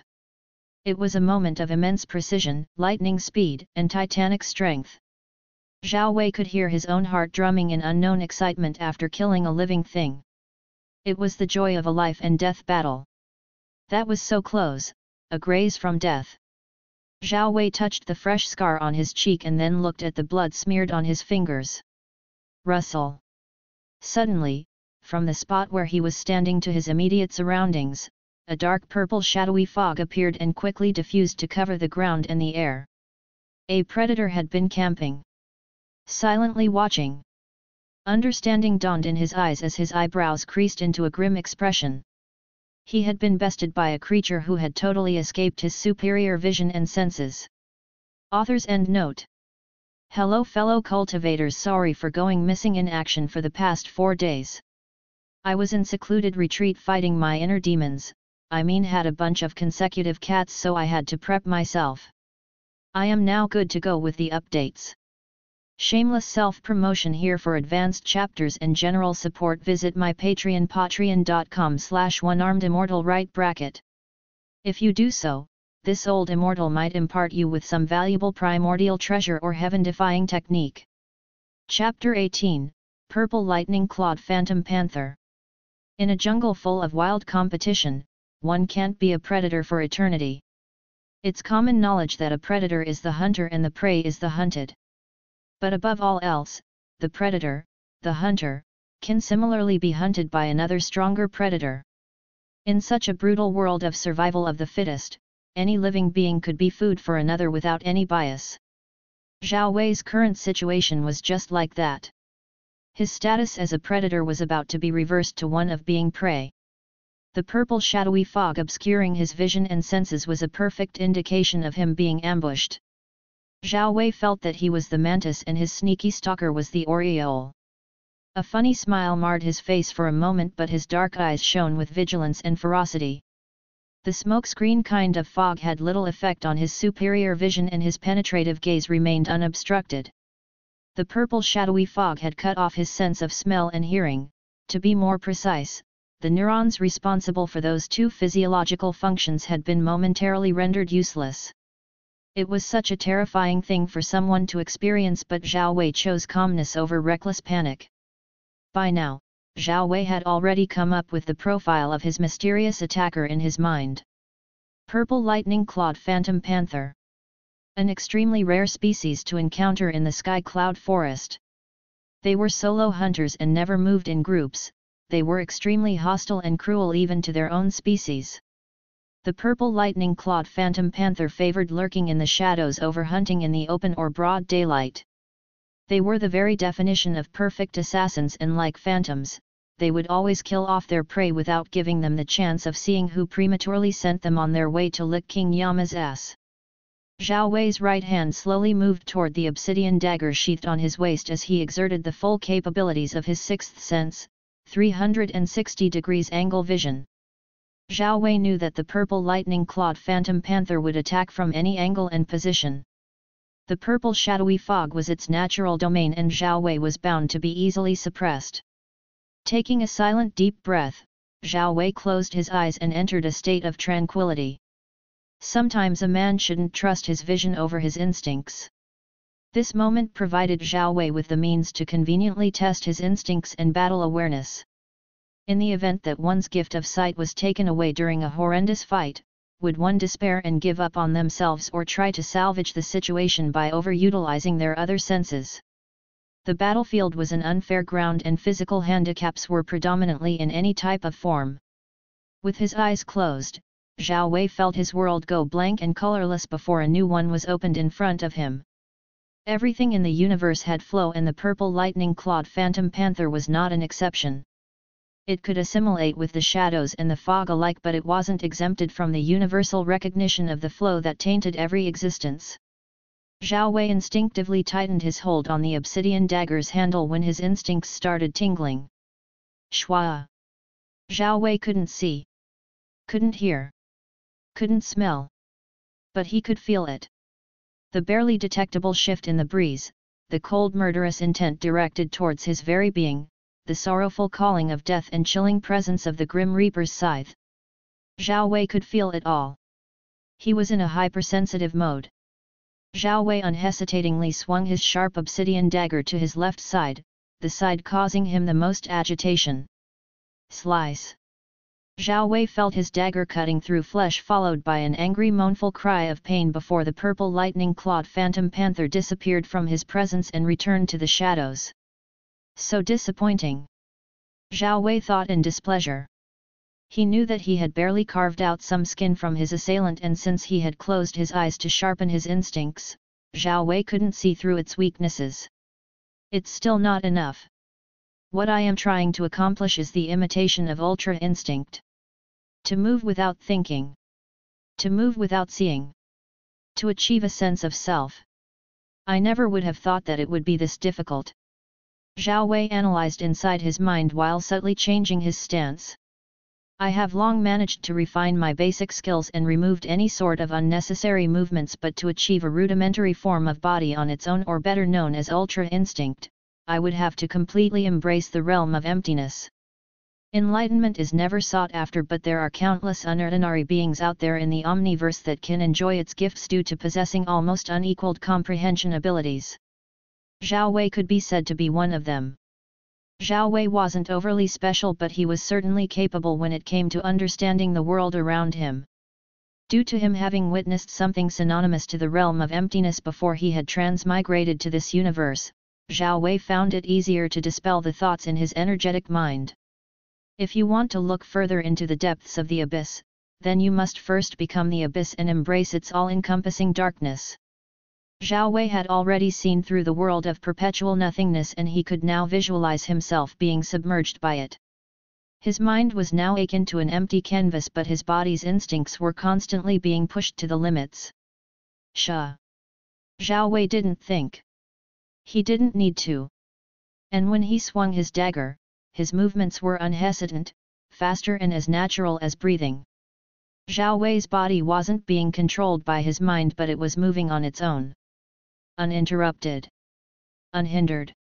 It was essentially body on its own. Crack. Zhao Wei felt his dagger embed itself deep into the cranium of his assailant before it cleaved the head into two gory halves and spilled soft warm matter on his hand. Then he opened his eyes. Zhao Wei then directed his apathetic gaze toward the still warm corpse below his feet. It was the corpse of a slightly huge panther, unlike the ones on Earth. Its fur was phantom gray like a gray mist, but its most conspicuous feature was its purple claws that soundlessly crackled with purple lightning. A soundless sound. An assassin had been assassinated. The wonders of nature and evolution.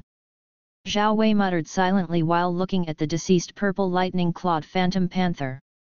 Shaking his head, Zhao Wei proceeded to harvest the most precious part of the purple lightning-clawed phantom panther, its purple lightning-imbued claws.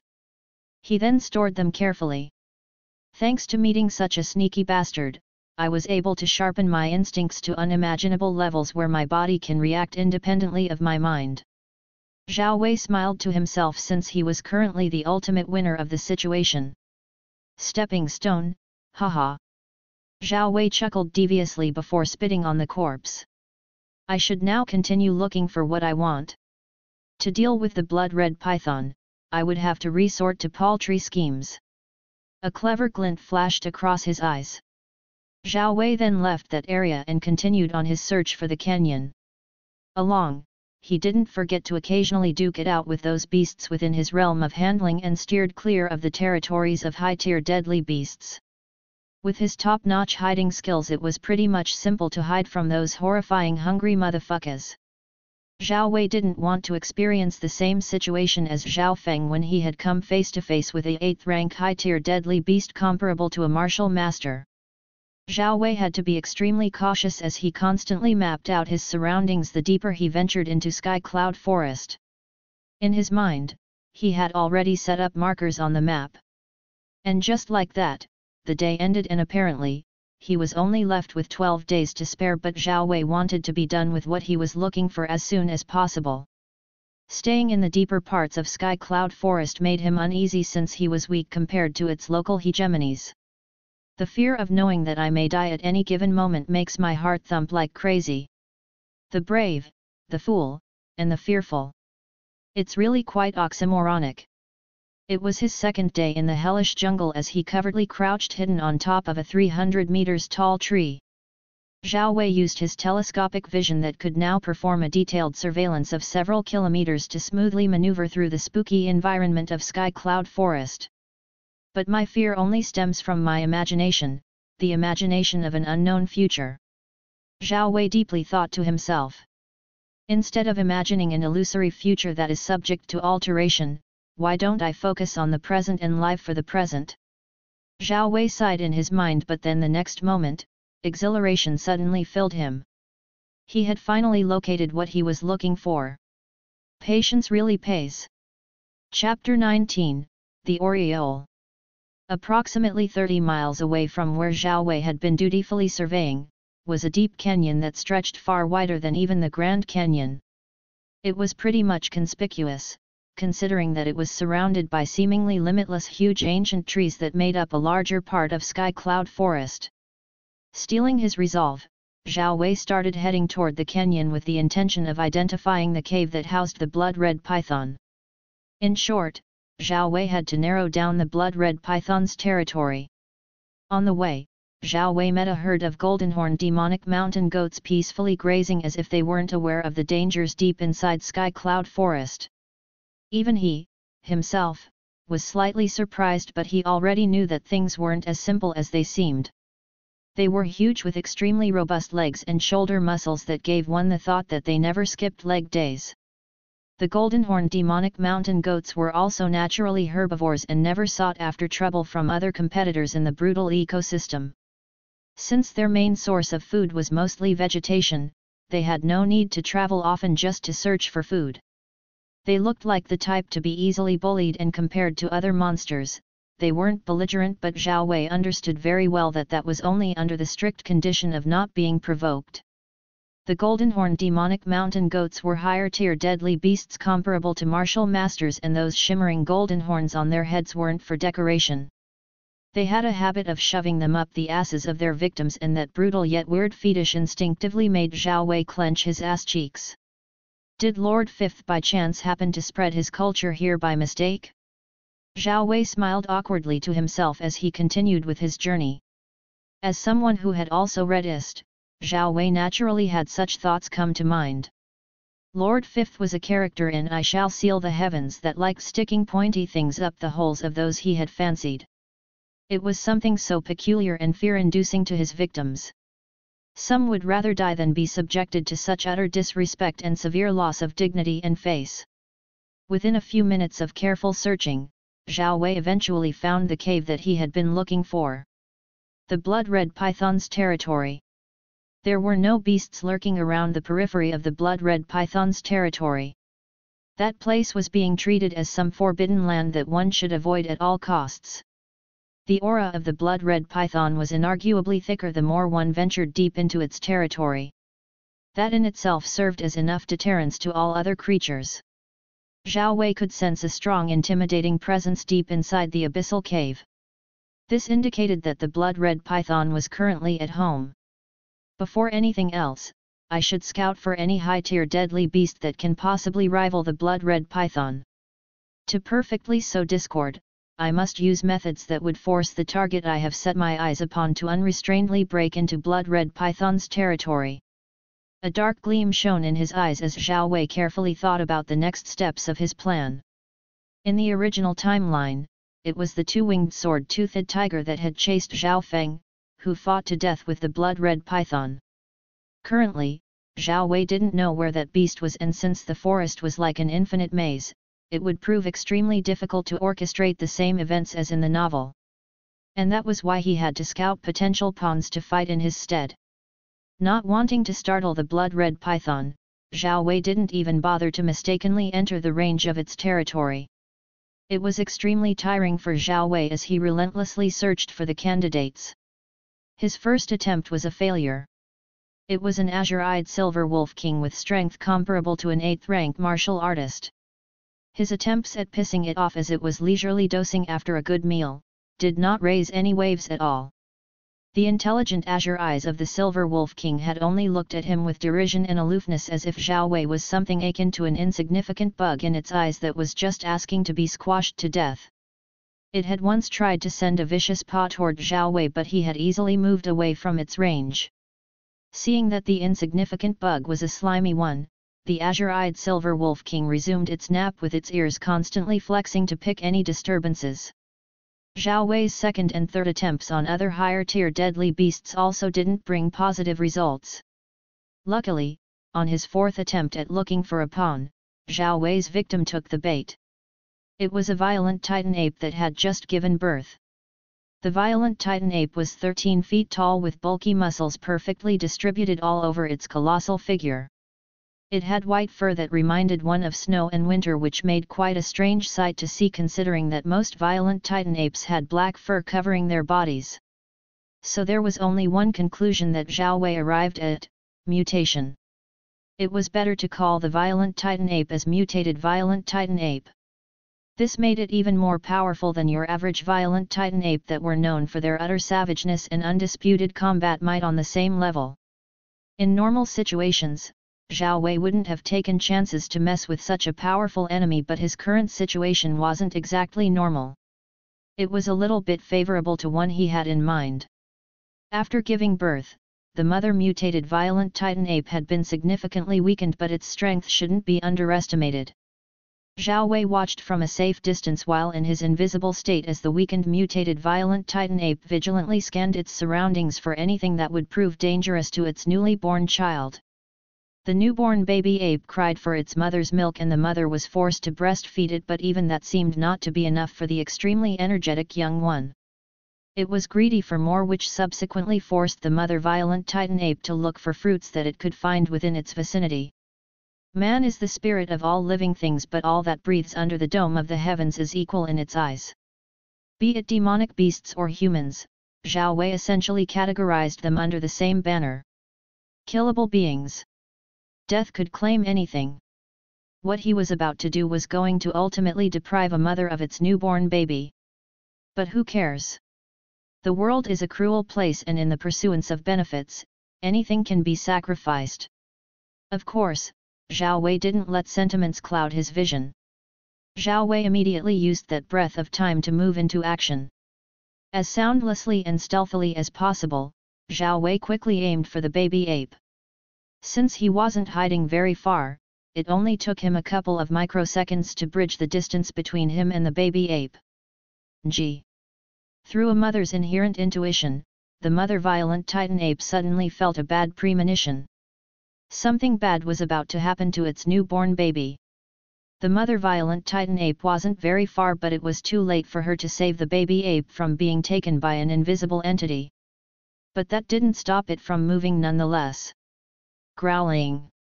The mother violent titan ape snarled in extreme wild anger as the baby also happened to disappear from its field of view.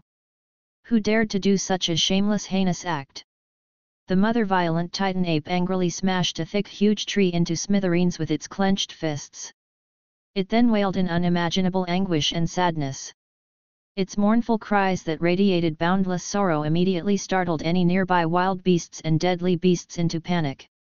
At the same time that Zhao Wei had the mother violent titan ape cry, he made the baby ape visible and coerced it to cry loudly for its mother to hear. G. The mother violent titan ape's colossal body visibly trembled and instantly locked onto its baby's position before unhesitatingly taking a mighty violent leap toward Zhao Wei.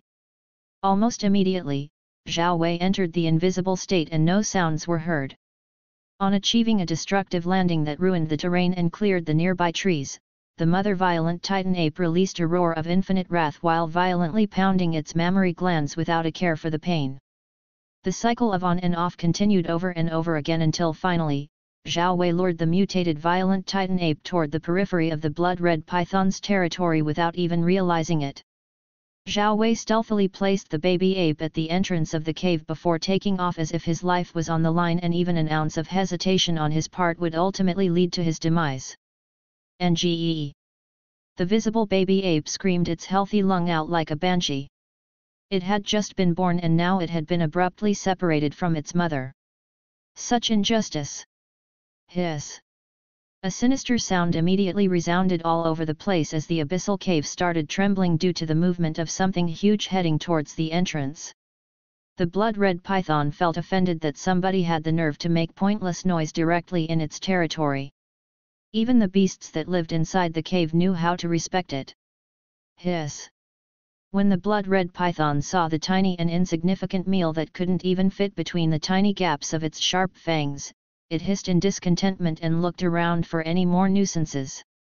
The blood-red python coldly stared at the annoying youngling causing disturbance in its territory before deciding its dark fate immediately. With one gulp, the blood-red python curbed the noises. With one casual gulp, the blood-red python restored the silent and peaceful atmosphere of its territory and treated the unusual incident as nothing. But, it was just at that very moment, that the mother violent titan ape arrived and witnessed everything even before she could save her child. Limitless killing intent immediately oozed off the mother violent titan ape and the world seemed to have turned grey and red due to its intensity. The blood-red python bared its fangs at the unwanted intruder in extreme displeasure before speedily moving completely out of the cave. This was a blood feud. Bloodlust mutated violent titan ape vs blood-red python. Meanwhile, the aureole, Zhao Wei, calmly watched from the sidelines with a face full of apathy as the two high-tier deadly beasts comparable to the 8th-rank martial master faced off against each other. Each unaware of the one who orchestrated everything. Beasts would always be beasts no matter how strong they are, and their intelligence can't compare to that of man. Unanimously, Zhao Wei was going to be the ultimate winner after their hard-fought death battle. Chapter 20, A Good Harvest. Word count 2792. One grieved for the loss of its only offspring and harbored infinite hatred and killing intent, while the other one sought to assert dominance and superiority while preserving its bestial dignity. And there was a third one, the Watcher, that wanted nothing more than the two oblivious entities to obliterate each other. Boom! The earth below trembled and shattered under the collision of the two behemoths. Wah! The strength of those two raging deadly beasts created an unprecedented shockwave that swept away everything within a 10-mile radius. Zhao Wei was spared from the life-threatening impact due to hiding himself at a strategic position that couldn't be affected by the shockwave. In a fight between two strong existences where the terrain can undergo destruction at any moment, the weaker existences are the only ones bound to take on the effects of the fight and suffer. Zhao Wei knew that very well. Not to mention, as an Earthling, Zhao Wei had already watched several superhero movies based on the comics like DC, where a fight between two overpowered Kryptonians can extensively destroy a whole city and only cause mortal sufferings. Roar! The mutated violent titan ape's blood-curdling roar reverberated in the atmosphere like an eternal hymn as tightly clawed at the thick, fleshy skin of the blood-red python that was trying to constrict its body. Hiss! The blood-red python retaliated with a painful hissing sound when its flesh was ruthlessly torn apart from the middle part of its body. White skeletal bones were exposed under the bloody fountains being spurted out from its grievous injury. It was expected of the blood-red python to reduce its constrictive power after being gravely brutalized, but contrary to the expected scenario, the injury only made it to elevate its coiling pressure. Crack! It was truly a gory scene as both the mutated violent titan ape and blood-red python unrestrainedly bit each other like a bunch of hungry cannibals. Zhao Wei calmly watched from the sidelines, and the scene before him made him reminisce about the Titanoboa and King Kong in a simulated battle. His imaginative mind couldn't help but wonder who would win eventually. Anyway, it didn't take long before the commotion caused by the two deadly beasts started to simmer down and their instinctual movements began to slow down, little by little. Among the two high-tier deadly beasts, the blood-red python was the first one to succumb to the scythe of the Grim Reaper, while the mutated violent titan ape's pitiful life only hung by a thin thread which at any given moment would easily snap. It seems the mutated violent titan ape had an exaggerated level of tenacity and endurance. Its maddening red eyes burned with an unusual will to live, trying to clutch tightly at its life thread. The mutated violent titan ape breath was unsteady and weak as it lay sprawled on the blood-painted ground like a corpse. If one observed it from afar, they might have thought that it was deader than dead. But surprisingly, Zhao Wei didn't move from his position. He still patiently waited like a wizened old fool. There was something he wanted to happen as his sharp eyes swept across the approaching greedy cannon fodders with cultivation bases similar to 6th rank of the martial path. The mutated violent titan ape was not dead and very much alive, albeit barely. Those cute 6th rank deadly beasts should be taught a severe lesson. A two-tailed red fox was the first one among the bunch to arrogantly aim for the corpse meat of the deceased. In its small greedy mind, if it was able to eat a lot of the higher tier meat, then it would be able to increase its strength and predatory status in the jungle society. The two-tailed red fox, clouded by its greed, was unaware that the mutated violent titan ape was still alive and kicking. An extremely grave mistake on someone blessed with good bestial senses. Pa! Just as the two-tailed red fox was about to take its first bite from the corpse of the blood-red python, since it had chosen it as its first delicacy, a heaven-sundering palm instantly eclipsed its small figure, and without even getting a chance to react, it was flattened into a grotesque sight of meat heaven. The other beasts that were slowly closing in were immediately alerted and felt chilly tingles creep down their spines when they witnessed the death of an unfortunate comrade. They became extremely scared by the fact that one of the corpses that they wanted to eat so badly was not dead. Without even wasting any time, many beasts turned tail without even looking back. This caused a chain reaction of sorts, as those who were just approaching to enjoy the easy meal also joined the beast wave. They honestly didn't try to put the phrase "why are you running?" into the equation. In such an adrenaline-induced atmosphere, was there even such a need? Within a few minutes, there were no greedy scavengers within a 30-mile radius. A deathly silence loomed in the canyon. Seeing what he anticipated to happen taking place, a relieved smile formed on Zhao Wei's lips. This should be enough for me in the meantime. With the deterrence of the mutated violent titan ape, I would at least have some breathing space. But I know it won't be enough to dissuade other 8th rank deadly beasts from approaching this place. Through mapping of the area, Zhao Wei knew that the high-tier deadly beasts stayed far away from each other's presence. Their territories cannot easily collide, or else there would be unnecessary conflicts. Since it can't move the way it wants at the moment, it would be easy for me to swiftly send it to Hades. A cold look appeared on Zhao Wei's face. Taking a poison-coated arrow from the quiver on his back, Zhao Wei skillfully positioned it on the bow's string. The blood-red python's venom is slow-acting when it comes to paralysis, that's why the mutated violent titan ape is still able to move. But the poison of a peak 5th rank greenvine deadly viper would do well against the severely weakened monkey. The greenvine deadly viper was a dangerous snake species that Zhao Wei happened to come across during his short-term reconnaissance. Its deadly poison was even more lethal than that of the three-headed red mamba. Even poison had grades. The greenvine deadly viper was also a silent assassin, as it could easily camouflage itself among leaves and branches. It had tried to assassinate Zhao Wei during the night, but it sadly met its untimely demise. Shwa! Shwa! His movements were sublime and artistic as he forcefully shot 3 consecutive arrows at the tenacious mutated violent titan ape. Roar! The mutated violent titan ape released a barely audible last roar in defiance of the approaching death, and when the 3 arrows pierced its hard skin, in just a matter of seconds, the lethal venom spread throughout its body. The neurotoxins and hemotoxins contained in the venom were 1,000-fold deadlier than even Earth's inland taipan. Zhao Wei sighed in relief after cautiously confirming that the mutated violent titan ape was truly at rest. He wasn't the cautious hero or anything, but one just couldn't be cautious enough. And with that done, Zhao Wei ceased hiding and went to inspect the corpse.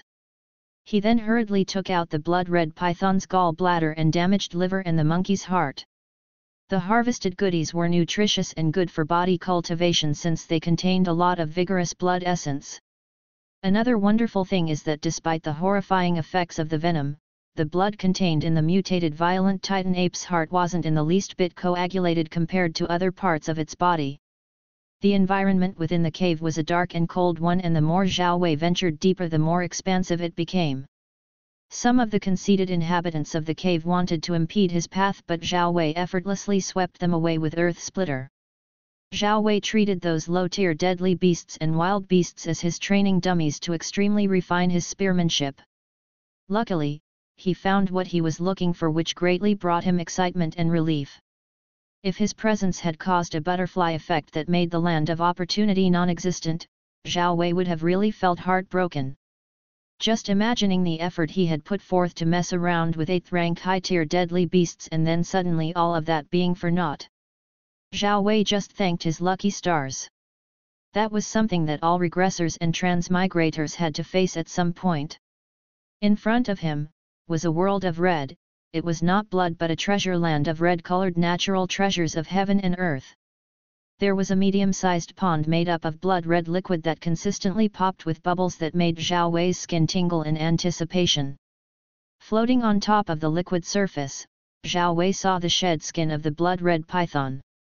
The source of the blood-red liquid was the blood-red rock wall, which additionally offered tenancy to treasured herbs like the blood spirit grass and blood plants. On closer inspection, Zhao Wei easily categorized them according to their respective ages. They ranged from 200 years old to 1,000 years old. The 1,000 years old herbs were of course a minority, with only 3 herbs having such age. Even in Sun Feather City, any 1,000-plus-year-old herb was an extreme rarity. And if his memory served him right, Zhao Wei remembered that the patriarch's son, Zhao Linglong, was given a 1,000-year-old blood plant to boost his cultivation, but that should have surely caused a dent in the patriarch's wealth vault. First, I should bring drought to this treasured wonderland. Zhao Wei chuckled to himself before removing his clothes. He then took out the blood-red python's gallbladder and liver and the mutated violent Titan ape's heart from the carrier bag. They were firmly held on the palms of each of his hands. Zhao Wei submerged himself in the blood-red pond until the water reached his neck. Zhao Wei could feel the body-reinforcing energies from the blood-red liquid smoothly permeating his pores, but he didn't make any effort to start serious absorption just yet. Zhao Wei immediately started eating the gallbladder, followed by the liver and finally, the heart of the mutated violent Titan ape. He didn't mind the rawness and bitterness of the food. After consuming them, a supply of very rich blood essence spread all over his body, filling his very cells with energy. Zhao Wei felt a significant increase in his vitality and vigor. In addition to that, his inner energy reserve also increased to the 5th rank. The blood energy contained in the heart of the mutated violent Titan ape and the liver of the blood-red python was so turbulent despite the loss of blood experienced by the two. Using that energy from 2 8th rank high-tier deadly beasts, Zhao Wei pushed his cultivation base to the peak of the 4th rank. And we must not forget that it was just recently that he had broken through to the beginner martial artist level. Zhao Wei closed his eyes to feel the effects of a breakthrough. He just couldn't help but relish the feeling of growing stronger. Next is the blood pool. Opening his eyes, Zhao Wei took a deep breath and allowed his body to freely float on the blood pool. Unlike the main character Zhao Feng, Zhao Wei was determined to absorb everything from the pool to its last drop. His confidence came from his own self-created body cultivation technique, primordial stellar energy body refining art. The number of illusory stars inside his cells now numbered to a few millions. Zhao Wei estimated that there were about 2 million illusory stars growing inside his cells, and that was a very long way from the 37.2 trillion finish point. Who knows how long it would take? Under primordial stellar energy body refining art, the blood-red liquid from the pool started being rapidly absorbed through Zhao Wei's pores. His naked figure seemed like a black hole that hungrily devoured everything in its presence as a small whirlpool formed underneath the blood-red pool. Zhao Wei felt nirvanic pleasure as the mysterious energy coursed through his veins, into his bones and finally into his cells. As the number of illusory stars gradually increased due to the addictive energies massaging his whole body, his defense and overall strength also increased in tandem. The divine celestial technique helped in the increment of inner energy while primordial stellar energy body refining art reinforced his physique. Time flowed rapidly and without Zhao Wei even realizing it, day and night had already alternated. The following day, Zhao Wei dried up the pond completely, and even if the blood-red rock wall could still produce the mysterious blood-red liquid, it would take a very long time to subsequently fill the pond back to its original state. His inner energy had already considerably increased to the peak of the 5th rank, but his cultivation base hit a bottleneck just like the cultivators with barely passable talent. Seeing the hurdle he had to cross, Zhao Wei wasn't affected by it since he had already anticipated such an occurrence.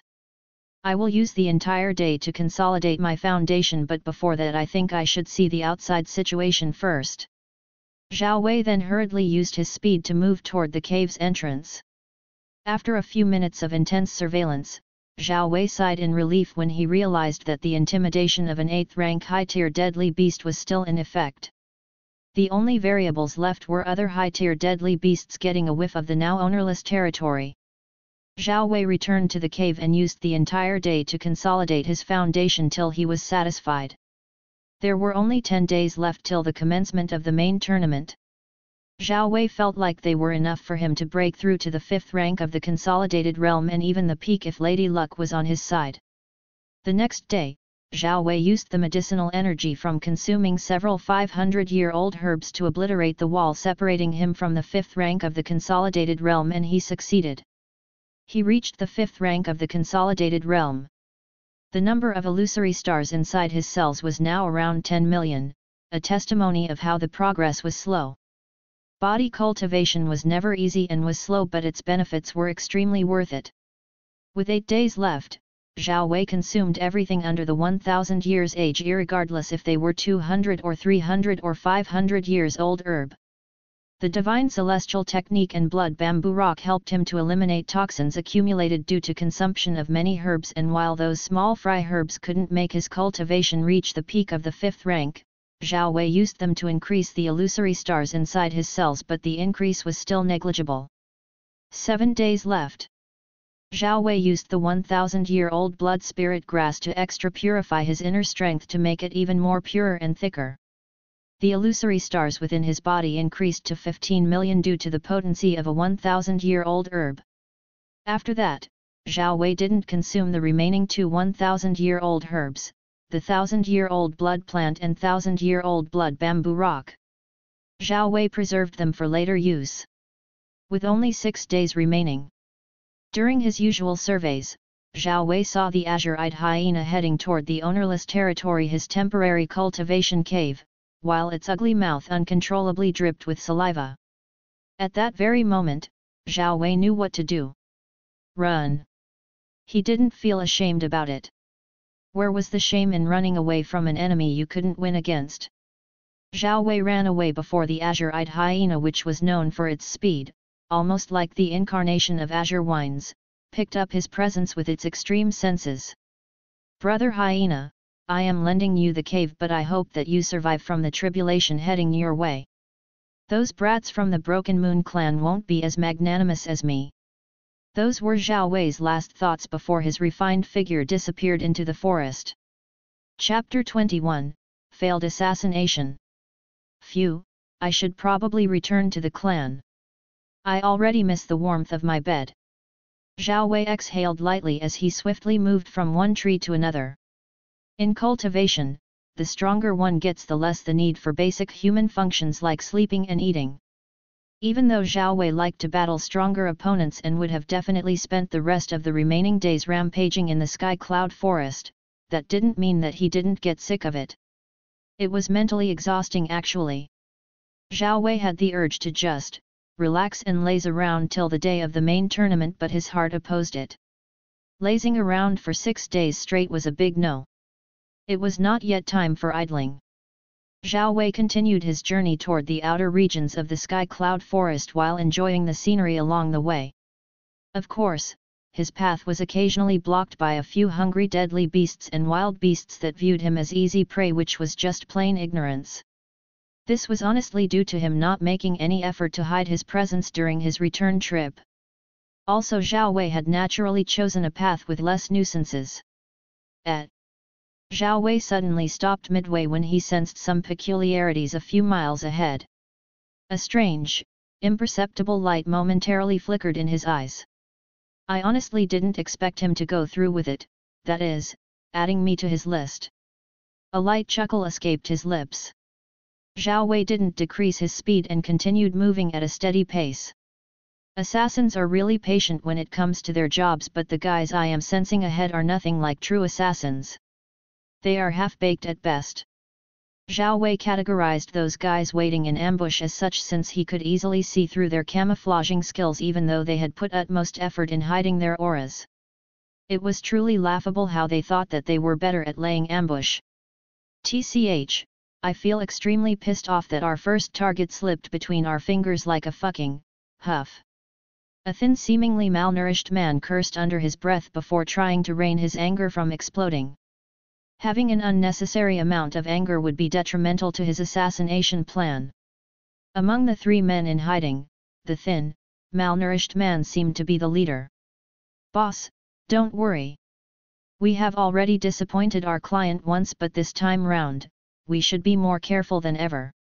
One of the underlings who had a deep scar that ran across his face spoke with determination. Subtle killing intent oozed off his eyes to affirm his words. "We can't afford to fail. We will cleanly finish this one, boss. I promise not to be careless like the other assassination attempt." The other underling licked his dagger in a threatening manner. "We are lucky that the term stated by the client in the contract was just the death of one of the targets in case of a mishap happening." The thin, malnourished man's face hardened into a serious expression. "But even that still won't remove the stain already smeared on our assassination profession." Boss, the goon with a deep scar was just about to start speaking, but the leader cut him off by putting his index finger on his mouth. "I have spotted our target heading this way. Into position. No mistakes this time round, or else one of our heads gets to roll on the ground," the leader coldly warned with a deadly expression on his thin face. All of them then hid themselves carefully, making sure to take strategic positions that would enable them to corner the opponent with no way of escaping. Their pride couldn't be ragdolled for a second time. One fifth-rank martial artist, presumably the leader, and the two peak fourth rankers. Zhao Wei put on a fake relaxed facade on his face as he innocently directly moved toward the enemy's trap. His facial expression showed cluelessness, unaware of the dangers directed toward his dear life. The moment Zhao Wei's feet landed within the striking radius of the hiding wannabe assassins, the three men instantly sprang from hiding and tightly closed off his escaping routes. As if they could contain him to begin with. "Little bastard, we are extremely pissed off at the moment. Why don't you make it easier for us by directly killing yourself?" The assassin that liked licking his dagger said in a condescending tone whilst his killing intent was hitting the top of the roof. He was prepared to strike at any given moment. The leader brandished a sharp curved blade on his hand. Seeing these assassins being so cute, Zhao Wei decided to engage them in a little bit of conversation. "I wonder what I have done to warrant such misplaced hostility," Zhao Wei calmly started speaking while sweeping his eyes across the supposed assassins. "There's no need for you to know," the leader retorted in a cold, emotionless tone. Zhao Wei then raised his hands in a panicky manner. His cowardly actions unconsciously made the three assassins revel in his despair. "Be before I die. Did you happen to encounter a boy of the same age as me from the Zhao clan and he uses a bow?" Zhao Wei's knees were literally knocking against each other as if at any given time, they would easily give out. Even his heartbeat rate had increased. His little theatrical performance was really worthy of an international-level acting award. "Kill." The goon with a deep scar on his face was immediately triggered by Zhao Wei's words as he hurled himself towards him with a short sword in his hand. The other one also followed suit with unbridled anger written on his face. Zhao Wei seemed to have accelerated his own death sentence by blatantly mentioning one of their recent sore spots that had yet to heal. He must have successfully escaped then. Nothing surprising from a protagonist. Just look at those terrifying faces that they are currently showing. Zhao Wei thought, the cold expression on his face a complete 180 of his previous cowardly one. This sudden change was immediately captured by the leader, who immediately felt an unprecedented feeling of uneasiness drilling into his heart. And when Zhao Wei slapped Scarface's head into a gross watermelon mess, his survival instincts kicked in. Assassination was an extremely dangerous profession where one was closer to death at any moment. The same way they could easily reap lives, their lives could also be snuffed out like candle lights. Their target was supposed to be a peak third ranker with the strength of a quasi-martial artist according to the intel provided by the client. But what he was seeing at the moment wasn't what he had expected. Their target was a true fourth-rank martial artist with unbelievable strength, capable of bursting the head of a peak fourth rank like a balloon. Flawlessly and effortlessly. He was a peak fifth-rank martial artist, but the best he could do was easily suppress and overwhelm those of the beginner fifth rank and peak fourth rank. Bursting their heads with only physical strength, that he couldn't do. Never even in his wildest dreams. And when he witnessed that even a mid-tier weapon couldn't cause as much of a scratch on the target's seemingly smooth skin, followed by the violent crushing of his underling's neck by the use of only a neck chop. Dangerous. Extremely dangerous. Abort mission. I will die here if I stay any longer. Fuck, even though I have some confidence of taking him on, I trust my natural instincts as an assassin way more. The assassin leader accessed the Speed Force ASAP, tapped into it, and took off as an illusory red lightning of death loomed over his running figure. The assassin leader felt that he would really die if he stayed there any longer. He had never felt this afraid in his entire life. He saw the incarnation of the living hell. The target seemed better at reaping lives than even him, a supposed seasoned assassin. This was a complete disgrace to his profession's CV. A derisive smile formed on Zhao Wei's face as he took out his bow and aimed a non-poison arrow at the fleeing assassin. He aimed at his Achilles tendon specifically. This one shot was intended to completely incapacitate his prey. Swoosh! 10 miles from where he was standing, a scream of unadulterated pain reverberated all over heaven and earth. Zhao Wei then hurriedly followed. It didn't take long before he faced an extremely distraught man crawling like a pitiful worm on the ground. And when he saw Zhao Wei, his eyes widened in boundless fear as his thin malnourished body instinctively shivered uncontrollably. Truly laughable that you thought you could escape from me. Zhao Wei's head keeled over as a burst of laughter, full of derision, escaped his mouth. In the assassin leader's ears, Zhao Wei's laughter only brought him nightmarish visions of his impending death as he amped his sad attempts at crawling away from the devil incarnate. Haha, still trying to escape despite your crippled state. When did the Monkey King ever escape the Buddha's grasp? Even after leaping to the end of universe, he was still oblivious to the fact that he was still within the Buddha's palm. Zhao Wei slowly narrated while calmly following the crawling mess of despair. Please. Please, forgive me. I have a family that's useless without me. They would have no one to depend on. The assassin leader pleaded vehemently in a way that could even evoke emotions in someone known to be extremely cold. Uncontrollable torrential tears immediately started falling from his eyes when he sensed Zhao Wei's shadow looming above his head. Please, I beg you. I will tell you who sent me to kill you. It was a Zhao clan elder called Zhao Tianjian. Zhao Wei scoffed before yanking the assassin leader's head so that his scrawny face was facing upwards. Zhao Wei squatted to his level while his face mirrored an I don't give a shit attitude. Do I look like I fucking care? Do you realize how fucked you are? Zhao Wei abruptly released his head from his hold before resuming his original posture.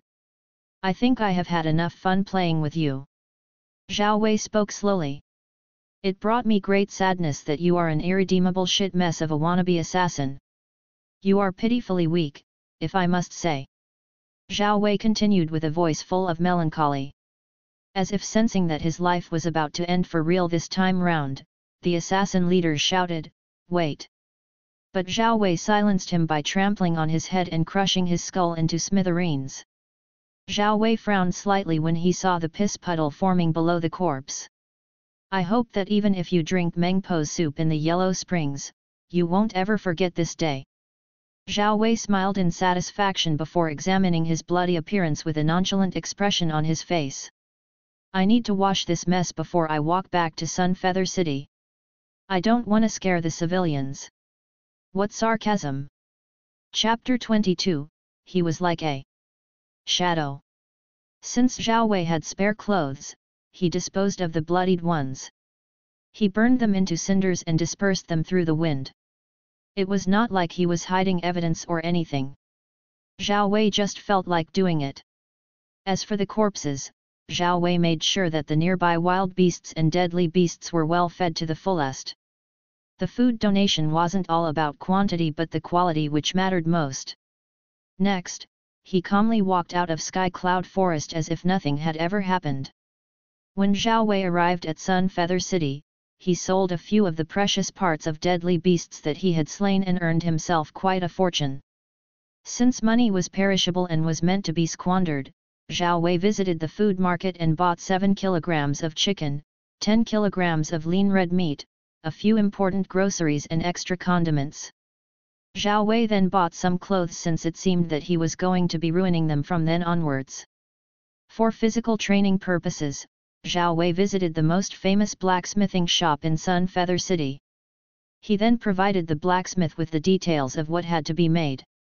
Zhao Wei knew that his speed was more than excellent but he felt that his body strength hadn't been fully exerted and utilized.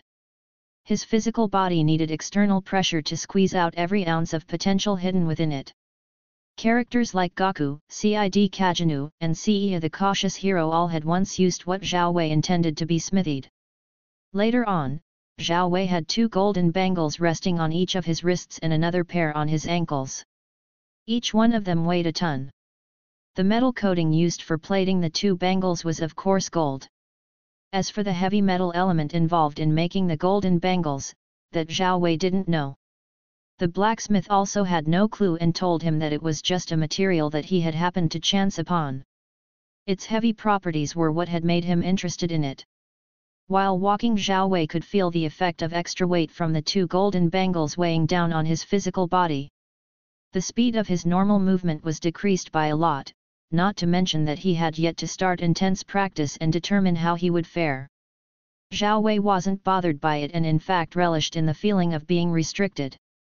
Chained. Inhibited. But was there a better feeling than breaking the restrictions imposed upon you? By the time Zhao Wei finally returned to the Zhao clan, the light of the day had already vanished to be replaced by the silvery hues of the bright moon. The day had been very tedious and marred by necessary slaughter. After carefully preserving the food he had bought, Zhao Wei decided to rest that night just like planned. But still that didn't mean that he had forgotten about the attempted assassination on his life. Those who sought to claim his life or erase his existence would never have a good end. His death note wasn't for show and once a person was recorded in it, Zhao Wei was definitely going to be their personal Grim Reaper. Those who seek to kill others should also be prepared to be killed at any moment. Zhao Tianjian's life wasn't his anymore but Zhao Wei's to casually reap at any time he pleased. The following day, Zhao Wei woke up rejuvenated and in high spirits. His mental faculties were in top condition and his body brimming with excess energy that needed to be released through vigorous training. Only 4 days remaining with the present day already crossed off the list. Zhao Wei cast his sharp gaze at the vibrant orange skies. Haha, this reminds of the countdown I had to see every day while preparing for the college entrance exams. He then chuckled with a reminiscing look in his dark eyes. Retracting his gaze from the sky, Zhao Wei touched his chin while assuming a serious expression on his face. After a few seconds, he started nodding to himself. A terrifying killing intent momentarily erupted from his eyes before returning to normal. Assassination it is. Zhao Tianjian, I have already arrived at my final verdict. Tonight will be your last day on Earth. I hope you enjoy the last moments of your life to the fullest before I send your green ass to the underworld. What better humiliating way to slay your enemy than the method they used to try to kill you with? Putting aside matters concerning his death-bound enemy, Zhao Wei started practicing his fist technique, tyrant fists, and after a few minutes, he thought that it was too bland. Since I have already understood the essence of illusory missteps and some aspects of illusion, what if I combine tyrant fists with it? Zhao Wei smiled to himself and then closed his eyes to visualize the form and effect he wanted. Shwa! When Zhao Wei swung his fists rapidly, they were full of unpredictability and mystery. His right fist gave the illusion that it was going to the left when in reality it was heading to the right. Zhao Wei knew that this new way of using fists only played a little bit of mind games on the opponent and it wasn't that powerful. Someone with good instincts and a lucid mind can easily identify the differences, but that was only after thinking fast and carefully. And was Zhao Wei going to give them the time to think? No. Under the weight restraints strapped on his arms and legs, Zhao Wei felt a sudden warmness circulate all over his body as hot sweat trickled down his upper torso. His muscles became sore only to return to peak condition the next moment due to the sudden warmness circulating inside his body. Zhao Wei attributed the warmness to the medicinal remnants still inside his body. This cycle of training continued until the afternoon sun stood above his head, and it was only then that Zhao Wei decided to take a break. He decided to cook something for himself. It didn't take long before he had a cooking pan set over a fire. Thick slices of oily lean red meat could be seen sizzling on the pan. Cooking never ceases to intrigue me. I enjoy it. It soothes my mind and brings me a sense of liberation. Zhao Wei happily talked to himself as he flipped the thick slices of fried meat over the pan. Zhao Wei came to cherish cooking his meals. It has become a hobby of sorts. Picking up the condiments with his hand, Zhao Wei then skillfully spread them over the frying meat by rubbing his thumb against his other fingers. A few moments later. Parfait! Zhao Wei could be seen lying comfortably under a shade with a satiated expression on his face. In his hand, he held a wooden toothpick as he relaxedly removed the little pieces of meat stuck between his teeth.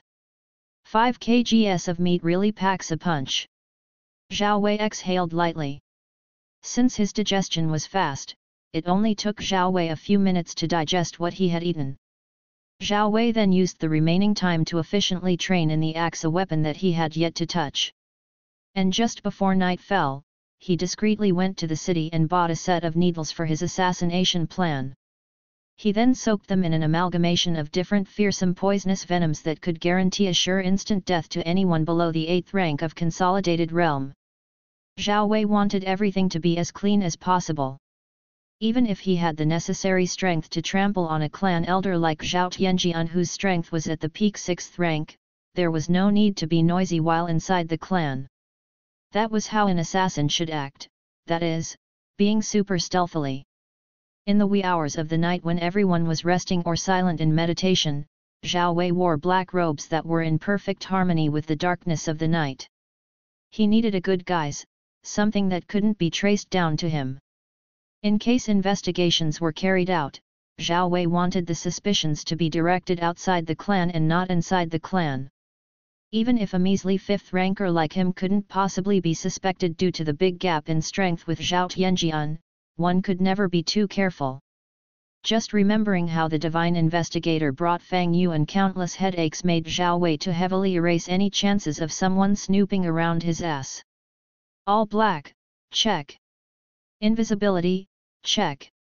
He had enough inner energy to stay invisible for the time he had given himself to get the job done. Zhao Wei already knew where Zhao Tianjian's place of residence was. Despite the tight security inside the inner regions of the clan, Zhao Wei easily and soundlessly evaded the security guards. The pitch-black darkness didn't bar his vision and only made his covert operation more smooth. Zhao Wei used his discerning eyes to look for traps or anything of sort in Zhao Tianjian's residence. And only after making sure everything was fine, did he finally move. Through his X-ray vision, Zhao Wei saw Zhao Tianjian sitting cross-legged and possibly cultivating.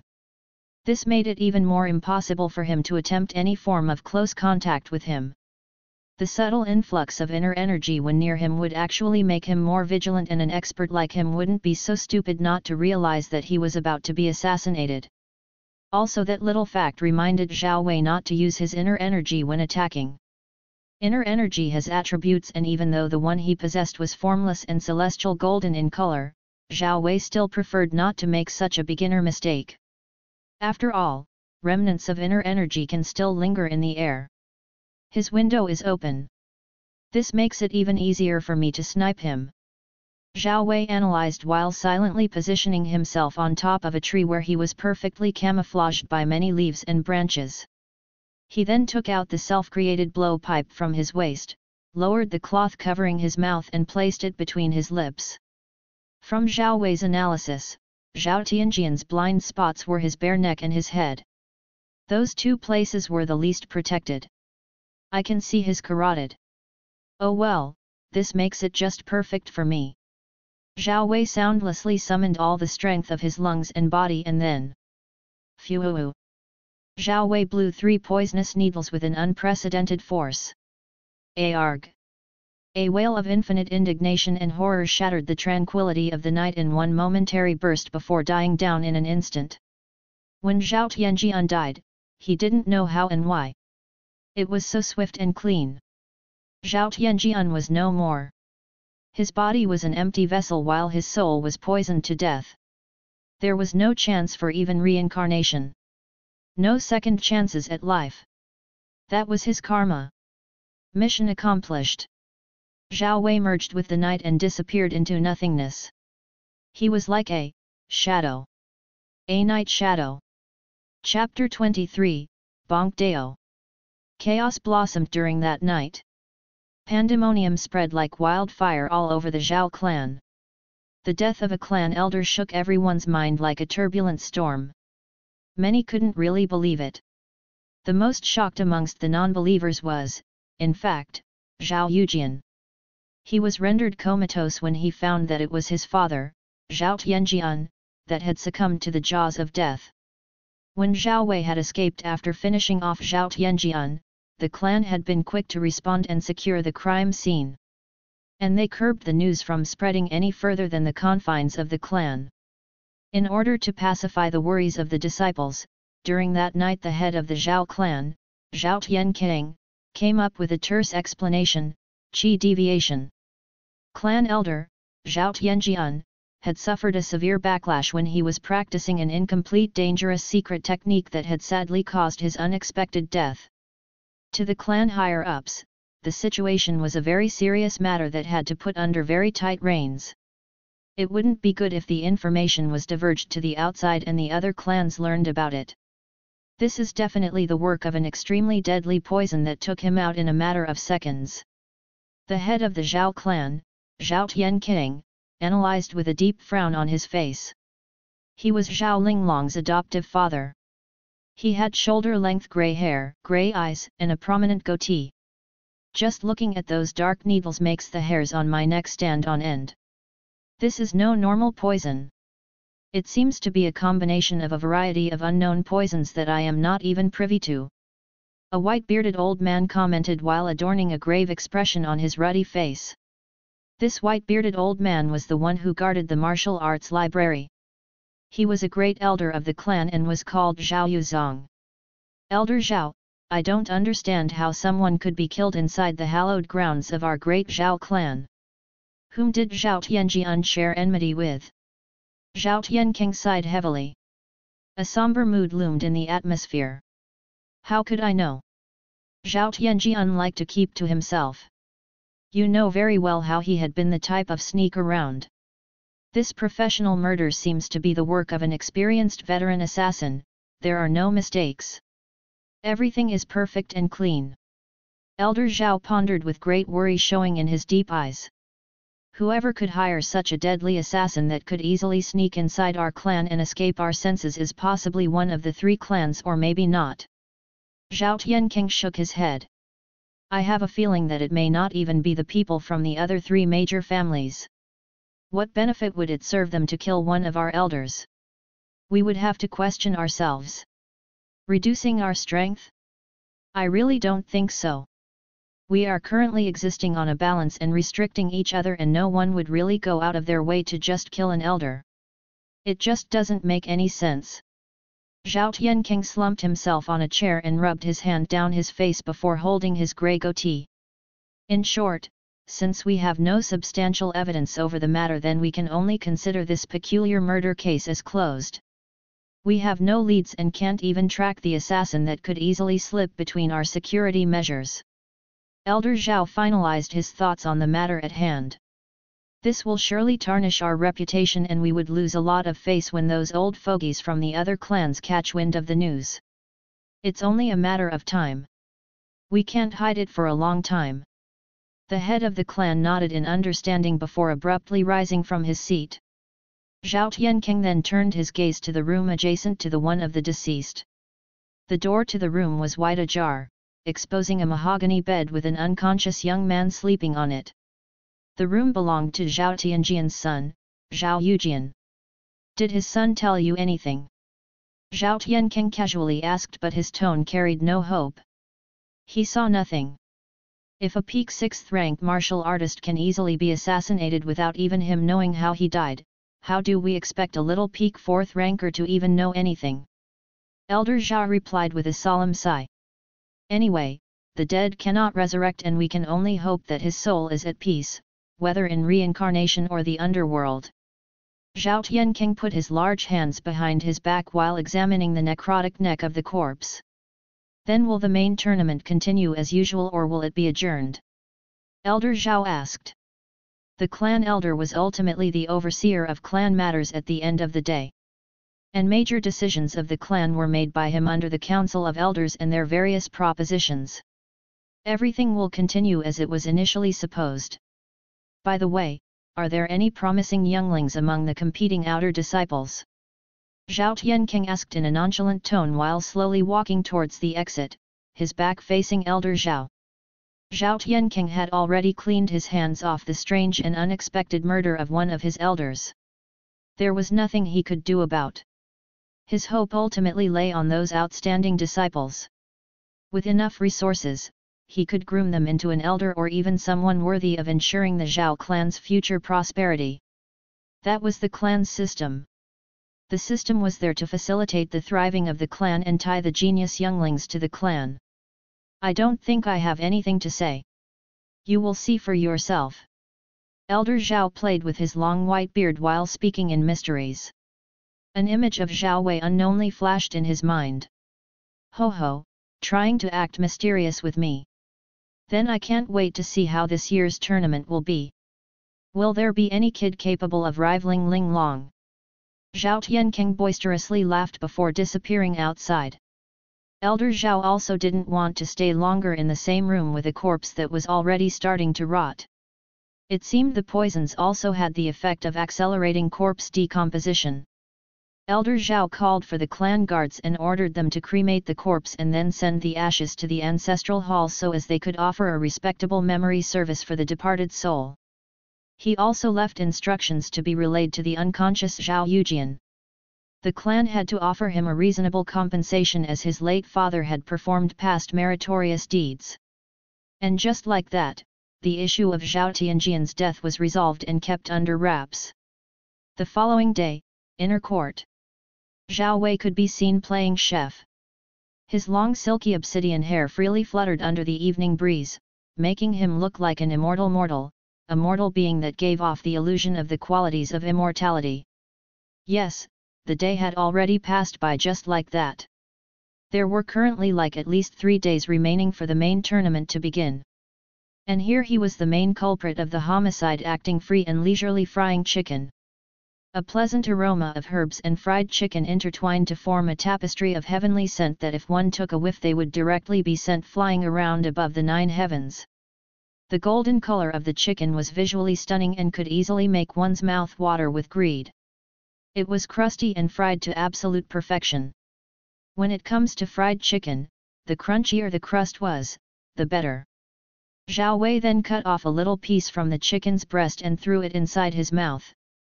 Chef's kiss. It's good that the murder case ended just like that.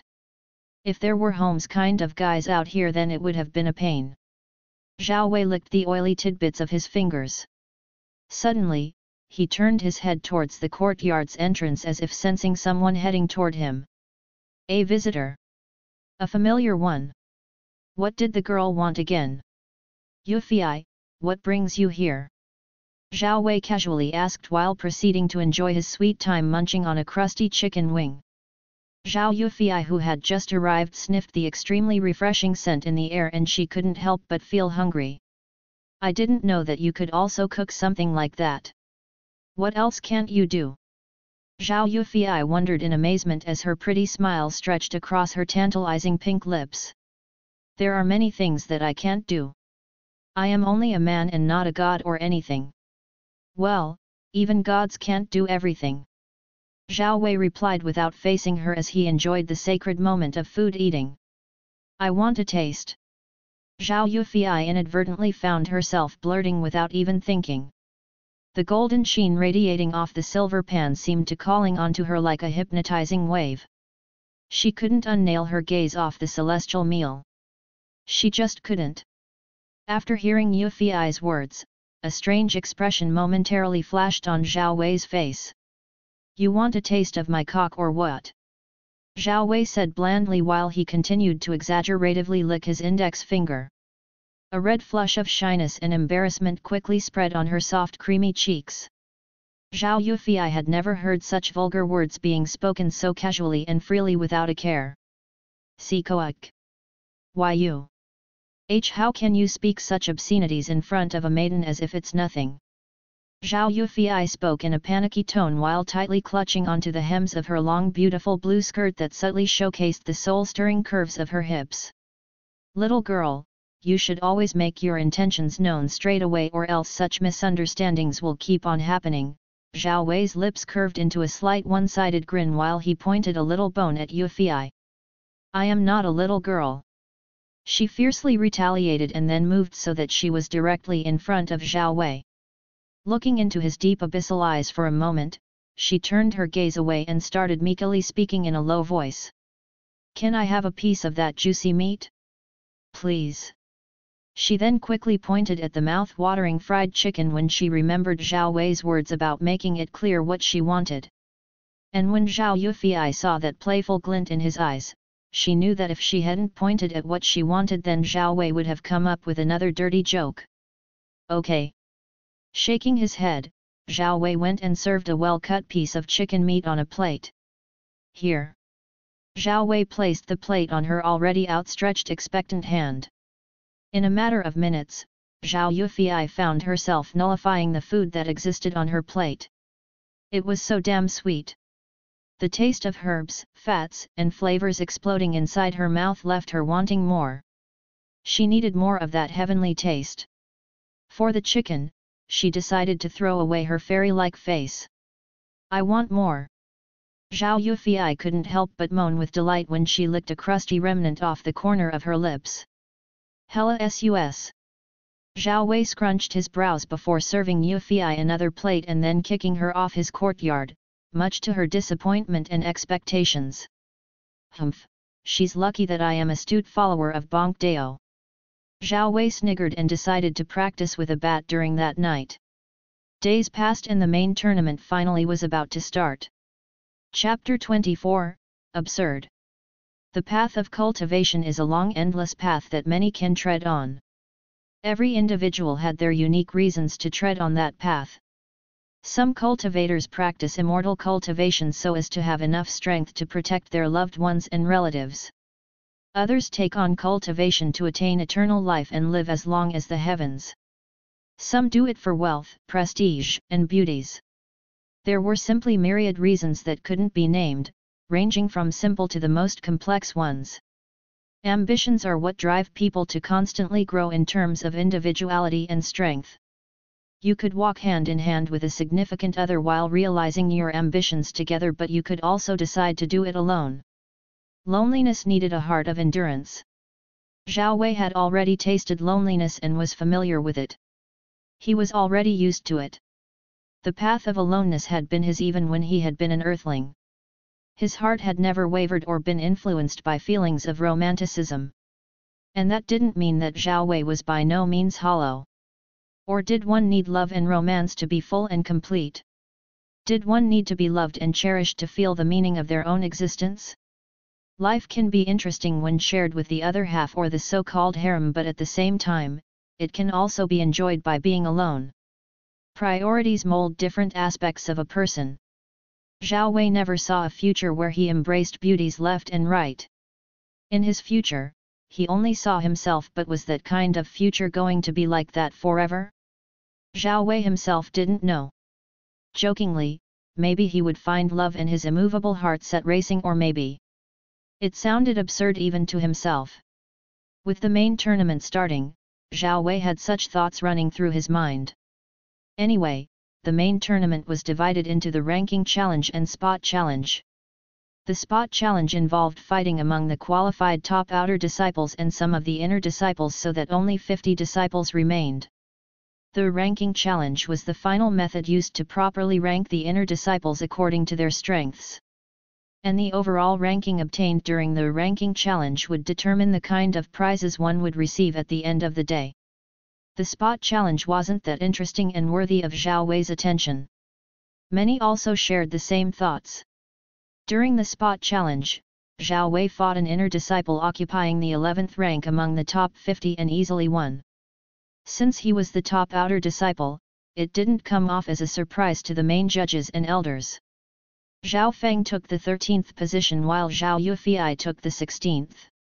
When Zhao Wei analyzed Zhao Feng, he found that he was in the peak 4th rank of Consolidated Realm, unlike during Canon where he had 5th rank cultivation base. Also Zhao Yufei, even with her unawakened ancient bloodline of the spiritual race, was in the peak 4th rank. In the cultivation world, there was always no need to show everything about yourself to the whole world to see. A high progression rate in the cultivation base when you were initially trash would always bring you unnecessary scrutiny from busybodies. To make it more simple, it would always be better to show other people what they want to see while hiding yourself pretty well. Zhao Wei hid his real cultivation and on the surface, showed an acceptable rate of progress, peak 4th rank. His strength was still terrifying even when under restrictions of the weighty bangles. The ranking tournament will now begin. The judge announced after the spot challenges were finished. Since the ranking challenge phase 2 was all about prizes, the rewards were naturally going to be different across all the ranks. The rewards received by the top 3 were inevitably going to be better than the top 10 and top 20.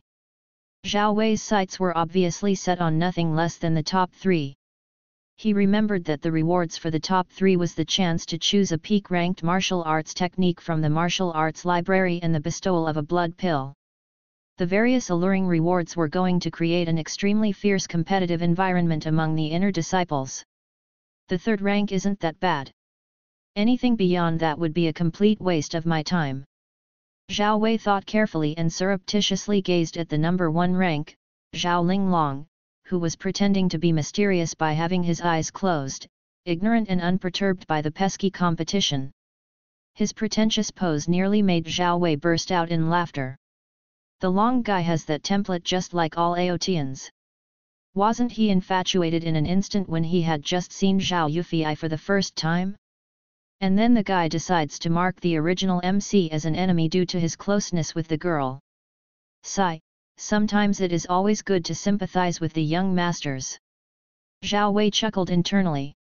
The judge then started to clearly explain the rules of the ranking challenge. The rules were pretty simple. Everyone had only 3 chances of challenging others. If you lose when you challenge someone, then that would leave you with 2 chances, and if you win, then the 3 chances would still remain unaffected. If for example you were ranked at the 50th position and you challenge the inner disciple at 40th rank and also win, you would naturally take their position. Even if those ranked higher challenged those of the lower rank and won, there wouldn't be anything to be gained. By the time the judge had finished his brief explanation, every participating disciple now had a clear picture of the tournament. Going forward, the challenges began being issued from the bottom rank going up. Zhao Wei slept through that period and only opened one eye when it reached the top 20. Even though it was still worth nothing in his eyes, Zhao Wei still silently watched the various skills displayed by those disciples. All the inner disciples in the top 20 had at least quasi-martial artist strength. Zhao Yufei challenged someone in the 6th seat and won, but she couldn't help sneaking glances at a certain youth who seemed to be half asleep. Zhao Yufei wondered who he was going to challenge. She couldn't help but get curious since up until now, he had never shown his full fighting capabilities. He would always joke around. He was like a maze, and Zhao Yufei sadly didn't realize that such an enigmatic maze can't be easily cleared. No, she could never. Zhao Wei felt a gaze burning holes into his face, and he didn't even need to turn his head to know whom it belonged to. He pretended to be oblivious, not giving them any of his attention. And when it was Zhao Feng's turn. Pass. He passed his chance while casting competitive glances toward Zhao Wei and the top 3 seats. His decision surprised many, but it wasn't against the rules to pass up your chances. Not surprised, Zhao Wei thought as he patiently waited for his turn. The guy in the 12th position was a peak 3rd ranker, but he could put up a proper fight against a 4th rank martial artist. He used a saber as his attack weapon while fighting against the challenged opponent holding the 9th position. His attacks were filled with savagery and ferocity, perfectly conveying the essence of a saber, which ultimately overwhelmed his helpless opponent who had just entered the 4th rank. The ranking was once again refreshed. I am learning new things over the course of this competition. That's good. Zhao Wei mused as he kept on replaying the images of various fights that had already happened inside his head. Next, Zhao Wei. The judge called out to him, seeing that he seemed rather distracted. Oh, Zhao Wei jolted from his seat and slowly started looking around. Everyone sighed in relief when they realized he wasn't going to give up the chance like Zhao Feng. There was a pin-drop silence. Everyone waited in anticipation to see who the supposed undisputed top outer disciple was going to choose. His deep gaze started trailing from the 10th position holder, who immediately directed his eyes away as if Zhao Wei's eyes could petrify one's soul. The saber wielder, despite his wild nature, also cowered. 8th, 7th, 6th, 5th. All the disciples holding those positions respectively totally avoided Zhao Wei's predatory gaze like a plague. This truly amused Zhao Wei. Was I that bad? When did I start eating people? Why cower when I haven't even done anything? The 4th rank, Zhao Qin, met his gaze in defiance, as if secretly urging him on to give it a shot, and she wasn't afraid like the others. Zhao Qin's cultivation base was at the peak 4th rank of the consolidated realm, just like Zhao Wei. So there was really no reason to fear him. Or so she thought. Zhao Wei's gaze passed her, much to her secret relief. Zhao Qin had a subconscious understanding that even though she could fight Zhao Wei, winning against him would be a different story entirely. An opponent that hides their trump cards and true strength so confidently wasn't someone that Zhao Qin wished to cross paths with. Who is he going to choose among the top 3? A spectating elder spoke impatiently. Isn't he biting more than he can chew? The top 3 are all elites with 5th rank and above strength. They can easily rival those of the same realm. Another higher-up interjected. Winning against other outer disciples seemed to have made him arrogant and conceited. The outstanding elites like Zhao Linglong and Zhao Qi are rare geniuses that can easily beat him with one move. An elder with a green hat on his head said harshly while casting a gloating look at Zhao Wei with his rat eyes. I beg to differ. There's something different about this disciple. Just look at his form very closely. If you look at him very vaguely, then you won't know how terrifying he is. Even for someone like me who has a higher cultivation than him, can't really find any openings in his stance. The white-bearded great elder, Elder Zhao, who was also the main judge, shook his head lightly while caressing his beard. His eyes shone with profundity when he said those words, much to the shock of the elders present. Even the head of the clan, Zhao Tianqing, had his interest piqued. You seem pretty confident in that disciple, but I still think my Zhao Linglong can't easily lose to anyone in the inner court. You will see for yourselves. Zhao Tianqing laughed with pride, showing his full confidence in his adoptive son. Now let's see who the young cub is going to pick. Without speaking, Zhao Wei pointed at the third seat where Zhao Yujian's cousin or something sat. Wow, he chose Zhao Han! A disciple exclaimed. Zhao Han is a terrifying peak 5th ranker. Doesn't he know that, or is he just bat crazy? Reckless.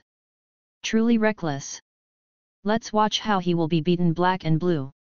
Zhao Han's supporters cast malicious glances toward Zhao Wei, hoping and cursing him to suffer misfortune. As for Zhao Han, the challenged, he felt rather disrespected for being pointed at by a measly finger that ought to be cut clean from its owner. Thick black lines appeared on his temples as a chilling surge of icy inner energy erupted from him like a blizzard. You punk! Let's see how I break that finger of yours and then feed it to the dogs. Zhao Han bellowed furiously like a mad bull before jumping onto the stage. His cold inner strength was threatening dropping the temperature around the fighting arena. Zhao Wei used his pinky finger to pick at his ear with a bored expression on his face. He looked completely unbothered by Zhao Han's intimidation. Zhao Wei then feigned a fake sneeze, much to the surprise of everyone. I honestly didn't think that the barks of a hairy mutt like you would bring me an unexpected allergy. Shoo, can't you just bark an infinite distance away from me? Someone in the crowd coughed up blood and fainted. Probably for the sake of Zhao Han. Chapter 25, A Legend Was Born. A dog? This Zhao Wei has a very vicious mouth. An elder in the stands nearly spurted out the tea that he had been drinking. Haha, this method of provocation is simply a breath of fresh air in this tournament. It makes things more lively. Elder Zhao continuously tapped on his thigh while wearing a wide grin on his face. I wonder if his strength lies in his mouth instead of his fists? What kind of confidence does he have then? Just don't disappoint me. Zhao Tiankang's eyes shone with expectation and interest. Elder Zhao seems to have an eye on that particular disciple. I bet he can't be that simple, but to win against Zhao Han isn't going to be easy. As the head of the clan, he naturally wished for more talents to be born in the clan. It didn't matter if this emerging disciple was more talented than others. What mattered was their overall resourcefulness to the Zhao clan. But that didn't mean that someone with superb potential would just be ignored by him. Meanwhile, in the battle arena, Zhao Han was utterly using every ounce of his willpower to curb the volcanic anger inside of him from erupting. As someone with a high standing among inner disciples, Zhao Han wasn't one without his own wits. He knew he was being provoked on purpose. Zhao Han felt an instinctive urge to butcher that hateful, disregardful guy standing across him. The killing intent emanating from him was almost palpable. You surely like to speak shit like a pro, but I wonder if you have the qualifications to back up your words. Zhao Han scoffed with written arrogance all over his face. I see nothing more than a jester in front of me. With an uncaring attitude in his voice, Zhao Wei spoke. What are you trying to get at with your words? Zhao Wei's bored expression was so infuriating that he nearly wanted to rampage, but Zhao Han decided to act with magnanimity at first, since he had unimaginable confidence in himself when it came to dealing with conceited small fries like Zhao Wei. His luck has been off the charts as of recently. Zhao Han's lucky encounter with a mysterious crystal shard during his hunting expedition was the spark that facilitated his explosive growth from the 4th rank to the 5th rank of the consolidated realm. While his realm may have not been special in terms of evaluation, his inner strength was entirely a different matter. His inner strength had a powerful ice attribute, and it was at the peak of the 5th rank, something more outstanding than those of the same level. If needed be, Zhao Han only had to use 1 or 2 moves to obliterate the confidence of a genius 4th ranker. You are of the 4th rank while I am of the 5th rank. The power discrepancy between us is visibly evident from an outside perspective. If I beat you up, it would look as if I am bullying the weak. Zhao Han sniggered while running his gaze across the crowd. To him, it was better to defeat his weaker opponent with a cool ending and impress the crowd, further enhancing his prestige in the clan. Anyway, Zhao Han's main goal has always been to challenge those who sat above him in terms of standing. Zhao Qi and Zhao Linglong were his fierce competitors. It was only by defeating them that he would have all the clan's attention on him. Zhao Han had never taken Zhao Wei seriously even when he had provoked him. After dealing with him, there was another little rat that had to be broken down into pieces. A grudge held by his cousin, Zhao Yujian, had to be enforced by him. But after his uncle mysteriously died, Zhao Han had started having second thoughts if he should bother with a mere outer disciple. It was a complete waste of time and energy. His uncle, Zhao Tianjian, had been the one person that made him even listen to the woes of his cousin. After all, Zhao Tianjian's strength was superior to his and he had been taking care of his orphaned ass since his early childhood. If it were not for those two reasons, he, Zhao Han, wouldn't even have bothered to care about his pathetic cousin who had his ass hooped by a mere side branch family disciple. In this world, full of cruelty and deceit, Zhao Han only cared about himself. Zhao Han is truly a gentleman. The spectating disciples started airing out praises. To care about the weak and their well-being. What a man he is! That annoying newbie inner disciple should just give up his chance before he loses face from his own impulsiveness. Don't you know how to differentiate between stupidity and wisdom? What do you mean? Hehe, that Wei guy is surely stupid without a doubt. Useless banter spread in the spectating section like wildfire, but most of the talk was all about scorning Zhao Wei and amping Zhao Han's reputation.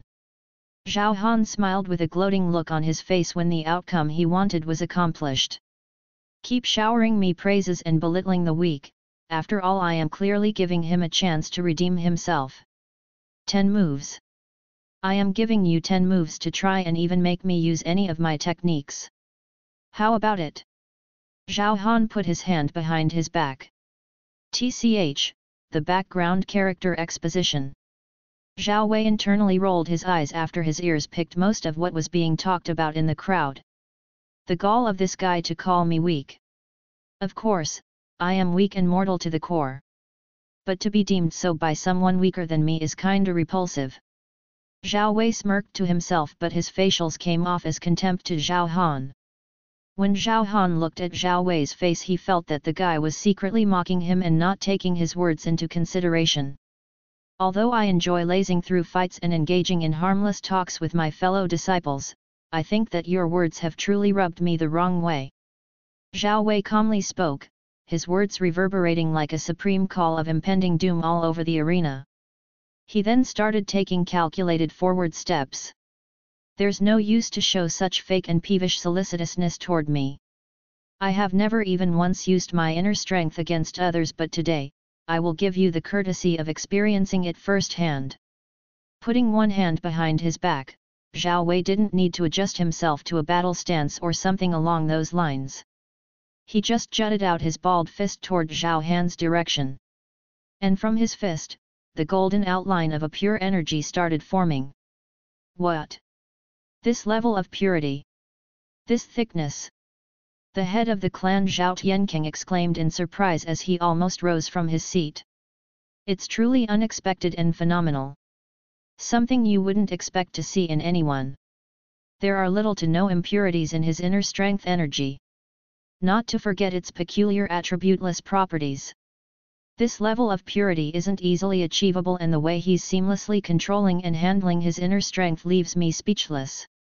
The white-bearded great elder, Elder Zhao, supported the clan head's opinion. Zhao Feng was also shocked for the umpteenth time. He himself could achieve such a feat due to the mystical power of the god's spiritual eye. How could Zhao Wei do it when there was nothing special about his eyes? Zhao Feng for once started glossing over the fact that there might be other eyes like his or something similar out there in the continent. The Azure Flower continent was so vast and filled with innumerable mysteries. Zhao Feng's speculations weren't totally unfounded.